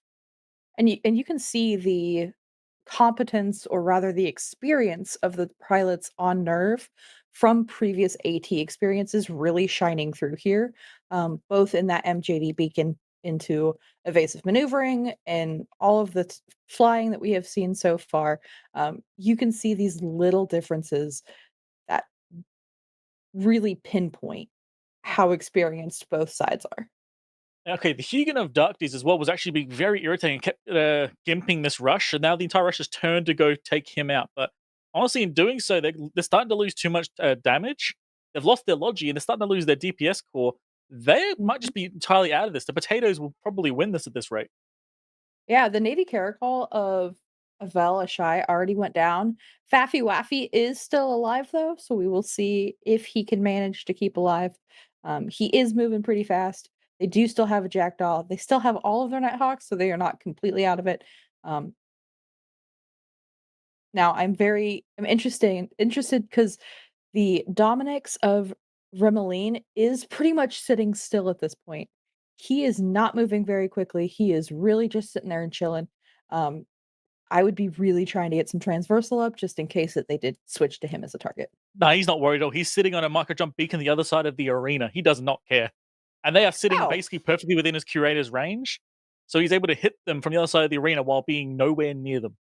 Meanwhile, his friendly Dominix of Sarian is now being absolutely swarmed. But even if they get him at this point, it might be too little too late, as their comp has been kind of pulled apart too quickly.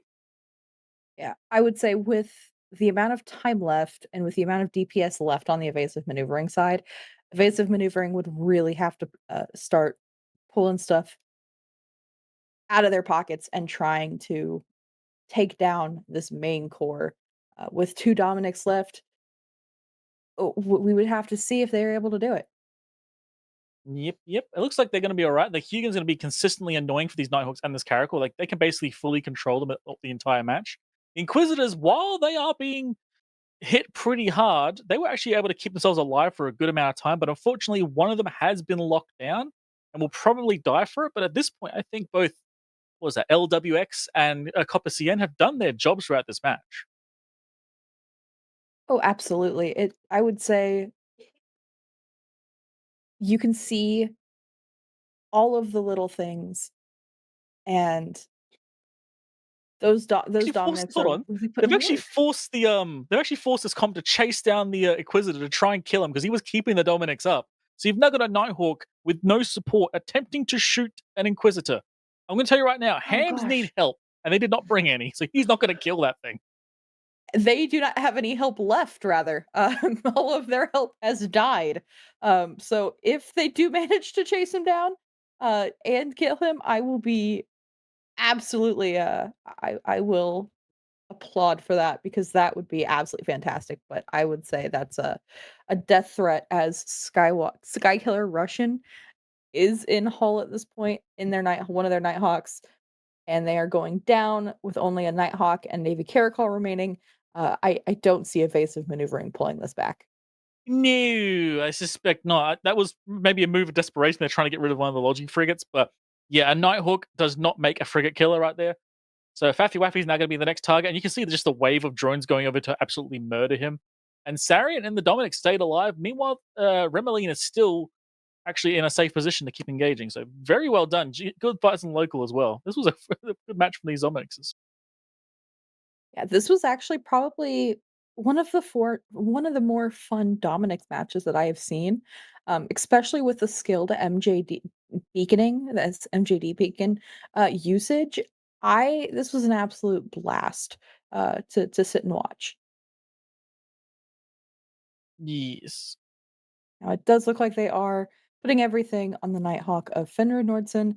Uh, he will not be able to hold on. As he does try to take down the Magus of Coconut Water, he is putting some damage into him. Um, but that attack bar is just not going to hold.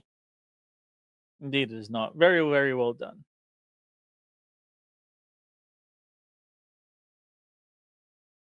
He's still shooting the Dominics as well, just trying to get through him, but you know, you might as well. A little bit of desperation at the end of a match.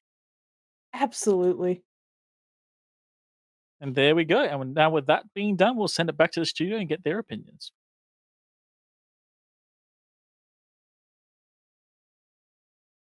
NERV advancing into the Alliance Tournament 21 proper. They have secured their spot. We will see them again in October. Meanwhile, Evasive Maneuvering drop down into the relegation bracket. We will see them again next weekend, where they'll be fighting to try and secure their own spot in the Alliance Tournament. That was a super interesting match, Blackbird Pirate, because we had on one side the triple Dommy setup, not super common. The Dominix wasn't banned. We've seen a few Dominix bans so far. And they also brought an Ishtar, so they really stacked up on sentries. So you have the Evasive Maneuvering team coming in with this triple Nighthawk. They don't have much control. They don't have any long-range webs. They don't have any sort of proper heavy tackle other than that Skybreaker and maybe the Navy Caracals if you squint a little bit. And I think they recognized, oh, this is not going to be necessarily as easy as we thought. So we saw some great positioning, a whole team MJD play with the Basilisk of Mr. Keps managing to keep himself a little bit off to the side and make sure he's in the right position when the team lands. And then they rushed in and tried to capitalize. But the positioning of the NERV Sentry ball was just too strong for them. Yeah, that's pretty much how the match went. You did a great job reiterating it, but no, I think evasive maneuvering they lost as soon as they landed on grid, just because the way the warpins were set up, they were too far away to cross the distance when you're going up against a Hugan. Like you're going to lose 2 to 3 ships charging in just due to those webs alone, but you're also like too close to not just get dunked immediately. So they did it, you could tell evasive maneuvering, they understood ranges. They're like, okay, well, we know how far curators from a Dominix can shoot because these are experienced teams and they've memorized all those little tiny numbers. But yeah, like I think they did the only thing they could have done. And it was a really smart play. Like the MJD was pretty much perfect. The problem is that Nerve basically, as soon as they saw what evasive maneuvering was doing, they positioned all of their ships in curator optimal range of themselves because they knew that evasive maneuvering was going to have to microjump drive in and then charge on top of them. So, and we saw it like as they MJD'd in, they just like instantly killed a Jackdaw. And then as the next ships are coming in, they're taking stuff out one by one because those curators, they never abandon them. We see a lot of times sentries get dropped and then they get abandoned for different drones. They just ran the sentries the entire time and just destroyed them. And it was incredibly good play on their part. There's not really anything you can do to stop that with a rush besides, I think if they had maybe banned the Huguenot, they could have done something just because then you're not dealing with those absurdly long range webs stopping you from coming in. But I don't think they expected Dominic's at all, which is kind of funny because if you're correct in that the Nerve team is the Fraternity team, that's how they won the tournament 2 years ago. Yes. That's why I was surprised not to see it banned, and I was not surprised when I saw it land on grid. I mean, the Dominic's GMRN has so much utility as well. Obviously, it's primarily a drone boat. You can, if you've smoked a little too much special quaif, decide to fit it with blasters, but most people don't do that. No, most people use the copious amounts of high slots to run heavy or medium newts to make sure that targets that do get in range of your ship can't actually use their modules against you, or even the guns that use capacitor against you. Similarly, it has a slight amount of mid slots. It's not an MR boat with just 2 or 3 mid slots, so all those mids can hold grapplers, injectors, MWDs, MJDs, whatever your party needs, basically, to make the other team explode. Looking at these stats here as well, you can see this massive spike of usage back in Alliance Tournament 11. I remember that one particularly. That was the true drone dominance that year. We saw tons and tons and tons of drone comps that year, especially because I think Triple Dominics at the time, along with like Triple Ishtar, was super popular. That was back when you could field 12 people rather than just 10. So there was even more potential to bring drones. Also of interest in that graph was the most number one usage of the Dominics was by Darkside team, which I believe is Fafi Wafi's old team. So somewhat ironic seeing Fafi going down to a triple Dominic setup. Overall, again, shout out to the execution of those two teams there.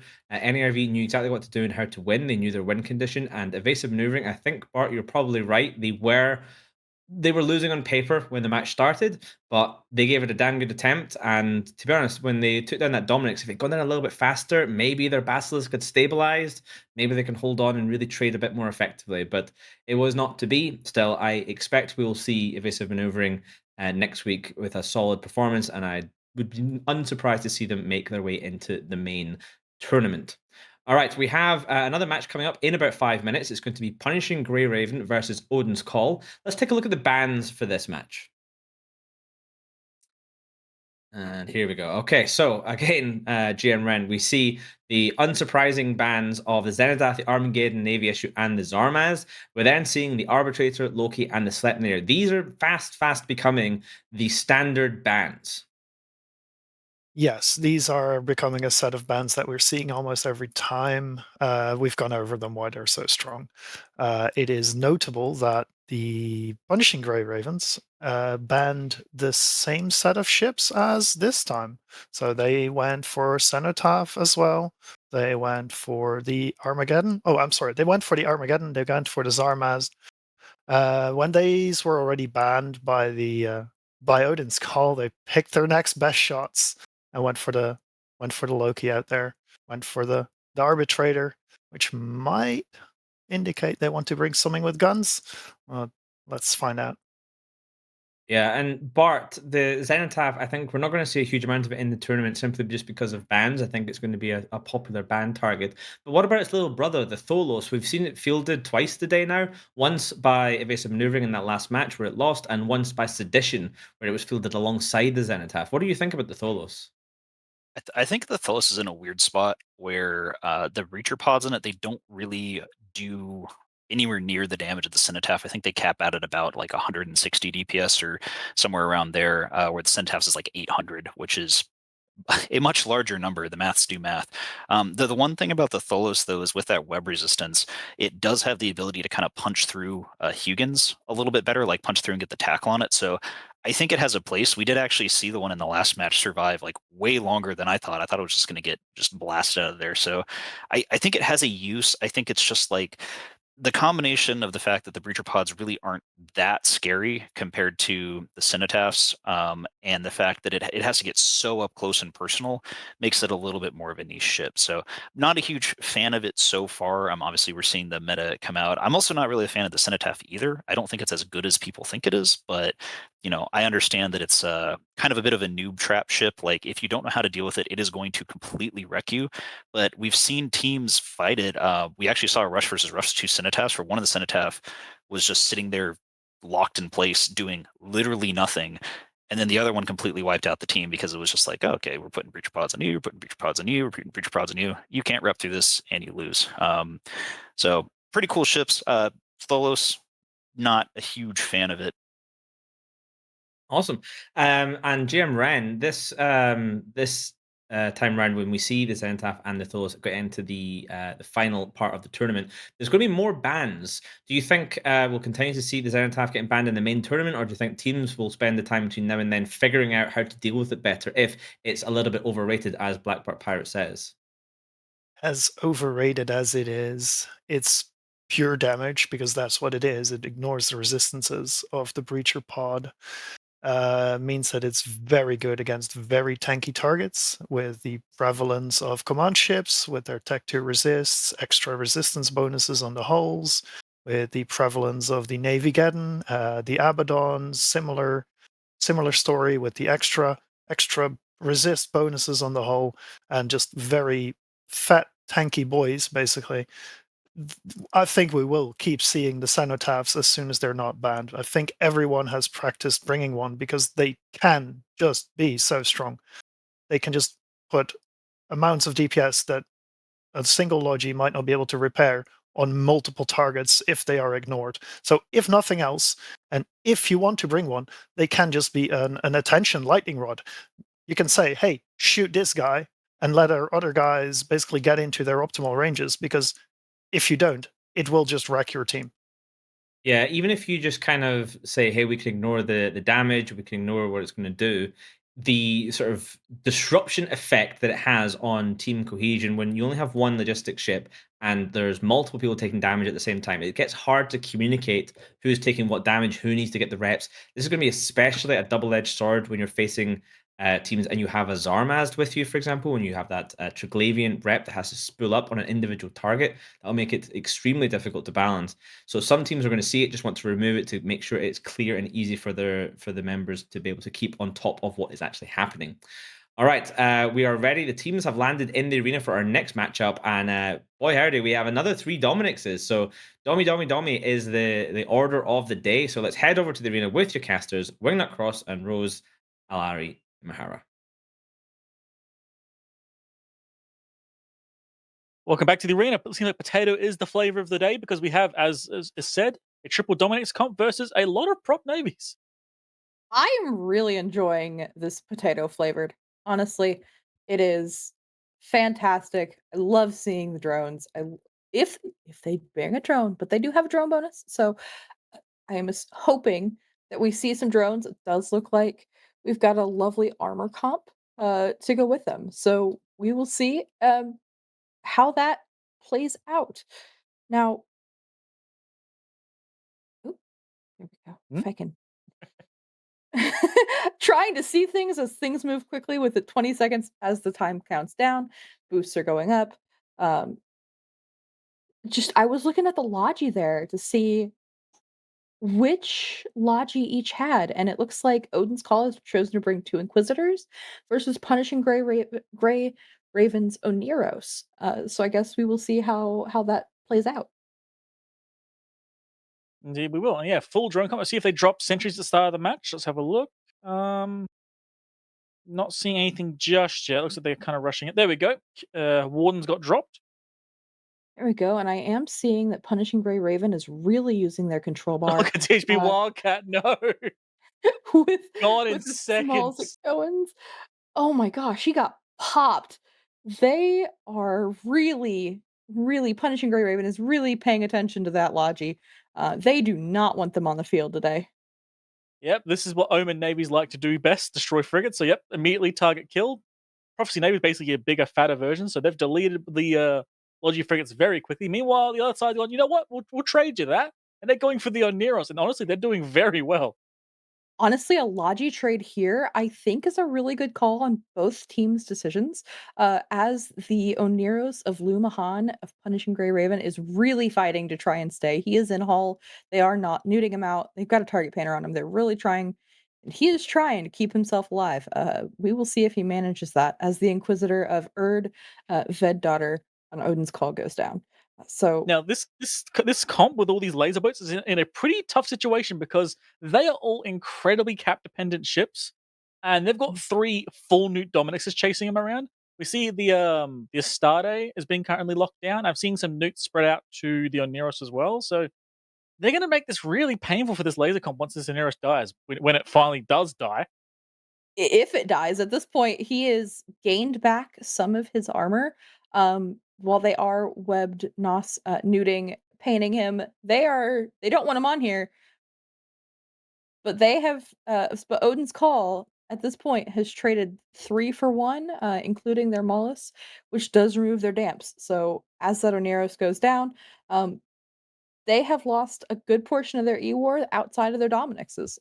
I'm interested Yep. to see how that goes forward. Stratios going down next. These things are not known for being particularly tanky, but he's also like a million miles away. So when he does die, the drones have to then move off.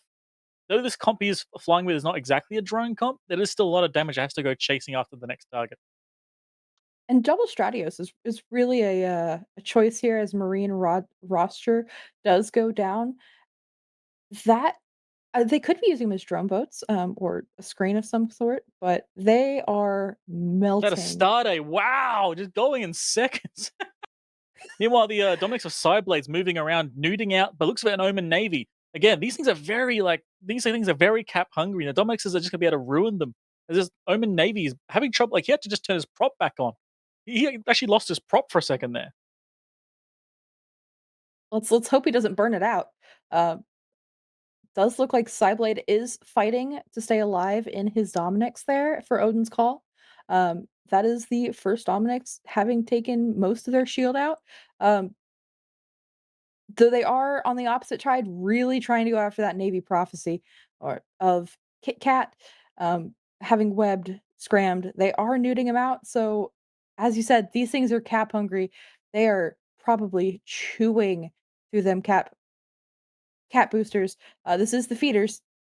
It does make sense, but they're going to eat them as it looks like he's getting close to Hull. And looking at Aether and Kira at the moment. At the moment, he's nuding out the Omen Navy of Seth, but he's also nuding out the Prophecy Navy of Kit Kat as well. So he's not just nuding one target and throwing them all on. He's actually strategically nuding out multiple targets to keep this ball rolling. Yeah, I wonder when they go back and look at this match, having considered, hey, taking into consideration this comp is really not made for really super heavy nuding or nossing out. I don't know. We'll see if they look at it and prepare for next time. As Seth Quantix is taking damage, he is target painted, he is neutered out, and he is going into armor. Looks like he will be the next to go down. As both of the Molluses are throwing their damps on their Dominixes, trying to get that range of that newt down. A quick note as well is the Paradigm. The other two ships were targeting the Omen Navy. The Paradigm, the other Dominix, was moving forward, nuding out the next target. They are consistently chasing down targets, nuding them down, stopping them from running, and then killing them one by one. This is a very efficient use of a triple Dominix comp. And this is showing kind of similar to other matches where we have seen really experienced teams come through. This is showing that these Dominix pilots, they're communicating, I would hope, they're communicating and they're going and their target caller is very much planning, this is where this goes, and they're planning where those newts go, where they hit, and timing them correctly, which is absolutely fantastic to see. Communicating? No. They're like Overload said, they're just running off of vibes right now, and they're doing very well with it. They've got basically the entire team destroyed at this point, and they haven't even really started shooting the Dominixes yet. They really haven't, and there is Punishing Grey Raven. While they do still have a Navy Prophecy that is pointed, Nos painted, they still have an Omen Navy of Renko Lanark who is taking damage as well. So it does look like they're whoever is target calling for Odin's Call knows what they're doing. Now, it does look like they're splitting damage. We will see how that affects what goes down. And hopefully this doesn't turn into where they chow down and then get eaten. Yes, we're seeing another Prophecy Navy of Destiny now being neutered down and held down by Cyblade. And I like watching the other Dominixes to see what they do in response to that. Normally they're off engaged in something else. We see 2 of them now. The third Dominix, I think, is just trying not to die to a bunch of drones, which is fair. Yeah, it looks like Aethel is surrounded by drones. They are moving, trying to get away, trying to keep moving. It looks like they're going towards some of the wrecks, as or going towards some of the wrecks. Maybe they have cat boosters in there, as the Mollis of Les Routeurs is damping them out and I think this trying match is going to to. be triggering a lot of Amari and PTSD. The capacitor is empty, just over and over and over with these Dominixes neuting them out. Oh my gosh. Yeah, it is. They're probably, honestly, if it were me in this match, I would be playing with my sound off because every time hearing the capacitor is empty would drive me nuts. I remember in the old days where you spam click it to the point you just start hearing going the capacitor just because you're constantly spamming a button trying to get it to turn on.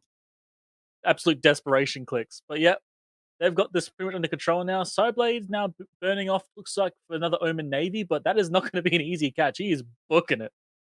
And it looks like one of the Dominics is a drone bunny. It looks like as they are gathering back up there. Um, Hopefully they get them sorted, unless, yeah, because those are all Navy Hornets, Hobgoblins, and Valkyries. So yeah, one of their Dominics has drone bunny drones around them, but they are not moving. They are staying on that Dominic. So we will see if them just sitting there, hopefully they get in range and can get into even get one of those Mollis or something small. As there is not much remaining of this Punishing Grey Raven team. So for a second there, I was like, oh, here's how this team could win if they just slowly let their drones eat the Dominics of Aethel and Kira. But unfortunately, they are losing their last DPS ship. It's not going to happen. That's a pipe dream at the very best. Renko is now being deleted by the absolute murder of drones these Dominics have put on everyone. Yeah, he is trying. It looks like I for think a it's second Sentry's he was blasting him. gonna try and go for a beacon, but yeah, it looks like at this point it is sentries going after him as Aethel is currently hogging a lot of the movement drones.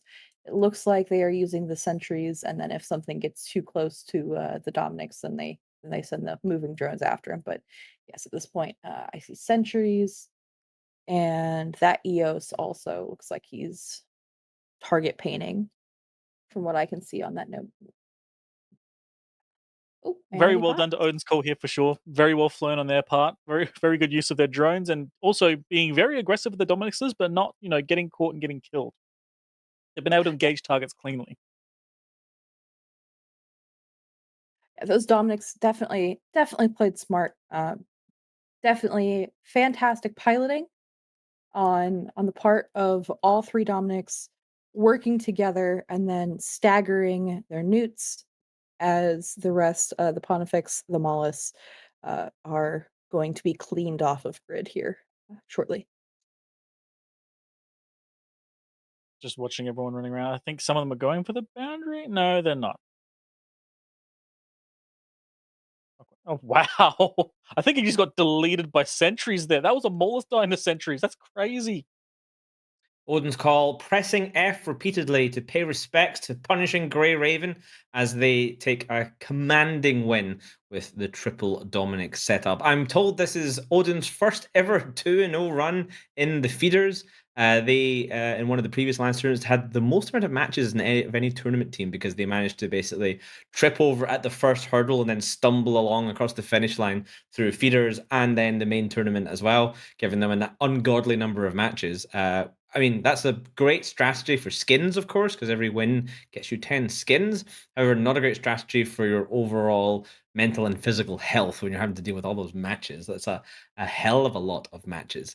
I wanted to call out one of the pilots on the Punishing Grey Ravens team, though, Lou Mahan in the Oniros.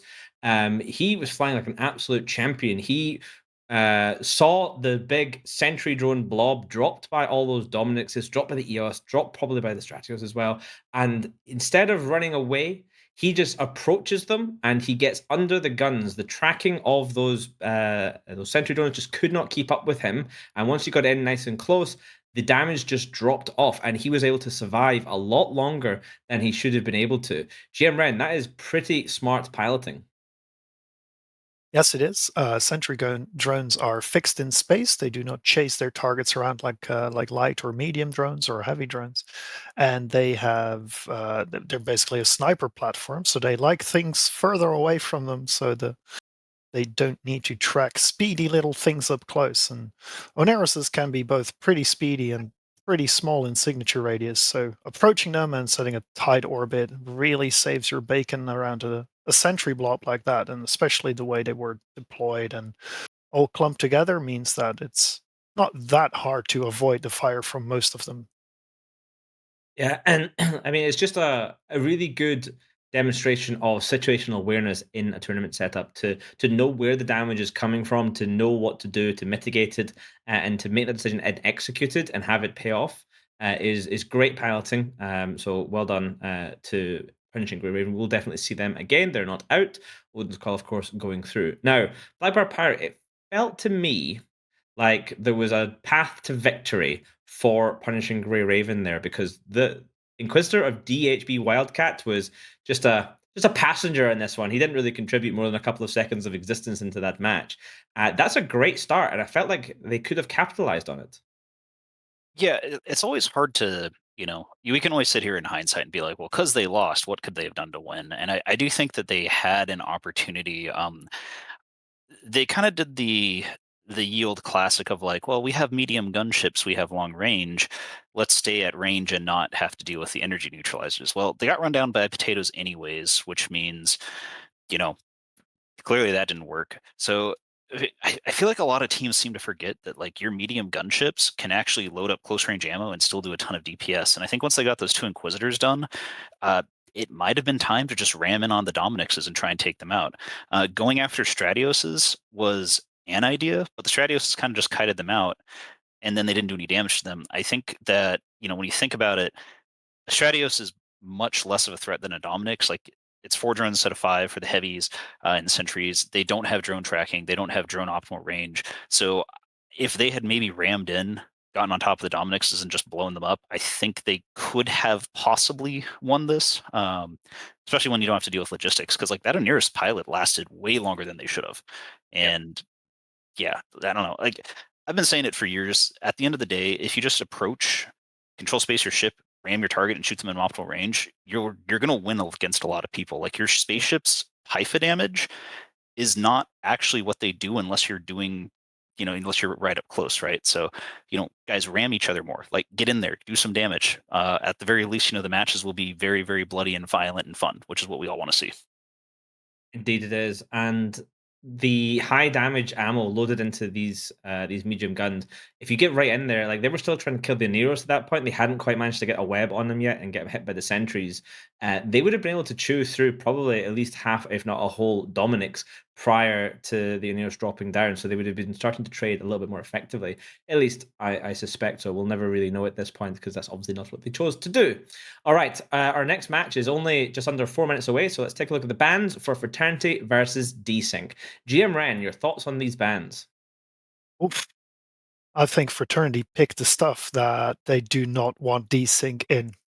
Everyone who fights Desync on TQ will know that they like their fast Matar gun setups, their Sleipnirs and Lokis, and play with carries to keep the blob at bay. It's not the same situation in the arena, but I think that is the thought process. Let's not give them the toys they're comfortable with. Let's not give them the toys they know how to play around with, and are very dangerous in their hands. And I think the opposite is true for Desync in that regard. Typhoon fleet issues with cruises we've seen used to great effect. Armageddon Navy issues, same deal. And Zarmasts behind either of those could be a big issue for, well, what we would like to think of Desync's usual playstyle of hit and run, hit hard, hit fast, and then move to the next one. So I think that's where it's going. Indeed, and don't forget, you can, of course, gamble your channel points. You can select who you think is going to win. It looks like you out there in Twitch land are picking Desync, over 1 million channel points currently on them to just 650,000 on Fraternity. So make sure you get those points in. You can redeem them for pretty cool Galnet skins and a couple of other things when we get round to the main tournament. So keep your eyes on that and get your bets in soon. So the teams are landing on grid just now. This should be an interesting one. I'm going to tap the sign. I like the look of this one, what I see on field. A couple of interesting ships. There we go. Interesting match. And to be honest, I think I'm just going to give the casters a little bit more time to talk about this one. So let's just hand it over to the arena with Wingnut Cross and Rose.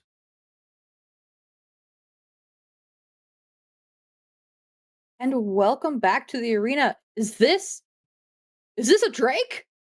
Do I see a Drake Navy issue and Skybreakers? And man, this No, is you gonna don't. be a You fun see fight. 2 Drake Navy issues.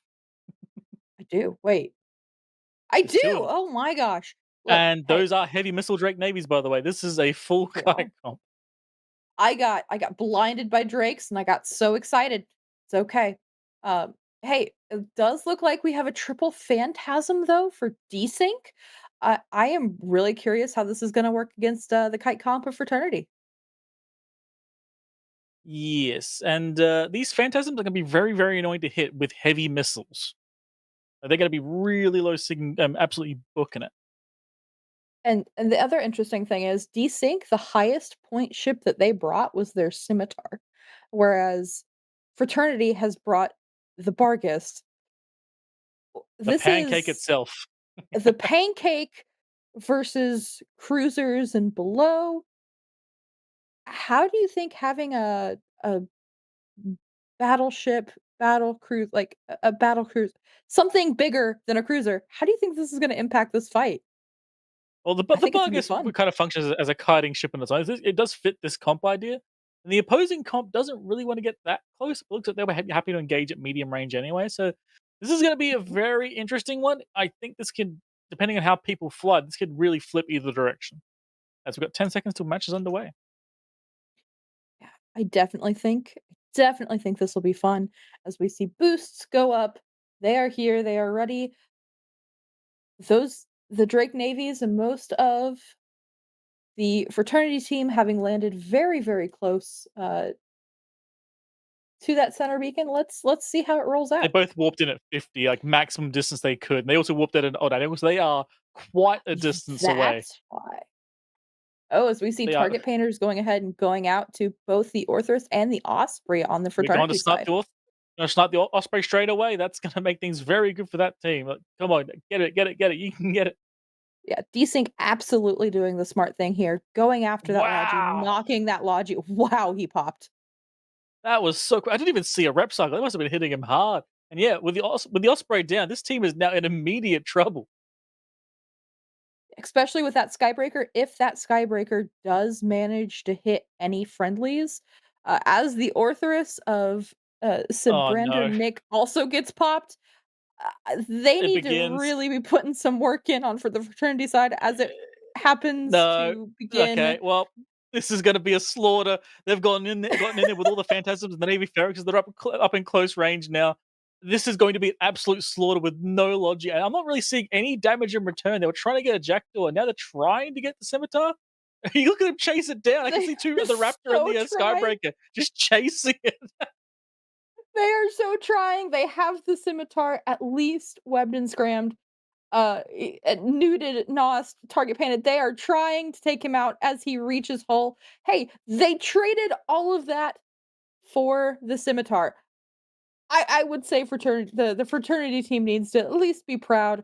of taking out the Logi. So far, as they go for it looks like potentially the Stork next, or one of the Phantasms. The Stork is target painted.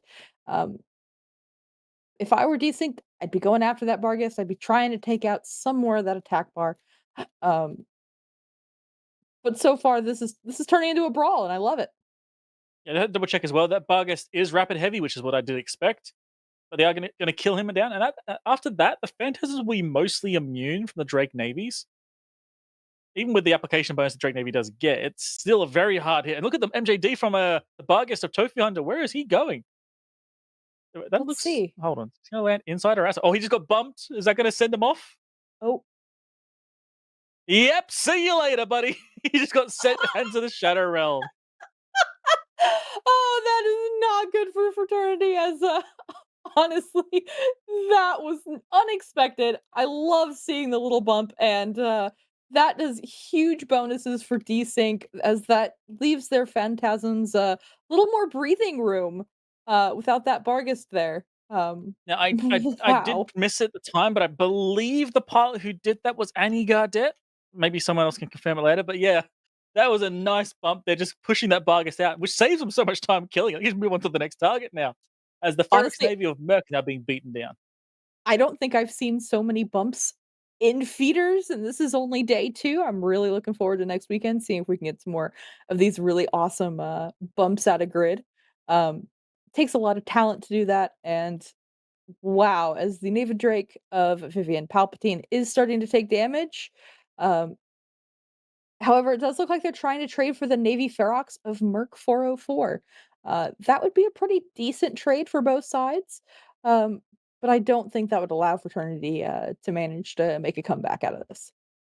It would require an intervention or an act of God to get Fraternity back into it at this point. So unless somehow all the Phantasms chain the boundary, I suspect they're going to be in a losing situation here.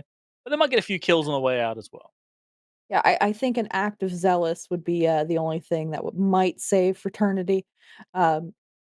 As it does look like they're going for the Navy, as their Navy Osprey of Astralis and 1 is being target painted. He is going down very quickly, and they are not long for this world. So I believe it was confirmed. He said the words. I believe it was confirmed that Annie Gardet was the one who made that bump on the Bargus, which should not be surprising. An amazing pilot. Absolutely. This is, if I remember from all of my research prior to this, this is not their first AT. No, it's not their first. No, it's not. I know. I'm gonna make you That laugh. is an I'm gonna make you laugh. understatement. My God. Hey, that's what I'm here for, the comedic relief. No, as they are very much showing that Desync has pilots that are absolutely here. I do think that the kind of splitting of the older, more experienced Fraternity pilots on Nerve versus on the Fraternity team, I really do think that put the current this Fraternity team at an absolute disadvantage, especially going up against Desync and the amazing pilots that they have on there. I gotta say, like, these Drake Navies do get an application bonus, but I'll tell you right now, I would not want to be the person who is trying to fly heavy missiles without any real application support. No Hyena, no Rapier or Hugin, not even a Loki. I get, I understand what they're thinking, but I get. Yeah, even a Raptor just holding it down, that is not quite enough for to really be able to punch through the armor or even shield, as Desync is a shield comp, the shield of the Desync pilots that are currently available, that are currently still on grid. Well, now we're just going to quickly slaughter the frigates. There's good fights in local, and that was definitely a very good and brutal fight, as Zia Adai is now being killed in the Skybreaker. And there we go. Absolutely. Well done. And with Desync winning that, we'll head back to the students, see what they think. And there you have it. So Fraternity get eliminated by Desync. I say eliminated, but they'll be back. They're just knocked down into the lower bracket. And of course, Desync making their way into the main tournament itself. Blackbird Pirate, great matchup. We saw some excellent piloting by a couple of different people. I want to talk about the concept of Shockto or Shield Octo. This kind of harks back to Alliance Tournament 16, I think, was when that became one of the key metas. It was known as Octodad. It was 8 medium gun ships, just applying damage all over the place with battle cruisers and all sorts of stuff. This is kind of a modern version of the Shield Octo or Shockto. 3 Ferox navies and 3 Phantasm. Tell me a little bit, how does that comp work? Like, what's its pros and cons? Yeah, so you can't do the Octo anymore, just because of the rules for this year. You know, you can only have 3 battle cruisers and 3 cruisers, and that means that you can't have 8 because 3 plus 3 equals 6. Shout out to Volta. The big thing with it is that medium guns are, and we kind of touched on this the last match. They're very good at doing damage close, but they're also very good at doing damage from relatively far ranges. Because, you know, you remember the arena is a 125 kilometer sphere, which means if you were able to hit to like 70, 80, 90, some of these ships can hit to 100, Ferox navies can hit to like 110, 120. You can pretty much apply to anywhere in the arena. So they have these, the pros of them is that like you have a pretty good amount of up close damage if someone's trying to run away from you. You can also snipe from pretty far away. Medium guns in general they're kind of like, you can almost say, the perfect balance between application and damage and range. It's almost like they're in the middle and it's medium. The sort of downside of running as a shield setup is that you don't have all the mid slots to do things like counter E-War, you know, both sensor boosters and tracking things. You're going to have a little bit less tackle, but in addition to that, you have generally more damage. That's where we started getting into the weeds a little bit, because obviously, you know, and Astarte does a massive amount of damage even if it's armor. But yeah, it's a very strong comp. We usually don't see the shield variants that much, but when we do see them, they seem to actually perform really well almost every single time. So maybe that's a hint to people. Indeed. And they go up against this sort of more clip-based system. So your Barghest and Navy Drakes, it's probably likely that they're going to be fit. Well, the Barghest, at least, and the Orthrus are going to be fit with rapid, light, and heavies, depending on the size of the ship. They really need to try and burst down something. That's their thing. Like, they have about 30 seconds or so of front-loaded damage, then a big window where they need to reload. You saw them going for the Scimitar. It's a great primary. You've got to get it off the field because the Scimitar provides so much sustain for that desync team. GM Ren, do you think they could have flown it differently there? Like, was that the good target to go for? Is there some better strategy? I am unsure about that one. Some of the bigger targets, perhaps the Feroxes have a slightly bigger signature, are slightly slower. You might put slightly more damage on them with those heavy missiles, especially from the Barghest. And removing some of those earlier on might mean that you lose a little less of your own lower end. But the speed at which the lower end disappeared says that it didn't really matter on this occasion. But Indeed. And we saw some excellent play by some of the pilots in desync there, specifically Anigar Day. It was talked about in our chat. It was talked about by the commentators. Blackbart Pirate, please explain to me how the micro jump beacons in the arena work. Okay, so there are 9 microjump beacons. They are formed in a cube. There is one right in the center. If you hit a microjump beacon, it works exactly the same as a microjump drive or a microjump drive generator does, or a microjump drive beacon, which are a module in EVE Online, the video game, though people don't really use them that much. But pretty much you hit it, it activates. It has basically a level 1 spool time, so it's like a good, 10 to 12 seconds, and it locks your ship in a direction. And once the spool time's done, it launches you, and you cannot stop it once you hit it unless you're scrammed. What happened was the Barghest was trying to kite away, hit the microjump drive beacon, got locked in a direction which was totally safe, and then got rammed into and bumped into a direction that was totally not safe and boundaried. Once you have been bumped, you as the pilot can no longer adjust the direction you're flying. So that was actually a crazy bump. We don't really see them that much, and a lot of times when we do, it's not on like a key ship like the Barghest, which is a massive chunk of points. So incredibly good piloting on the desync team. Just getting rid of like, hey, you know what? We don't want to deal with this ship anymore. It's trying to get away. Just kind of hit it a little bit and say bye. Yeah, we talked about it the other day. Pilots like Annie, been around doing Alliance Tournament for a very long time. He's one of the key theory crafters, along with our own Starfleet commander and Theron Valarax for the Volta Alliance Tournament team, who've historically been a very successful team. They won at one point, I think it was Alliance Tournament 10, and also came second Alliance Tournament 17. They just spend a lot of time practicing stuff like that. Like, when you get to the higher level teams, they are going to spend time practicing, like lining up bumps, lining up those MJD plays. We saw it in a previous match with evasive maneuvering. The fact that they all lined up and did a coordinated MJD jump together to the correct place isn't just something they decided to do there and then, and only practiced it once or twice in matches and in scrims. That is something that they will specifically get together and practice over and over again to make sure that when time comes, they are able to do it. I'm told we do have a replay of the Barghest getting bumped by the Navy Ferox of Anagardet. So you can see here the Barghest, he's aligning. He has the micro jump effect, and then that is just pinging off to the side. That is Anagardet's Ferox Navy there. And you can see just before the Barghest vanished into the ether and then exploded in the distance, it was getting turned. And that is what sent him out of the arena to his instant demise. That was quite a bump, and that's the type of high-level play we like to see in Alliance Tournament. It must be really annoying for the poor Barghest pilot as well. Tofu Hunter, thinking he's about to do some Barghest gaming. He's got his rapid heavies. He's ready to drop them on some unsuspecting fools, and all of a sudden, here comes this goddamn Navy Ferox. So F's in chat for Tofu Hunter and his Barghest, because that was excellently executed. But like I said, they will be back. Fraternity are not completely out. We will see them again a little bit later. All right, our next match is Test Alliance Please Ignore versus Of Essence. So let us see what they are choosing to ban out.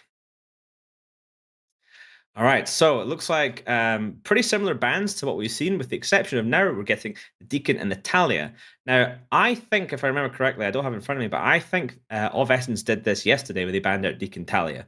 Blackbird Pirate, your thoughts on these bans here?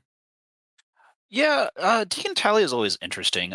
In previous tournaments, I would have been like, "Oh, this is a great ban!" Like you've gotten rid of the logistics frigates, and they were kind of dominant. But now that we're sort of in this, it's maybe not necessarily a new meta, but we're seeing Tech 2 armor logistics perform incredibly well, and the way they're pointed also means that it's not as scary. You know, it's because the Deacons and the Thalias, they've been slowly gaining in points over the years, and now it's almost to the point where it's like better to bring an Oneros or even a Guardian if you want to go a little crazy. I don't know if we've seen any of those yet.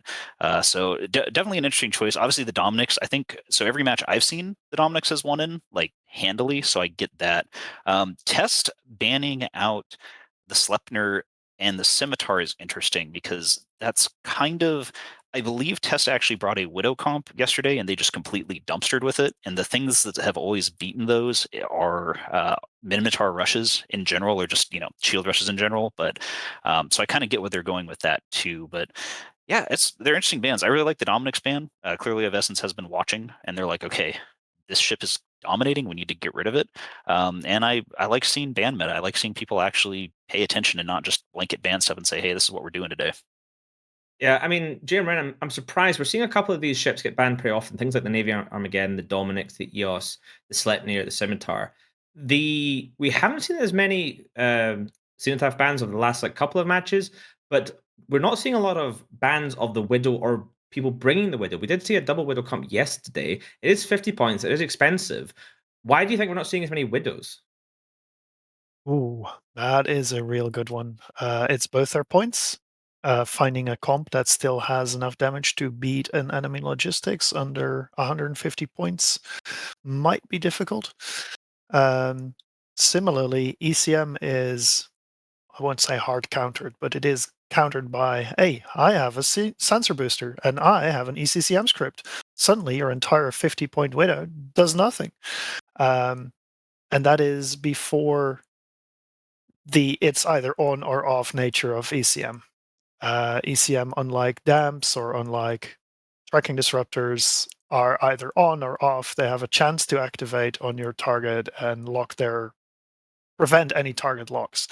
So it is, in that sense, not entirely reliable. So maybe that's why we're not seeing as many widows. People are not willing to put their eggs in that particular RNG basket. I'm sure if Mystical Might is still watching, he is throwing stuff at the screen when you're talking about ECCM and scripts, countering them. I believe he would have an opposite opinion on that matter, sir. But I mean, I'm expecting to see Widows arrive in style when we get to the main tournament, Bart, because it's one of the flagships this year. I really hope so. I would love to see flagship widows. That would be an absolute pro gamer move, as the kids say. Not saying we're going to see them here, but that would also be cool. Any match with a widow is a great match for me to watch, even if other people hate it, because either you get to watch ECM crash and burn and die, or you get to watch somebody have a really horrible day. And both of those things are excellent. True. There's almost nothing worse than being jammed.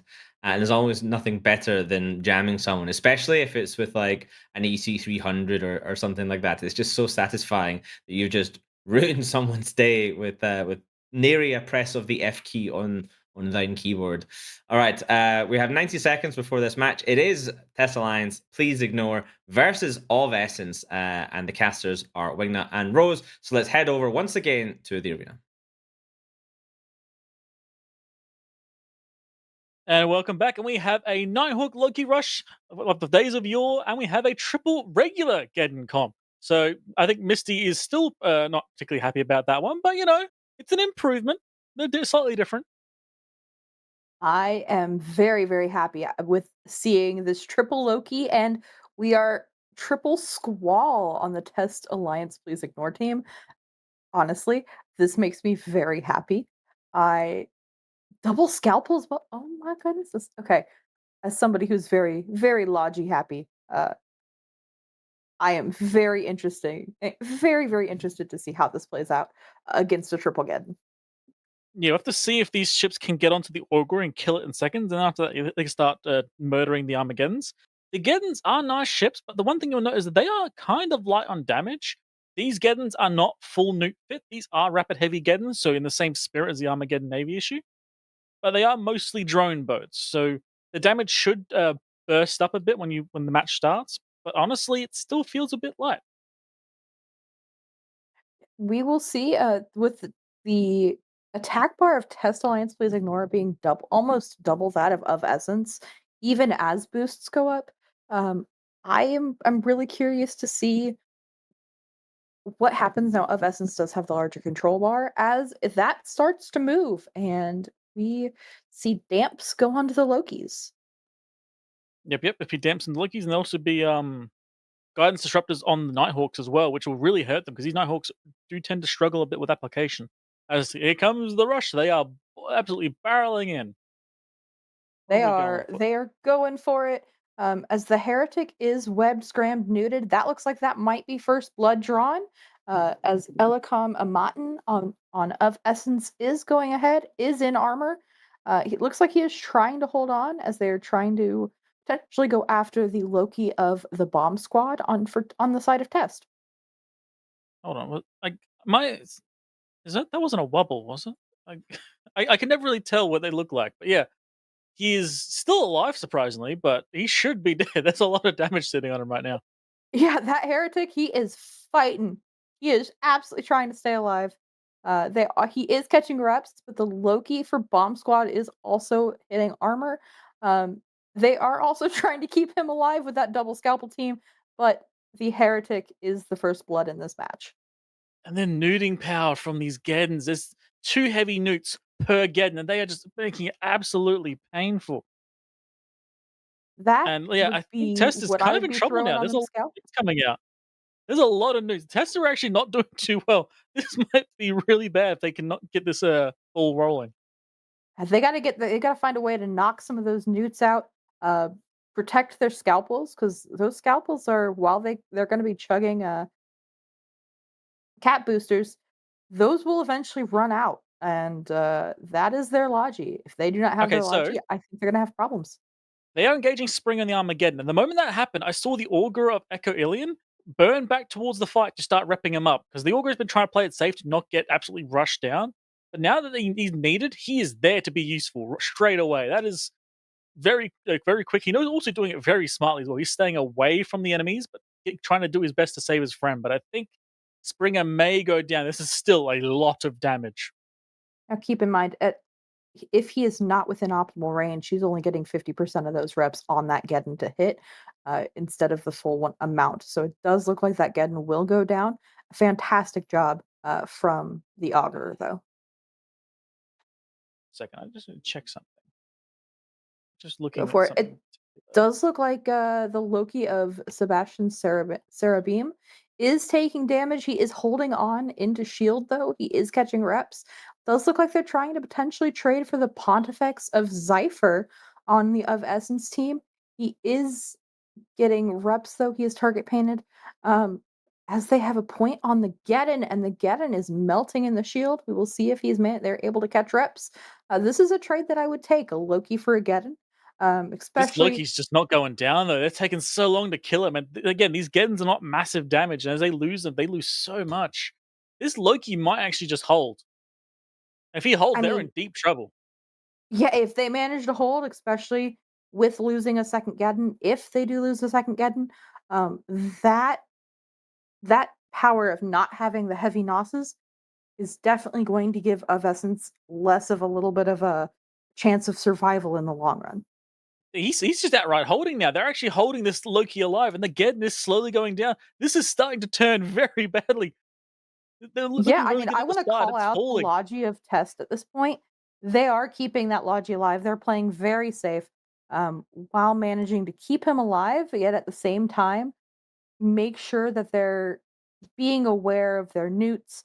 As you can see, both have newts on them, as well as the one from Dante Saronis does have damps as well. So they are making sure to keep that in mind while they're keeping that Loki of Sebastian alive. So as the Geddon of Imantis Triber is in Hull at this point, they are Oh trying to no, keep him up.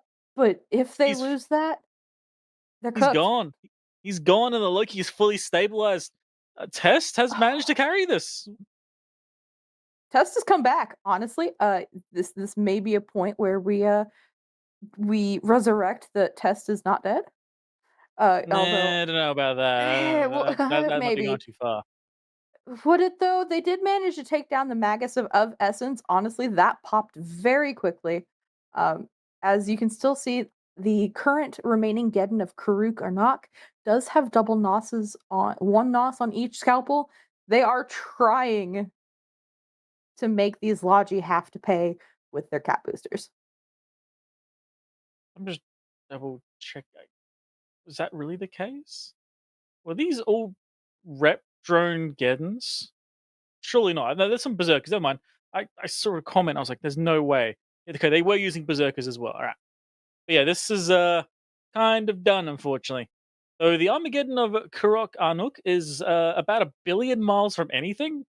Looks like he might have MJD'd there because he is just a country mile from anything around him. At this point, with what they have on grid and what is currently doing damage, um, I think Of Essence is going to have a really hard time coming back from this. I think this shows Test having won their first match and looking really strong at finishing this one. We'll see how that leads into the rest of the Alliance tournament. Yep. Seeing the arbitrators dying. The arbitrators did pretty well in this match. They did provide some benefit, but unfortunately, there was just too many missiles. Yeah, they provided some. They did try to do their job. However, I think there was just too much and not enough impact to go around everywhere. However, it does look like I was about to say they got the scalpel of Dante Saronis down to armor. Then they brought him back, managed to keep him alive. He is still taking damage, um, but I don't know if we will see him go down as the Geddon of Karak No. is taking damage. I can answer So, that one for you. No, he's not. He's trying to fire rapid heavies at it. You know that I do like to shoot guns at things sometimes, but I don't think rapid heavies will be pushing through a scalpel anytime soon. Oh, absolutely not. Also, However, Valkyries as well.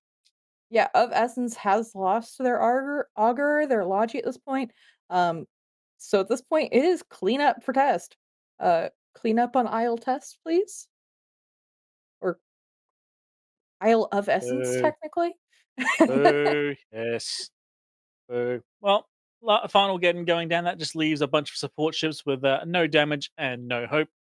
I think the Celestis of Westlia might be about to try to go for the Edge of Glory.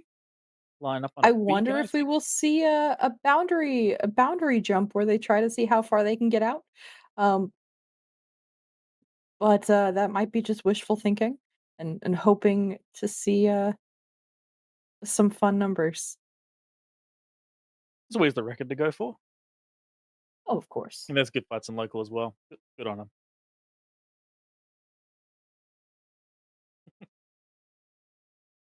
Yep, I as well see good fights in local. They are ready here and just playing cleanup as the Celestis and Arbitrator do not have enough DPS to punch through even one of these Do not have squalls. enough DPS. Do not have DPS. Come on. It's a Celestis. What is it going to do? Sneeze on them? Exactly. We're about 5 years Exactly. too late for COVID there, mate.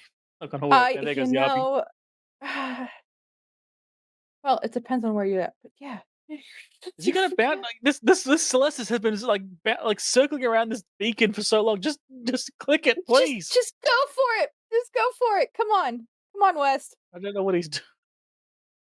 I don't know what he's doing either. Is It he gonna is do it? a mystery to us all. Okay. Alright, yep, we don't get it. That's alright. Match is over. Test has done very, very well. We're just gonna wait for the Celestis to rightfully die or for the time to run out.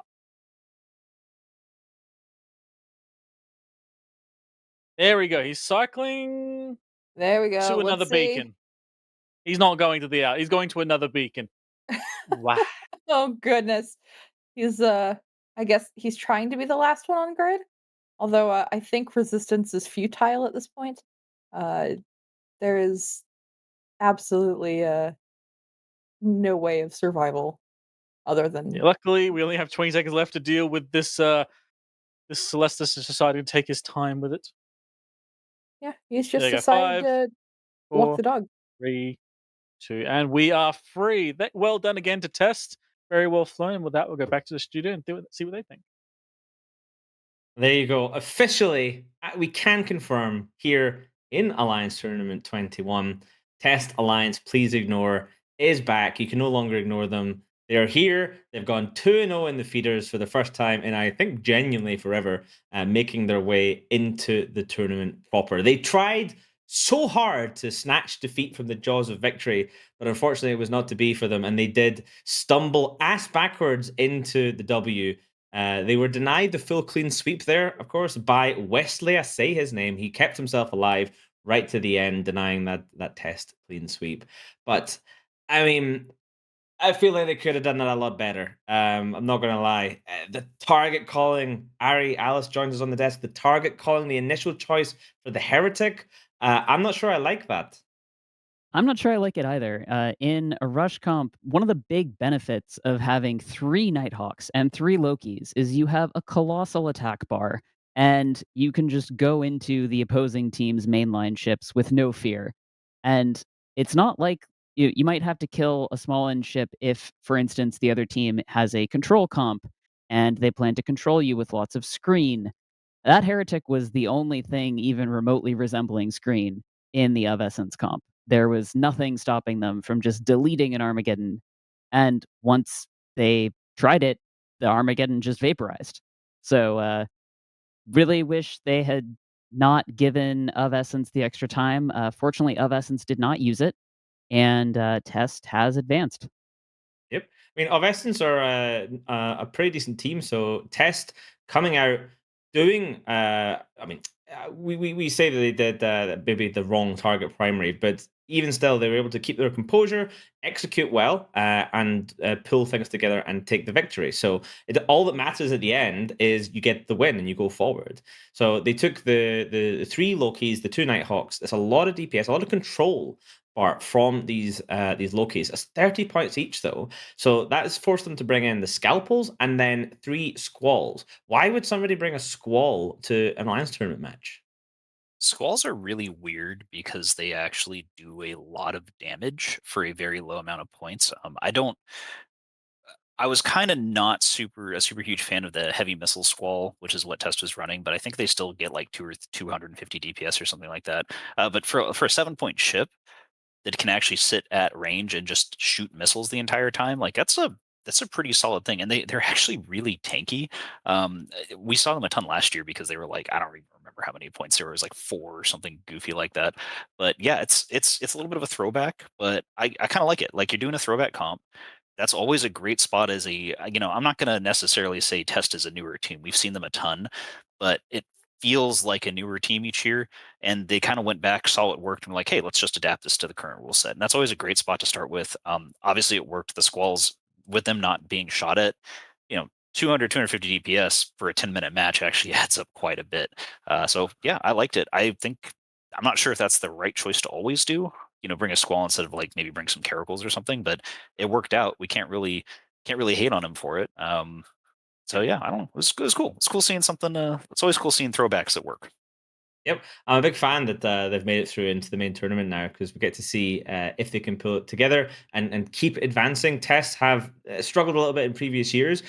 So Darius has always been around the tournament scene for almost as long as I can remember. He is an absolute tournament OG. He knows what he's doing, so they're in good hands there. And there's a number of really just talented pilots. So getting to see Test move into the main arena, I'm hoping to see. Here we go. Here's Darius. As you can see, he has been, I think, the captain for most of these tournament runs. You can see he's played a lot of different matches. 17 wins and 9 losses is pretty good. He does die half the time, but that is a very experienced tournament pilot.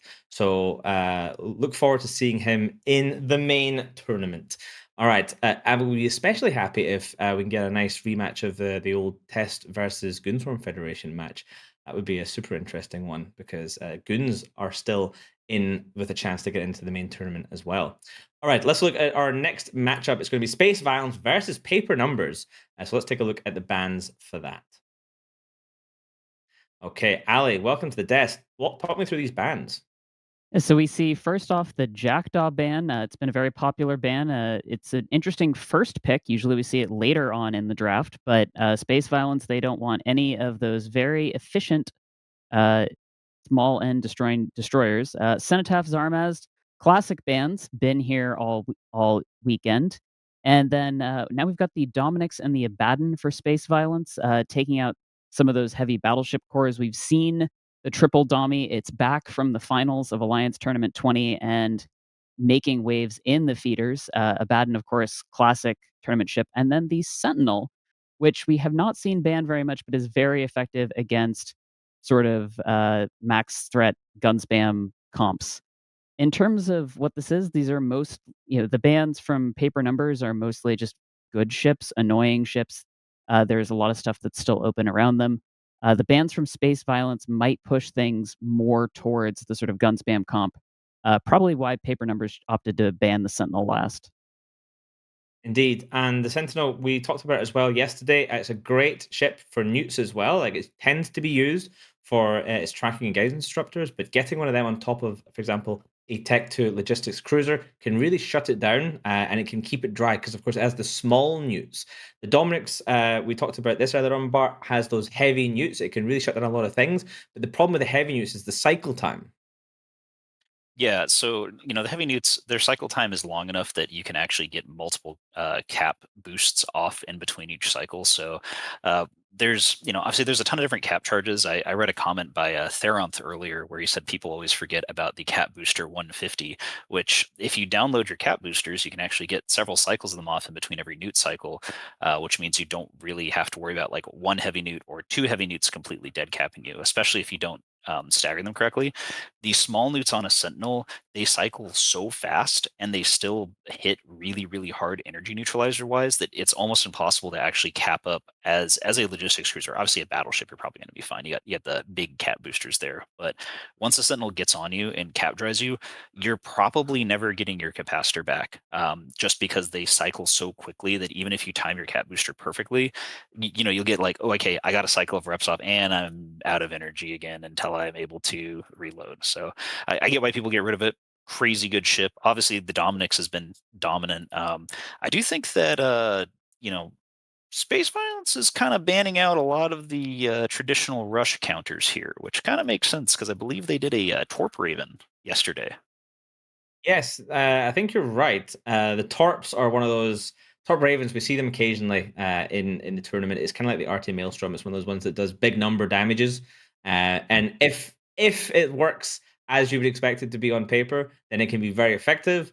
Unfortunately, sometimes that doesn't always work. You might even say the numbers are on paper, which is convenient because we're about to see paper numbers. So let's head over to the arena for Space Violence versus paper numbers. Good afternoon. I am moderator, joined by my colleague Tian Zaharin, and we have a lot of missile comps. One Kaldari after this year's tournament sponsors, and we have Typhoon fleets. We have Negas on grid, though. That is rather unusual. Talk to me a little bit about that, Tian. Yeah, I just looked at the guns, and I saw that all of those battleships are in fact cruise missiles. So we've got cruise missile on cruise missile action. Those Nagas are definitely glass cannons, so they have a lot of DPS.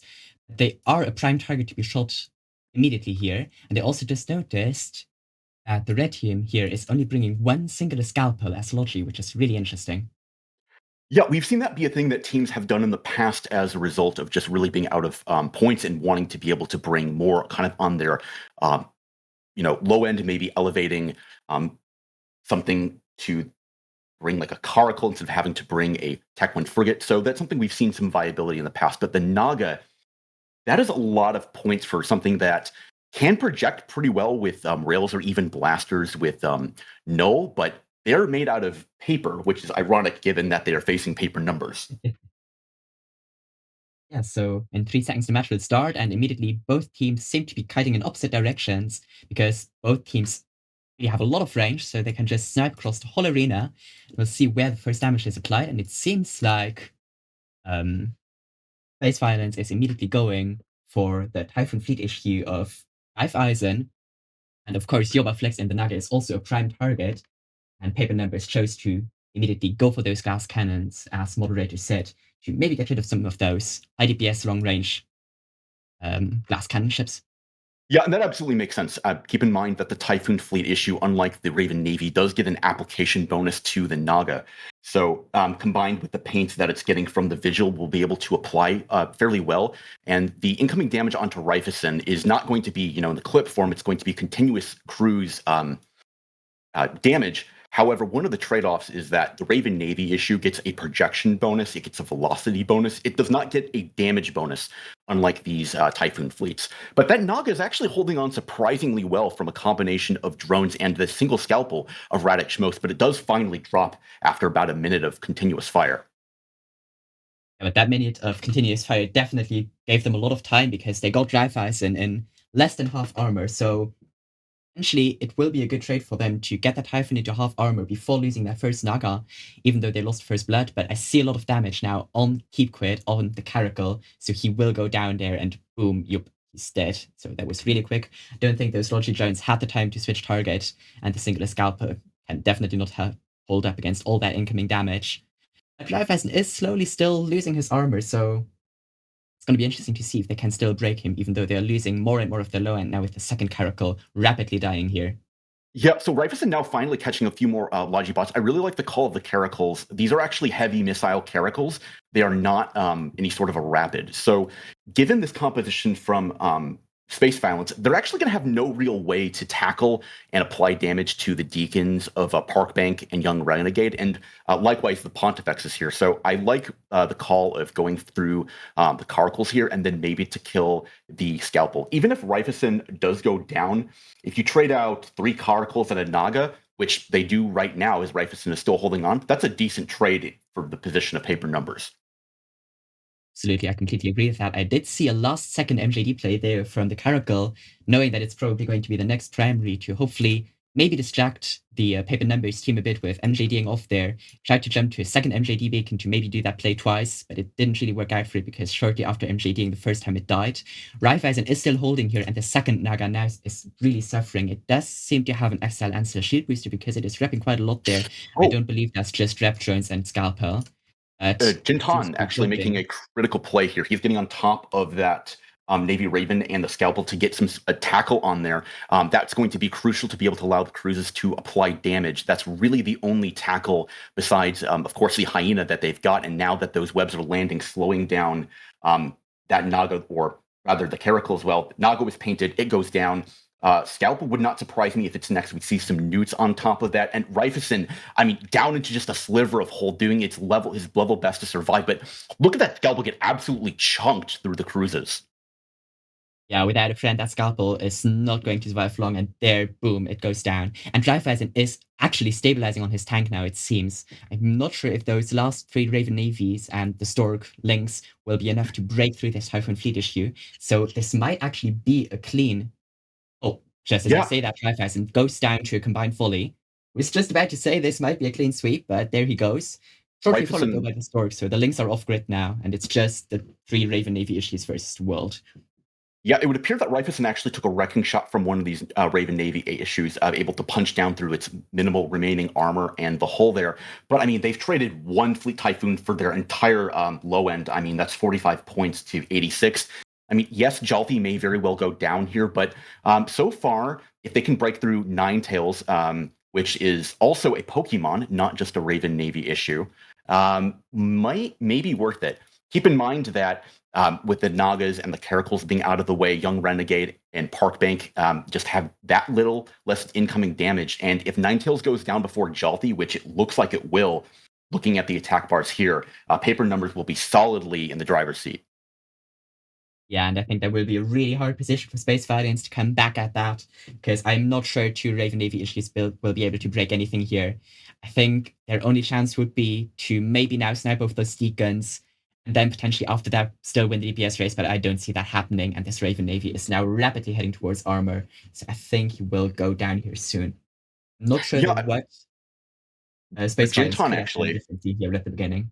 Well, Jintan actually doing a pretty good job. Ninetales was actually trying to use an MJD beacon as an opportunity, but that scram from that malediction was able to hold it down. And really, the issue with this composition, you look at Space Violence, you needed maybe Rapid Light Caracals to actually apply along with the web to a malediction. Otherwise, these cruise missiles are never going to hit a ship with that tiny of a signature. Ninetales going down low into armor, and it looks like the jutsu of Jalthi is superior to Ninetales.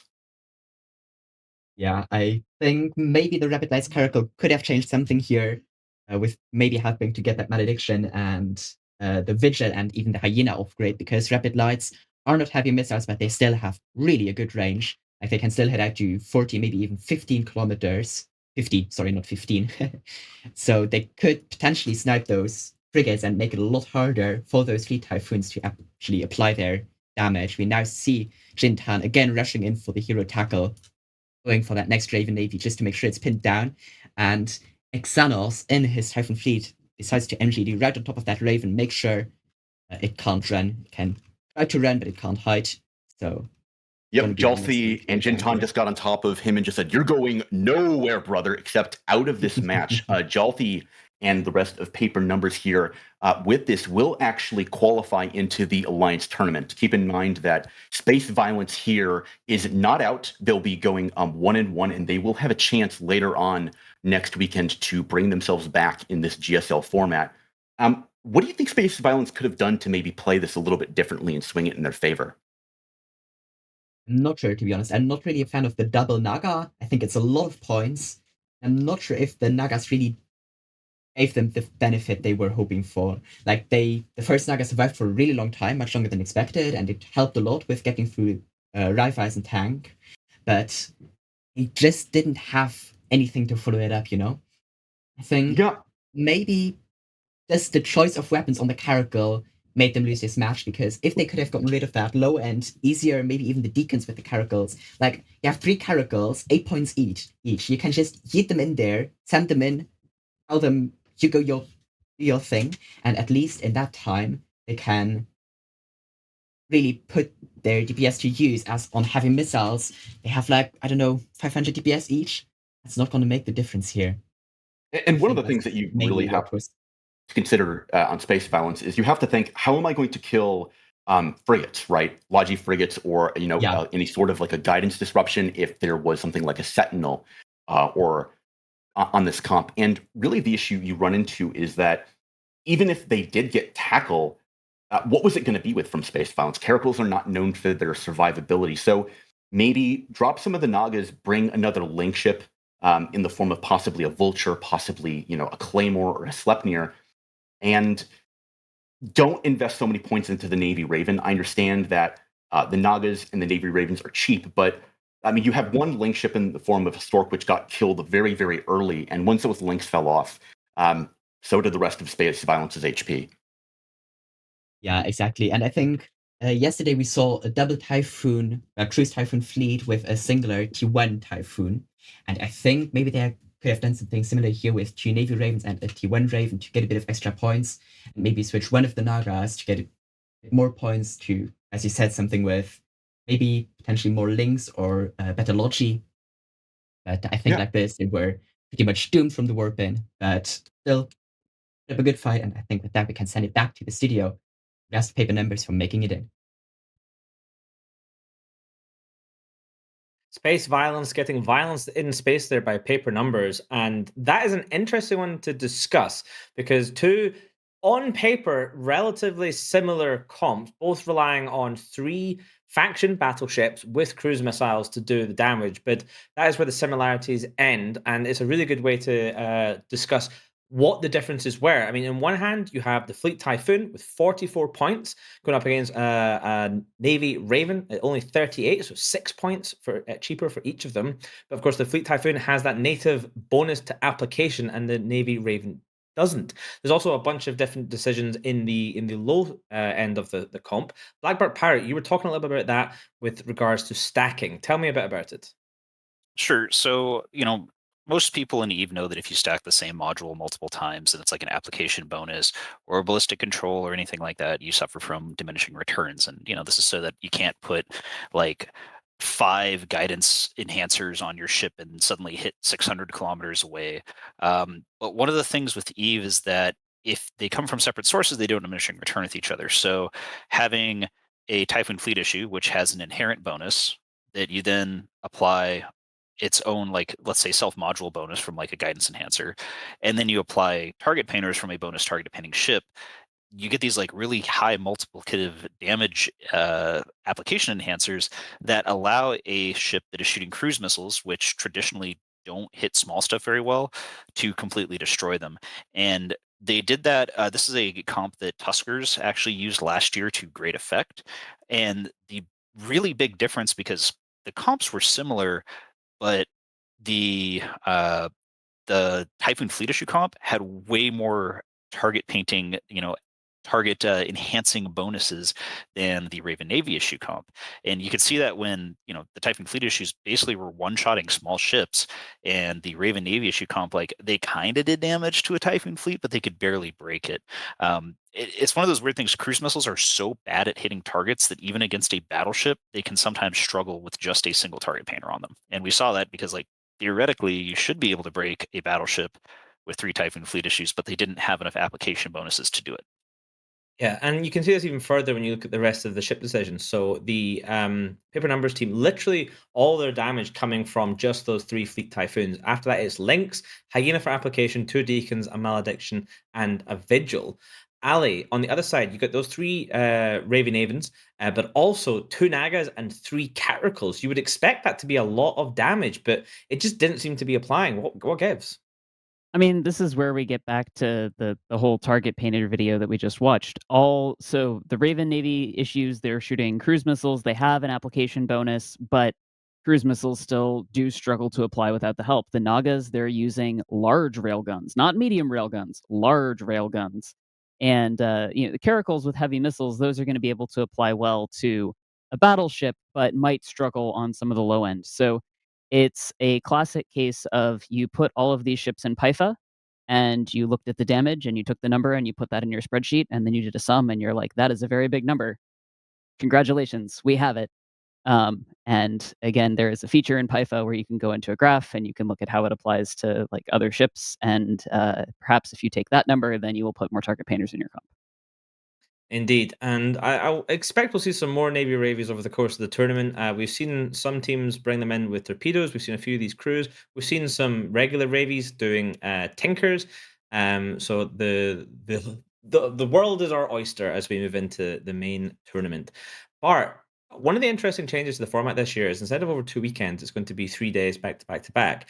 Normally, we see weekend one being people being very conservative, trying to avoid giving away too many tactics. Sometimes people do get forced into bringing out their best tactics at the start if they end up in a sort of win or die match. And then we see in the second weekend a lot more teams suddenly have access to those comps. What do you think the single 3-day format is going to do to this? So it's going to be a lot harder on the teams, I think, because you're totally right. Is that we'll have weekend one, and then we'll see like 1 or 2 archetypes that nobody thought of, and then suddenly everyone's prepping for that in weekend two, which means that your theory crafting is you have to be a lot more like people will hide stuff for weekend two. I don't know if they're still going to do that. Like I'm sure we're going to see some of the way tippy top teams hiding things for the finals here, but it's going to be a lot harder to just basically copy someone else's setup because well you can look at a setup and say okay yeah I see what they're doing, we're going to fly that. If you haven't actually flown it or tested it, or and you remember this is on TQ, you might not even have the pilot skills to do it.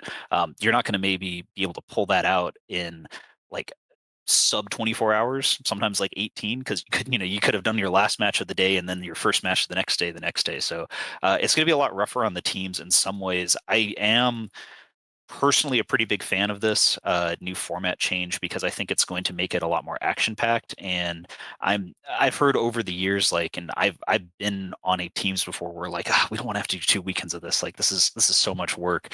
This is just going to be like 3 days straight of crazy spaceship explosions. It's probably going to be a little. You're probably going to lose your voice. Like let's be real, but we're gonna make it work. Indeed. Well, we'll see what happens. We're still a while out from that. It's going to be in October, the main body of the tournament. These are, of course, the feeder rounds, and our next set of feeders are up very shortly. It's Scary Naval 3 versus Polaris Mercenary Alliance. Let's take a look at the bands. All right, Ali. These look like the generic standard bands. Someone has hit the button, pushed the bands in. Tell me a little bit about them. Something new, Well, something original. they missed a Hot band. take. They missed a ban. They missed the Cenotaph ban, and so we can keep track on our pick ban. If it's not banned, do you have to bring it? So far it's not 100% pick ban. There have been some teams that have just ignored it. With the ban of the Armageddon Navy issue and the Typhoon Fleet issue, maybe everyone else is going to ignore it here too. Maybe we're just battlecruiser gaming. We'll find out. Yep, we'll find out for sure. I personally think that anyone who brings a Zenithaf should be forced to call it John Cena, and if not, they should be docked points from their team for not taking the obvious correct result. We're waiting for the teams to warp in now, and I'm seeing them start to land. We're getting towards the tail end of the day. Let's have a look quickly at the matches remaining. So this is Scary Naval 3 versus Polaris Mercenary Alliance. We have 2 more matches after this. Sedition versus Post-Pod Clarity. And then we get the match 2 of best of 3 between Laserhawks and Snuffed Out. Now, again, I talked about this earlier on. These matches are all win and in. If you come away with the W here, you go forward into the main tournament. 4 teams of the 32 got direct entry by virtue of being top 4 last year. And the rest people have to fight for. Now, obviously, you want to get in by going 2-0. You want to just not have to deal with a second weekend. All the teams that lose today will come back next weekend and have a chance to pull it back and see if they can grab the remaining slots. There are, of course, a lot less when we go into next weekend available, so the teams are really going to have to fight for them. All right, it looks like the teams have landed, and we are indeed Xeno Gaming. There are 2, 1 on each side, and very similar but slightly different comps.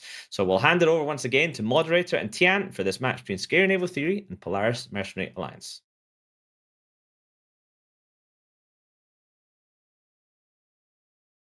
Hello and welcome back to the arena. My name is Tian Zaharian and I'm joined by the amazing moderator. And yes, I'm so happy again, the Cenotaph is not banned, and both teams bring one. So again, we have Cenotaph on Cenotaph action. That's going to be really exciting. We also have a double Squall for the blue team here. Yeah, this is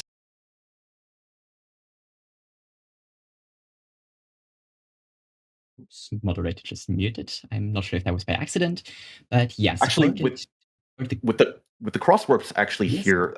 This is going to be a very different kind of a composition engagement profile than both teams I think expected here.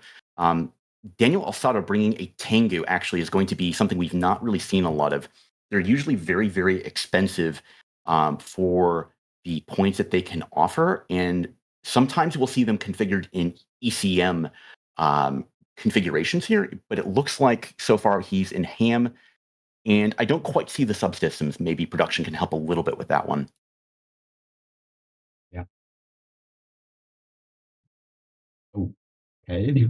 I think it's inside the Squall. Yeah, There. that is actually going to be an ECM Tengu. So he's going to try to go for some jams, possibly on some of the Ospreys, the Lokis, and some of the Nighthawks. Getting any of that damage off for a little while will be incredibly valuable. Really, the Cenotaph dots and whether or not each side is controlling the other away from the 12-kilometer range that they have is going to be huge. So already, Jackson is burning into the backline, trying to get tackle on top of the Cenotaph. And he overshot, actually. He way overshot, so he's going to miss that. Meanwhile, it looks like there's possibly looking for a Logi trade on the Esprit of Credit card, but missiles are going to swap off here. We see a lot of damage actually on the Osprey Navy issue of Mini Spartan. He seems to be first primary and immediately taking so much damage, so he's going to die really quickly. While we also see a lot of damage on PRYL in the Cenotaph. I think he got dotted right off the bat, so potentially we'll see that Cenotaph die off grid first, which will, of course, give a really big advantage to Scary Naval Theory, because the longer that Cenotaph stays on grid, the more crazy damage it will do. But Scary Naval Theory is now down 2 Navy Ospreys. I like that call because those Navy Ospreys are quite squishy.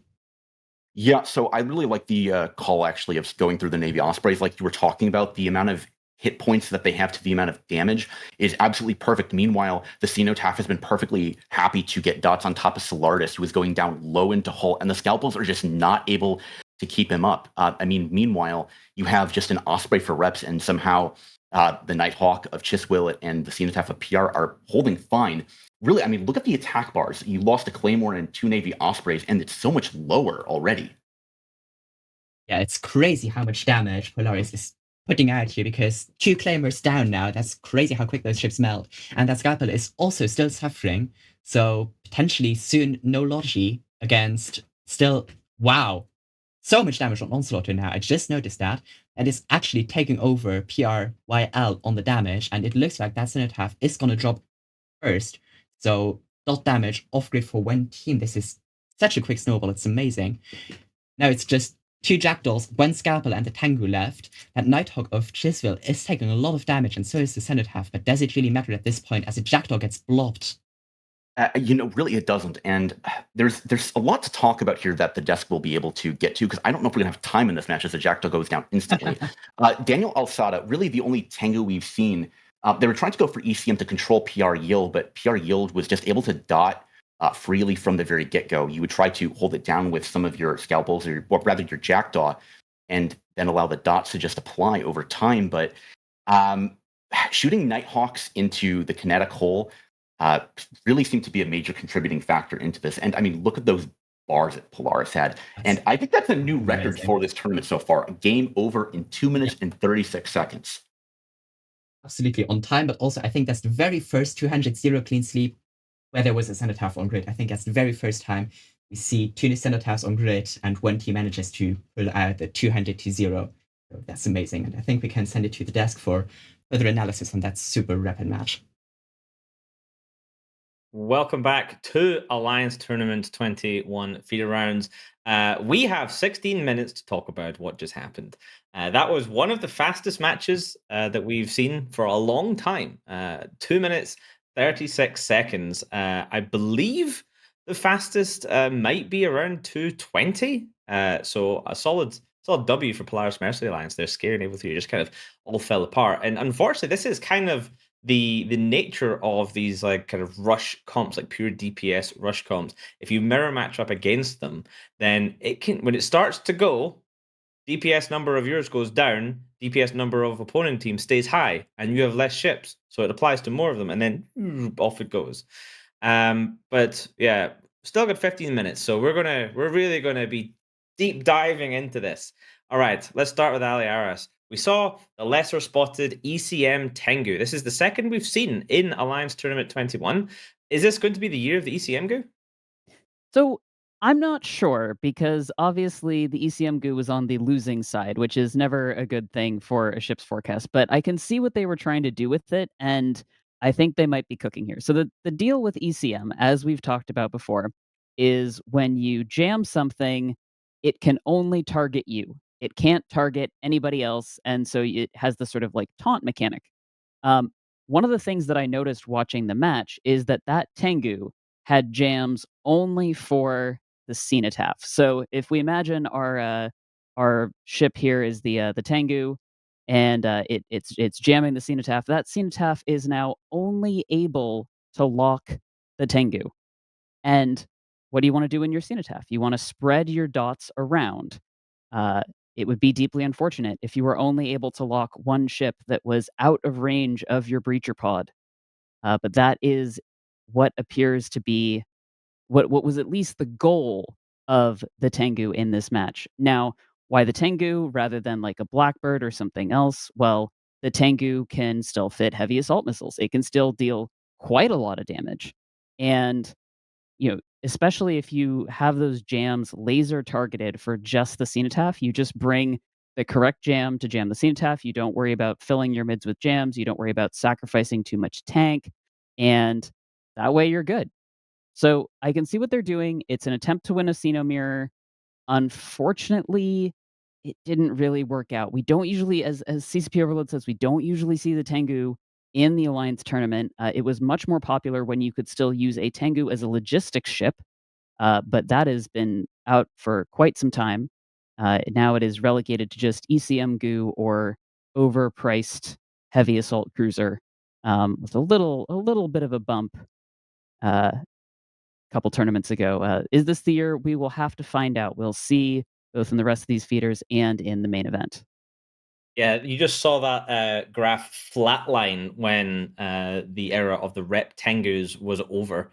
Back in the old days, you could, of course, bring your Tengu fit up with remote reps, and then that was the core of the classic Tinker comp. You had your big, thick boy battleships sitting there feeding remote capacitor transfers straight into the Tengu in the middle of them, and it would rep them. It also worked really well with the famous bomber Tinkers, where instead of big battleships, it was a bunch of stealth bombers just flinging DPS around the grid.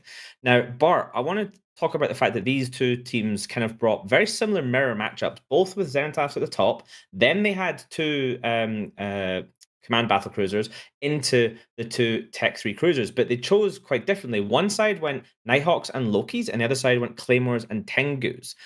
What do you prefer here? So you always prefer the ship that does more damage in a shield rush, pretty much. So like we saw this a bunch during sort of the Alliance Opens, which is the secret not AT that was definitely an AT. Let's be real, it was awesome. Where what happened is everyone was flying Nighthawk Loki, and if you ban Nighthawk Loki, then everybody would fly Tengu Claymore, and that was the strategy, right? And we kind of saw the team decide to fly Tengu Claymore, but the other team had Nighthawk Loki, and we saw the reasoning because Nighthawks do stupid amounts of DPS. Loki's also do stupid amounts of DPS, but they have the webs. The Tengus can do a lot, but they're locked in the same way that a Nighthawk is damage wise, and there's just not really a huge reason to bring them. So it's like Ali said, I really liked what they wanted to do. It was a really cool idea. I don't think it works. One of the things that I've always looked at when I'm looking at a rush comp is I look at the attack bar. And you want to see the attack bar as to quote you, girthy as possible. And if it's not just maximum girth, you kind of can look at that, and especially in a mirror match, and be like, okay, the team with the smaller attack bar is probably going to lose here. And that's what happened there. Nighthawks do way more damage than Claymores, and they're Claymores have a self boost, but that doesn't really matter when you're getting hit by like 6,000 DPS of ham missiles, right? It's like, okay, well, I got a little bit of shield, and I'm dead. So Yeah. I liked it. It was a cool idea. Didn't really work. I think also their ECM Tengu, like that was such a cool idea, but they fit hams on it and they flew it away. So they literally took, 6, 7, 800 DPS out, shoved it off into a corner out of range of itself, and then tried to jam stuff, which worked a little bit. But the problem with the Sinnoh is that as soon as it was unjammed, it just has to get the breacher pod off once. Like you just have to be unjammed for like 2 seconds to lock your target and hit F1. And then even if they've jammed it, the damage is already done. Yeah, I think this comp with the Claymore and Tengu, I like you. I like the idea. I think with a little bit of refinement, this could actually be a relatively efficient comp. And I think this would have done a lot better against basically almost any other comp than its exact mirror matchup, but better. Really, when you come down to a shield rush mirror matchup, it is all about the one with the girthiest, longest attack bar takes it and just slaps it on the table in front of the other one and then wins. That's what it's all about. All right, we have we have about 10 minutes until the next matchup. Don't put the bands up yet. We're going to draw it's every single second out of this one is possible because of that last match. So if Discreet Error, if you could do the slow bands, nice and slow, we will see. We can do this one by one. Okay, here we go. Our next matchup, it is Sedition versus Post-Pod Clarity. So Sedition first on the clock. Let's see what they chose to ban. All right.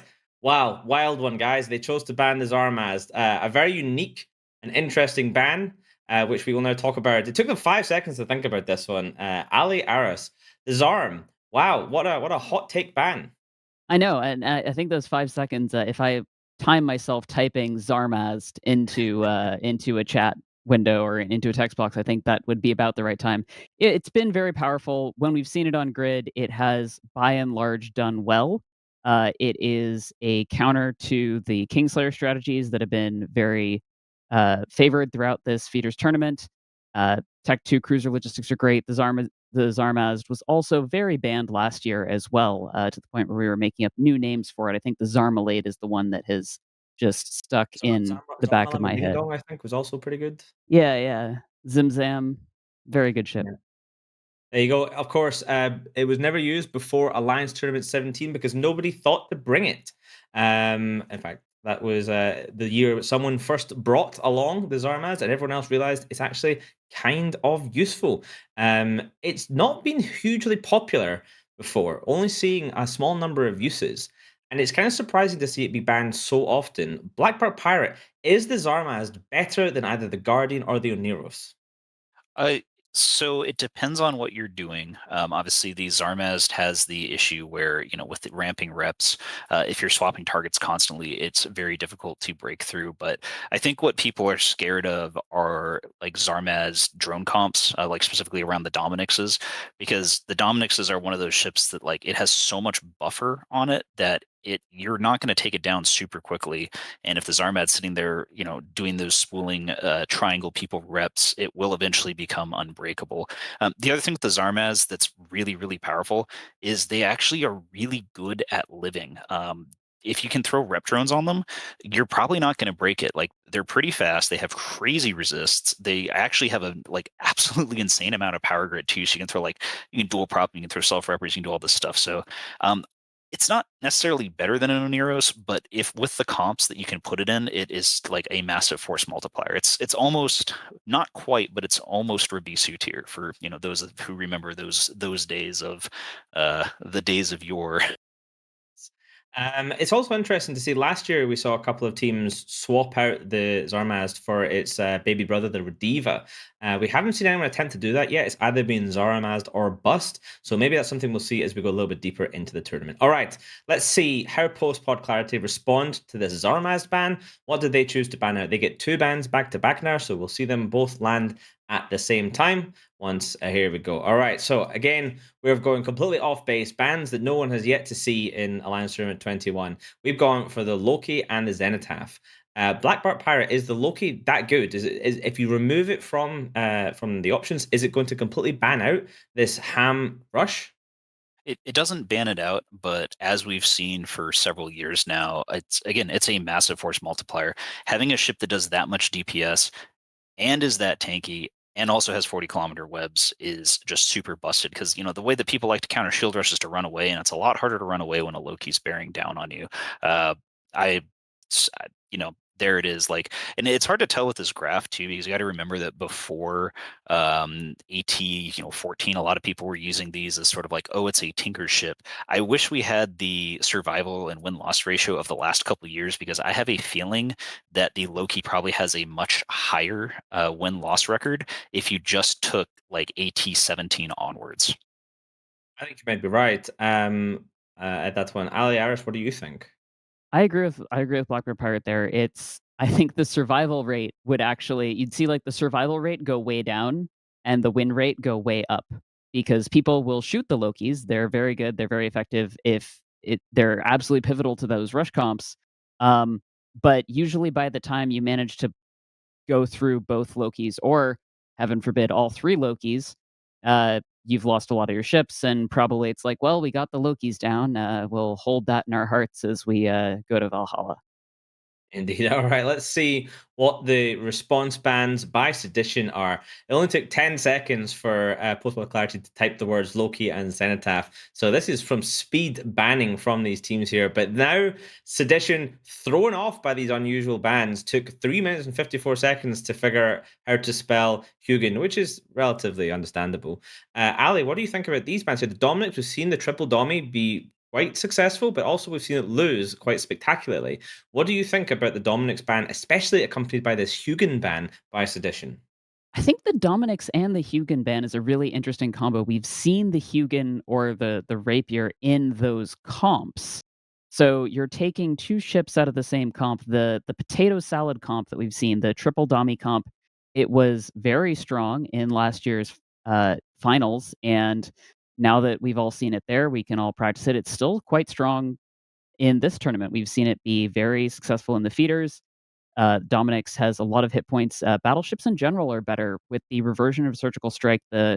Each ship that has resistance mods on it is going to get tankier in proportion to how much hit points it has. A battleship has the most hit points of the ships that are allowed in the Alliance tournament, and so that extra tank really does matter in these tournaments. Now, I can totally see taking the Domi out. You take that out, that comp is dead.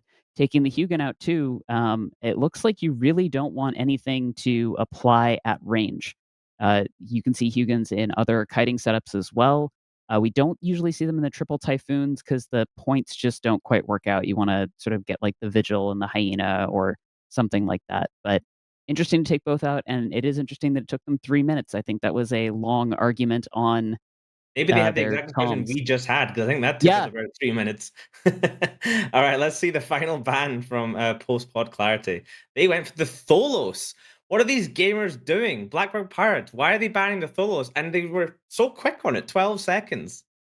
I have no idea. I think they're just scared of breacher pods. I want to see a Tholos do really good. I don't think that banning a Tholos, I think that's a wasted ban. But I think I agree with you. Yeah. Maybe there's something that they know that we don't. I will point out that the infamous Navy Armageddon isn't banned. So the question is, first of all, are they bringing it? And if they are bringing it, is it the winning number of 2, as declared by yourself and Mystical Might, or is it the losing number of 3? And Yeah. that is a real question there. It is a real question. And we can answer the question by heading over to the arena now. Finally, thank God, we made it. We made it, Chad. We've finally got to the next match. So let's head in. It is Sedition versus Post-Pod Clarity with your commentators once again, Moderator and TN.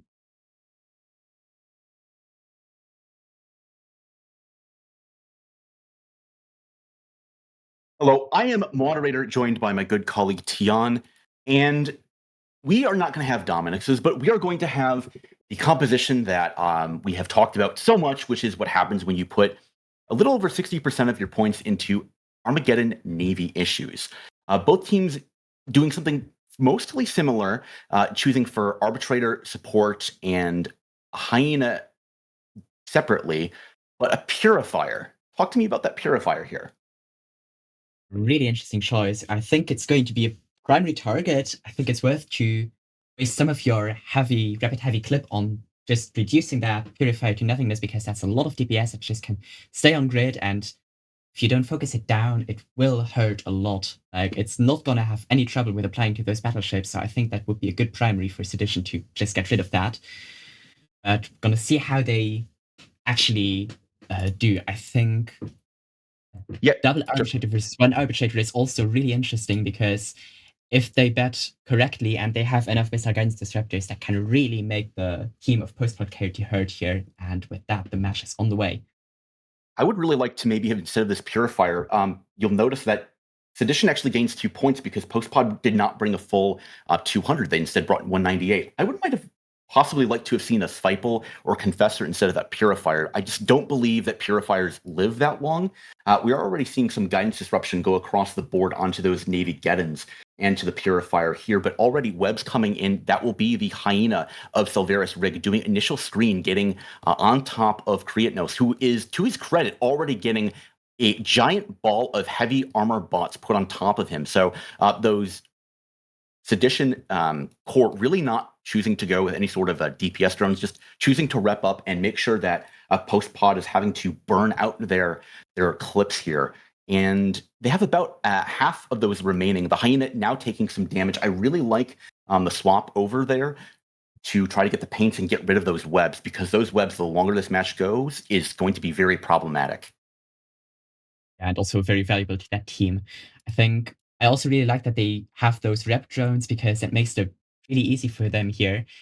Like Post-Prod had to already waste a lot of their clip just to test the tank of that first Armageddon Navy. It looks like now they're splitting damage on both the other Armageddon Navy issues, because all of them are taking damage right now. Maybe an attempt to confuse, or just to get the rest of their clip out there onto any target, and then with the next clip, set it maybe not knows immediately which target is the primary. As I see that Muller taking a huge amount of damage, is probably going to go down still in that clip of Sedition. Not sure, but also receiving some reps, but there it goes that down. That Muller had been playing screen to try to keep the Punisher of Switch 4 from getting on top of the Deacons in the backline.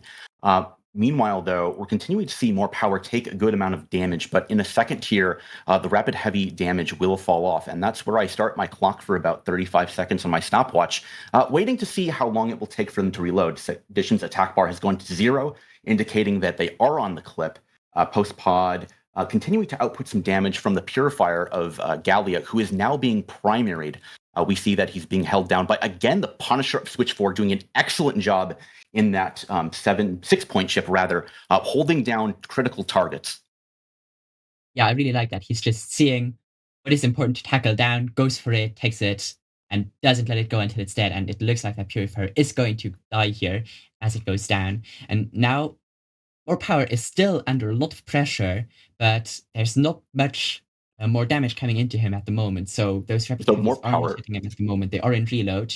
So More Power is now quite comfortable. Yeah, more Power, to his credit, did hit an MJD beacon a second ago, so they might want to shoot him, but they literally cannot from that triple BS core on post-pod. They're currently getting GD'd, and they're completely out of range. More Power doing exactly what you should in this kind of situation. So Kriatnos being forced to be the primary choice here, taking all of the incoming damage, while Miltech had been taking some chip damage. Again, that's going to be what looked like the Magus that was trying to get onto the back line, now getting potentially screened off. But that Deacon, actually, there is a grappler coming on top of him from Kriatnos, and Ari's at range. Not that 100% that they would like, but the Pontifex getting quickly swapped onto of Beroshi. That's the counter scram of the Magus on Magus action. Very interesting to see. We also see now damage on the other Deacon, on the Knight Molorand. So all the Deacons are struggling at the moment under some quite heavy DPS. That Molorand is suffering more, but at the same time, that Pontifex seems to be going down rapidly. But there's also damage on More Power again now. He is slowly chipping towards Hell now, with only a few percent armor left. He's now rapidly losing Hull, so if they get that Armageddon Navy down, maybe Sedit will have trouble breaking through something with their rapid heavy clips. So there is still a chance here for post-prod clarity. Even though down 3 ships, they can still do something if they get More Power down here before they clip out. Yeah, so what More Power did here was he got the call that the Deacon was getting held down and knew that their win condition really is going to be killing the Deacon, killing the Hyena, because if that Deacon doesn't go down between the next couple minutes, Kratos and Alaris are going to have a hell of a time actually breaking the Hyena or breaking any of these other battleships. Miltech really does actually have to go down pretty soon, and he is really being grappled only now, getting down to 80 kilometers a second, but there is no real rep drones on top of him. That's just his Deacon buddy doing his absolute hardest to keep him alive.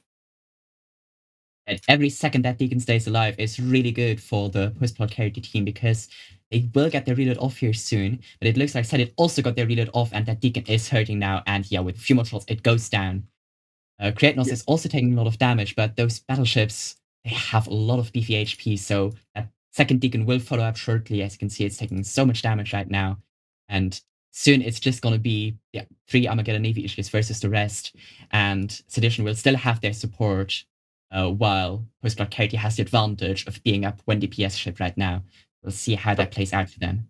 I really do actually like the call from Sedition to take down that second Deacon. And we're going to see here in a second is Post-Pod Clarity is actually going to not have enough clip damage to push through Kriatnos. So that will give about a 35-second buffer for those 2 Deacons to really rep up Kriatnos, is what we're seeing right now. Meanwhile, the remaining clip that is on Kratos and Alaris is going to take out the Hyena, which is, I think, absolutely 100% the right call. That Hyena being gone now means that the Deacons of Knight and Rosalo will be pretty much free low for the rest of the match. And they will have a really good time just sitting around the battleships, repping them out every time they clip out. And they don't think that even though it's 3 Navy battleships shooting 1 frigate, that they can break, or that Post-War Clarity can break through any of those Deacons in any way. They can just hopefully break through Sedition's battleships, get down more of that high-end DPS, and then just... Kriatnos is hitting an MJD. He got low down into armor, and he's going to blink away perfectly to another MJD. So Post-Pod Clarity will not be able to finish him off. And again, this is what we saw from More Power and now Kriatnos, just buying critical seconds and keeping themselves alive, even down into these slivers of armor. Meanwhile, Post-Pod, we can see they're down to, again, their attack bar is minimal. They're going to be completely on reload for the next 20 seconds, giving times for the Deacon to really support the rest of their team. I would be trying to get in range of Kriatnos and rep him back up. Kriatnos is coming back into range, but again, those Navy Geddons are getting scrammed, they're getting locked down, they're getting GD'd. Post-Pod, they can't MJD anywhere, even if they wanted to. Yeah, they still do have the chance, though, that they have those Deacons completely neutered out at the moment. Those Armageddon Navies that do have the neut bonus, but Deacons have a really good cavalry generation, so they will be able to get the few reps back in there every now and then. It looks like Post-Plot Clarity is now going for that Pontifex, try to get some links off grid. And that's going to be the consequence of... That's actually coming from those rapid heavies and some drone damage. Ooh. The bonus, that one of the calls that we saw from Post-Pod was that when the Deacons went to rep Kriatnos, they were out of range of Predator 989. And that is a pretty solid call here. I really like that. Try to get rid of the Pontifex because right now, Sedition has links. Post-Pod does not. So we see split damage from those triple battleships trying to push down what remains of Kriatnos' armor. As Nymph is going rather low into hull here, I think that the triple battleships, they can trade out Kriatnos for Nymph. That will be decent, but they also have to get Predator. They also have to get Death. There's just so much spread damage. I mean, Sedition doing a really good job of splitting the reps as necessary and forcing a Post-Pod to not take a single good engagement. Nymph down into low hull here, and Sedition still has clips. Look at Post-Pod. They've either burnt out their guns or they have nothing left and they're on reload again. Yeah, the Magus does go down of Sedition, but that's not going to change the outcome of this battle, I think. I think it's pretty much clear now that Sedition will win this one. I think that MJD play was trained in the skirmishes. I think that was a really well-executed plan to just know, okay, if those Armageddon Navies get in trouble, you MJD, because they both did that, and I think that won them the match pretty much. Yeah, definitively. Sedition, with the Deacons.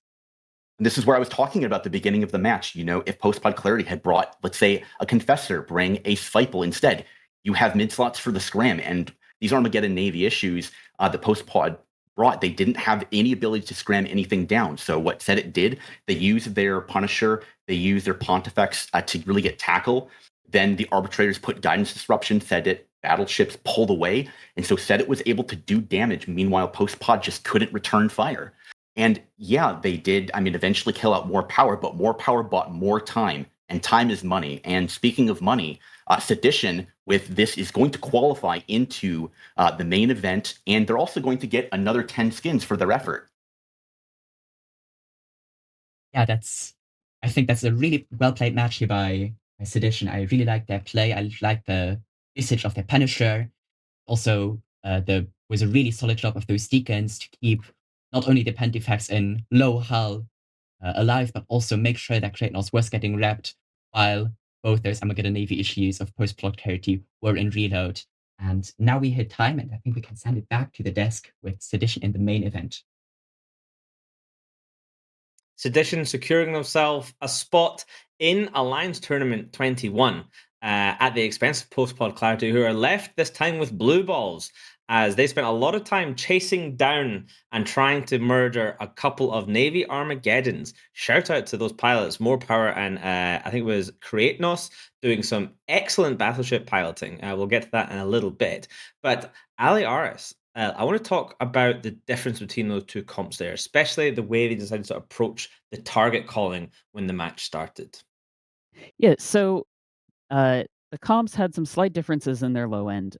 One team, Post-Pod Clarity, had a Hyena and a single arbitrator versus double arbitrators. And what they could have done with the Hyena, but they did not do with the Hyena, it would have been better if they had done it with the Hyena, is gone bottom up. What we saw is Sedition went bottom up. They took out the low end of Post-Pod Clarity and only then focused on the big battleships. And that worked out for them. We saw that even though they lost a battleship, 3 Armageddon Navy issues couldn't get it done when Sedition still had Deacons, still had Lynx, all that stuff. Post-Pod Clarity had all the tools to do that as well. They could have just used their Hyena, web a Deacon, paint a Deacon. They had additional paints beyond what was available on the Hyena, and just delete the Deacon from the arena. Slay the King with the Kingslayer. But they didn't. They killed the battleship. Very good for them. And unfortunately, it was not the right play to win the match.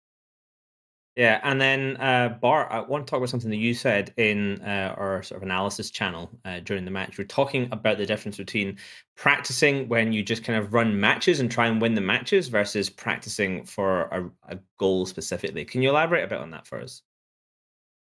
Yeah, I could talk about that forever, so I'll try and make it super short. Basically, it's this thing that we see all the time where, and it really shows itself in a rapid heavy missile launcher comp. So I'll use that as an example. So let's say you're flying a comp where you have 3 rapid heavy missile launcher battleships. We know, because of the way the module works, that you get, X number of missile cycles before you have to reload, and then you're spending like 30, 35 seconds reloading.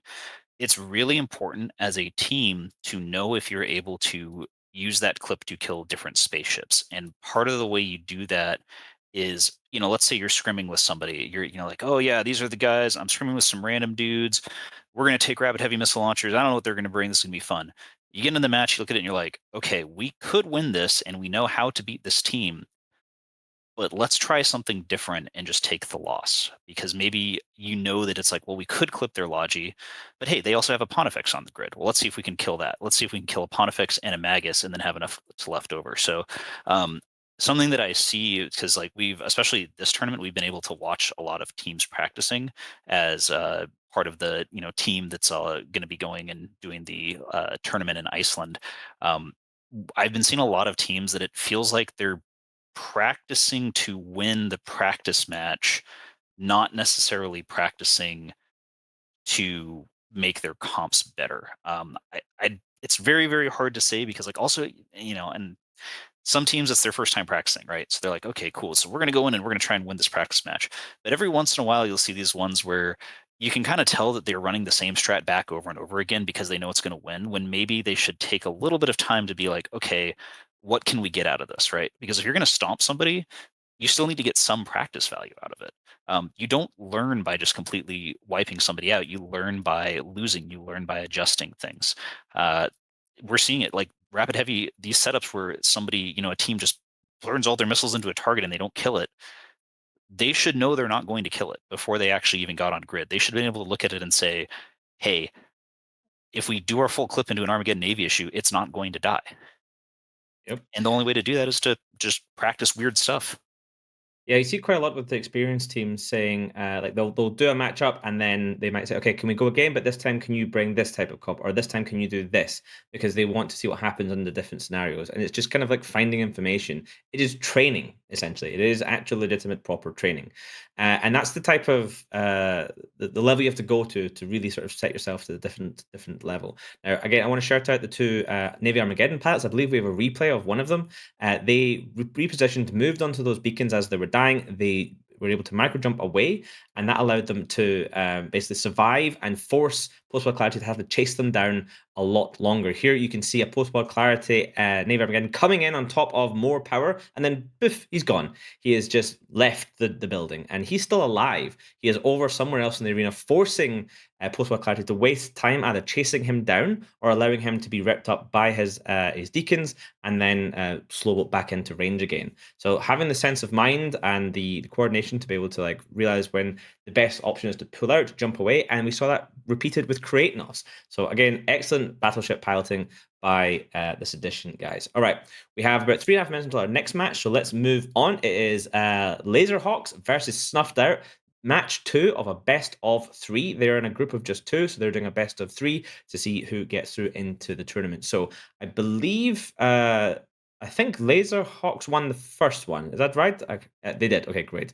Thank God I remember that. So that means if Laserhawks win just now, being a 2 out of 3, that would put them through into the tournament, and Snuffed Out would not. But if Snuffed Out wins now, they can push this to match 3, and we'll see them both again next week. So the bans, Bart, I don't see anything hugely wild here. Talk them through with me.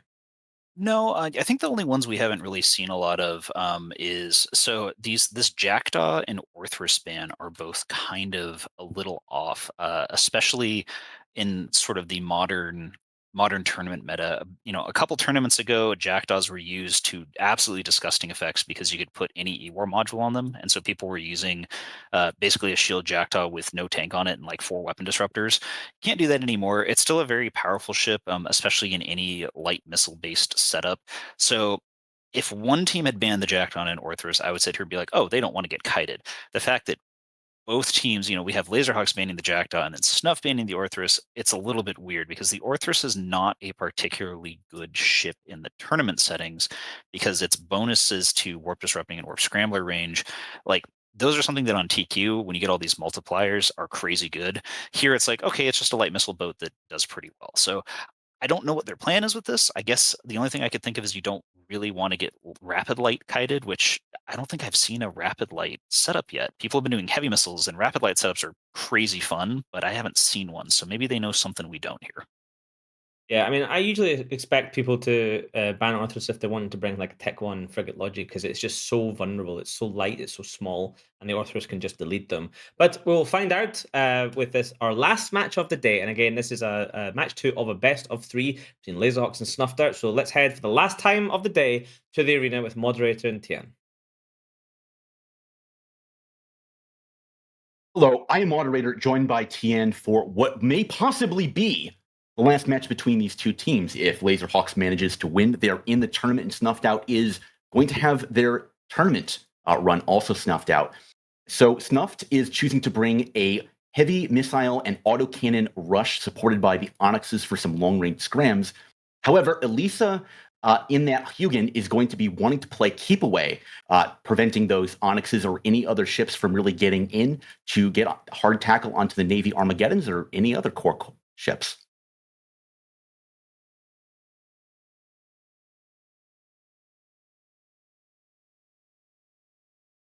I believe Tian might be pulling a knee and muterating. Thankfully, we have a little bit of time, about 20 seconds before this match gets started here. Yep, and here I am unmuted. So that Armageddon Navy issues, those are in fact, again, rapid heavy missile fits. So they are a Klingsheim and they want to slay the king here. It's going to be interesting to see what they're going for. Maybe just immediately for one of those Nighthawks. And I do like on Laserhawks team, the amount of screening that they have with the Nurgle, Vexor, and the Hugin. So we'll see how well they manage to keep their range from this rush comp. And already the Breaker of Jugshot is getting into the is getting a tackle onto the Hugin. I love that call. Make sure you can try to knock out the Hugin. I think that Snuffed Out's win condition is just to punch through it right here and now. The Inquisitors are going to have to rep it, and you're going to maybe force the Armageddons to drop a rep drones instead of damage drones. However, High Wanto Destroyer is getting absolutely chunked in his Onyx. I don't know if he's an ASB fit or not, but either way, the Kierans of Tomoka and Era could not keep him up. Elia is dropping rather low here, but the Skybreaker of Jogshot will get primaried here as well. But Trony also getting primed as well. The Kierans might be tap dry. That could be possible. We are seeing heavy newts get on top of them. And Kierans, they do have a mid slot to inject, but trading 2 Onyxes for a Hugin, I'm not a fan.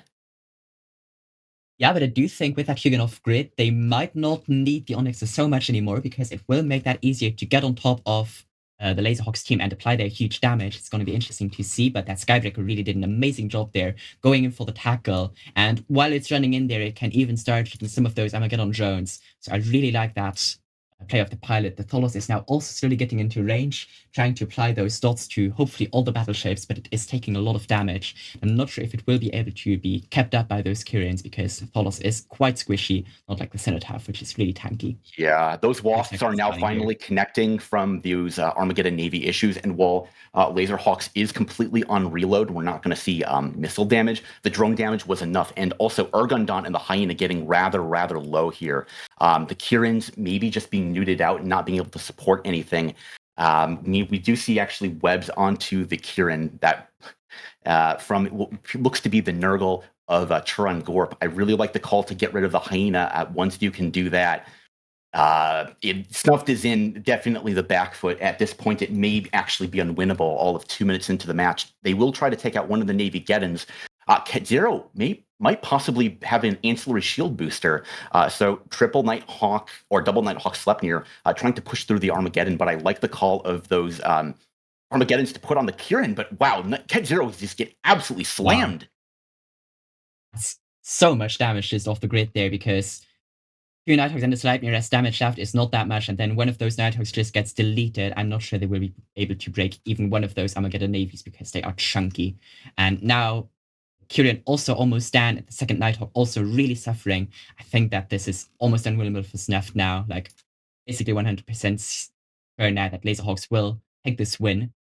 The Kyrian is receiving some reps, but the Nighthawk is going into low armor and probably dying here. Yeah, now that the Onyxes are down, there are no ships that remain on the Snuffed Out side to actually light the Cyno to bring in triage to support the Sleipnirs. However, even if they did, these Armageddons would probably just newt through it because that's what they've been doing to this entire core. It happened to these Kierans and it's been happening to these command ships. Good fights have already gone out in local. Laserhawks are going to take this one cleanly 2-0, which means that they will not have to play any further. They will just qualify into the tournament. Snuffed Out's main team not making it. However, the Nerve Chinese AV core qualifying earlier 2-0 as the last Kieran here goes down. Destoya and Jugshot are already that get remain, and Jugshot is about to get headshot. Yep. I also like to point out here that the Armageddon Navy issue pilot of Dujak here is apparently taking a note from what did we just have? The other team spoke because Sedition, yeah, that's it. Because you're sitting here on that MJD beacon ready if you got too low into armor. Yeah, Laserhawks absolutely will be using their I-beams, like not just Laserhawks, but Laser Sharks to absolutely cut down Snuffed Out. Really well played, actually, by a triple Armageddon Navy issue core. As much as it physically pains me to say that, they understood their win conditions and executed on them perfectly. Plenty for the death to break down as this concludes day 2 of the feeders of Alliance Tournament 21. And with that, Laserhawks secures their spot in Alliance Tournament 21, and Snuffed Out, unfortunately, becomes the very first team to be eliminated from contention. We're going to have to fade them. They are done. We will hopefully see them next year. And of course, Laserhawks proving that 3 Navy Armageddons is in fact the correct number of Navy Armageddons with a commanding victory in just 4 minutes and 5 seconds. I think they lost, what was it, just the Magus or something like that? So it was a pretty solid victory by them. Now, of course, some extremely experienced pilots in that team this year. We see Dujek One Eye from Brave previously. I see Turon Gorp. I see Radikos. And of course, there's going to be a number of people in that team. That it's not just those names, it's the rest of them as well, working together as a team to take the victory. But that is day 2, weekend 1 done. It is complete. The weekend is behind us. The fight, however, will continue next week. Join us on Saturday at 1500 Eve time for more feeder actions. Of course, thank you to everyone who helps make these productions possible. That means, of course, the entire GM team and referees, moving people, dealing with issues, sorting out the matches, making sure they run on time. Thank you to all of our cast and crew for putting together the production. And of course, finally, thank you to you out there in Twitch land for coming and watching. Really hope you have enjoyed. 07 to all of you out there. We'll see you next week. Thank you for watching. I've been CCB Overload. Goodbye.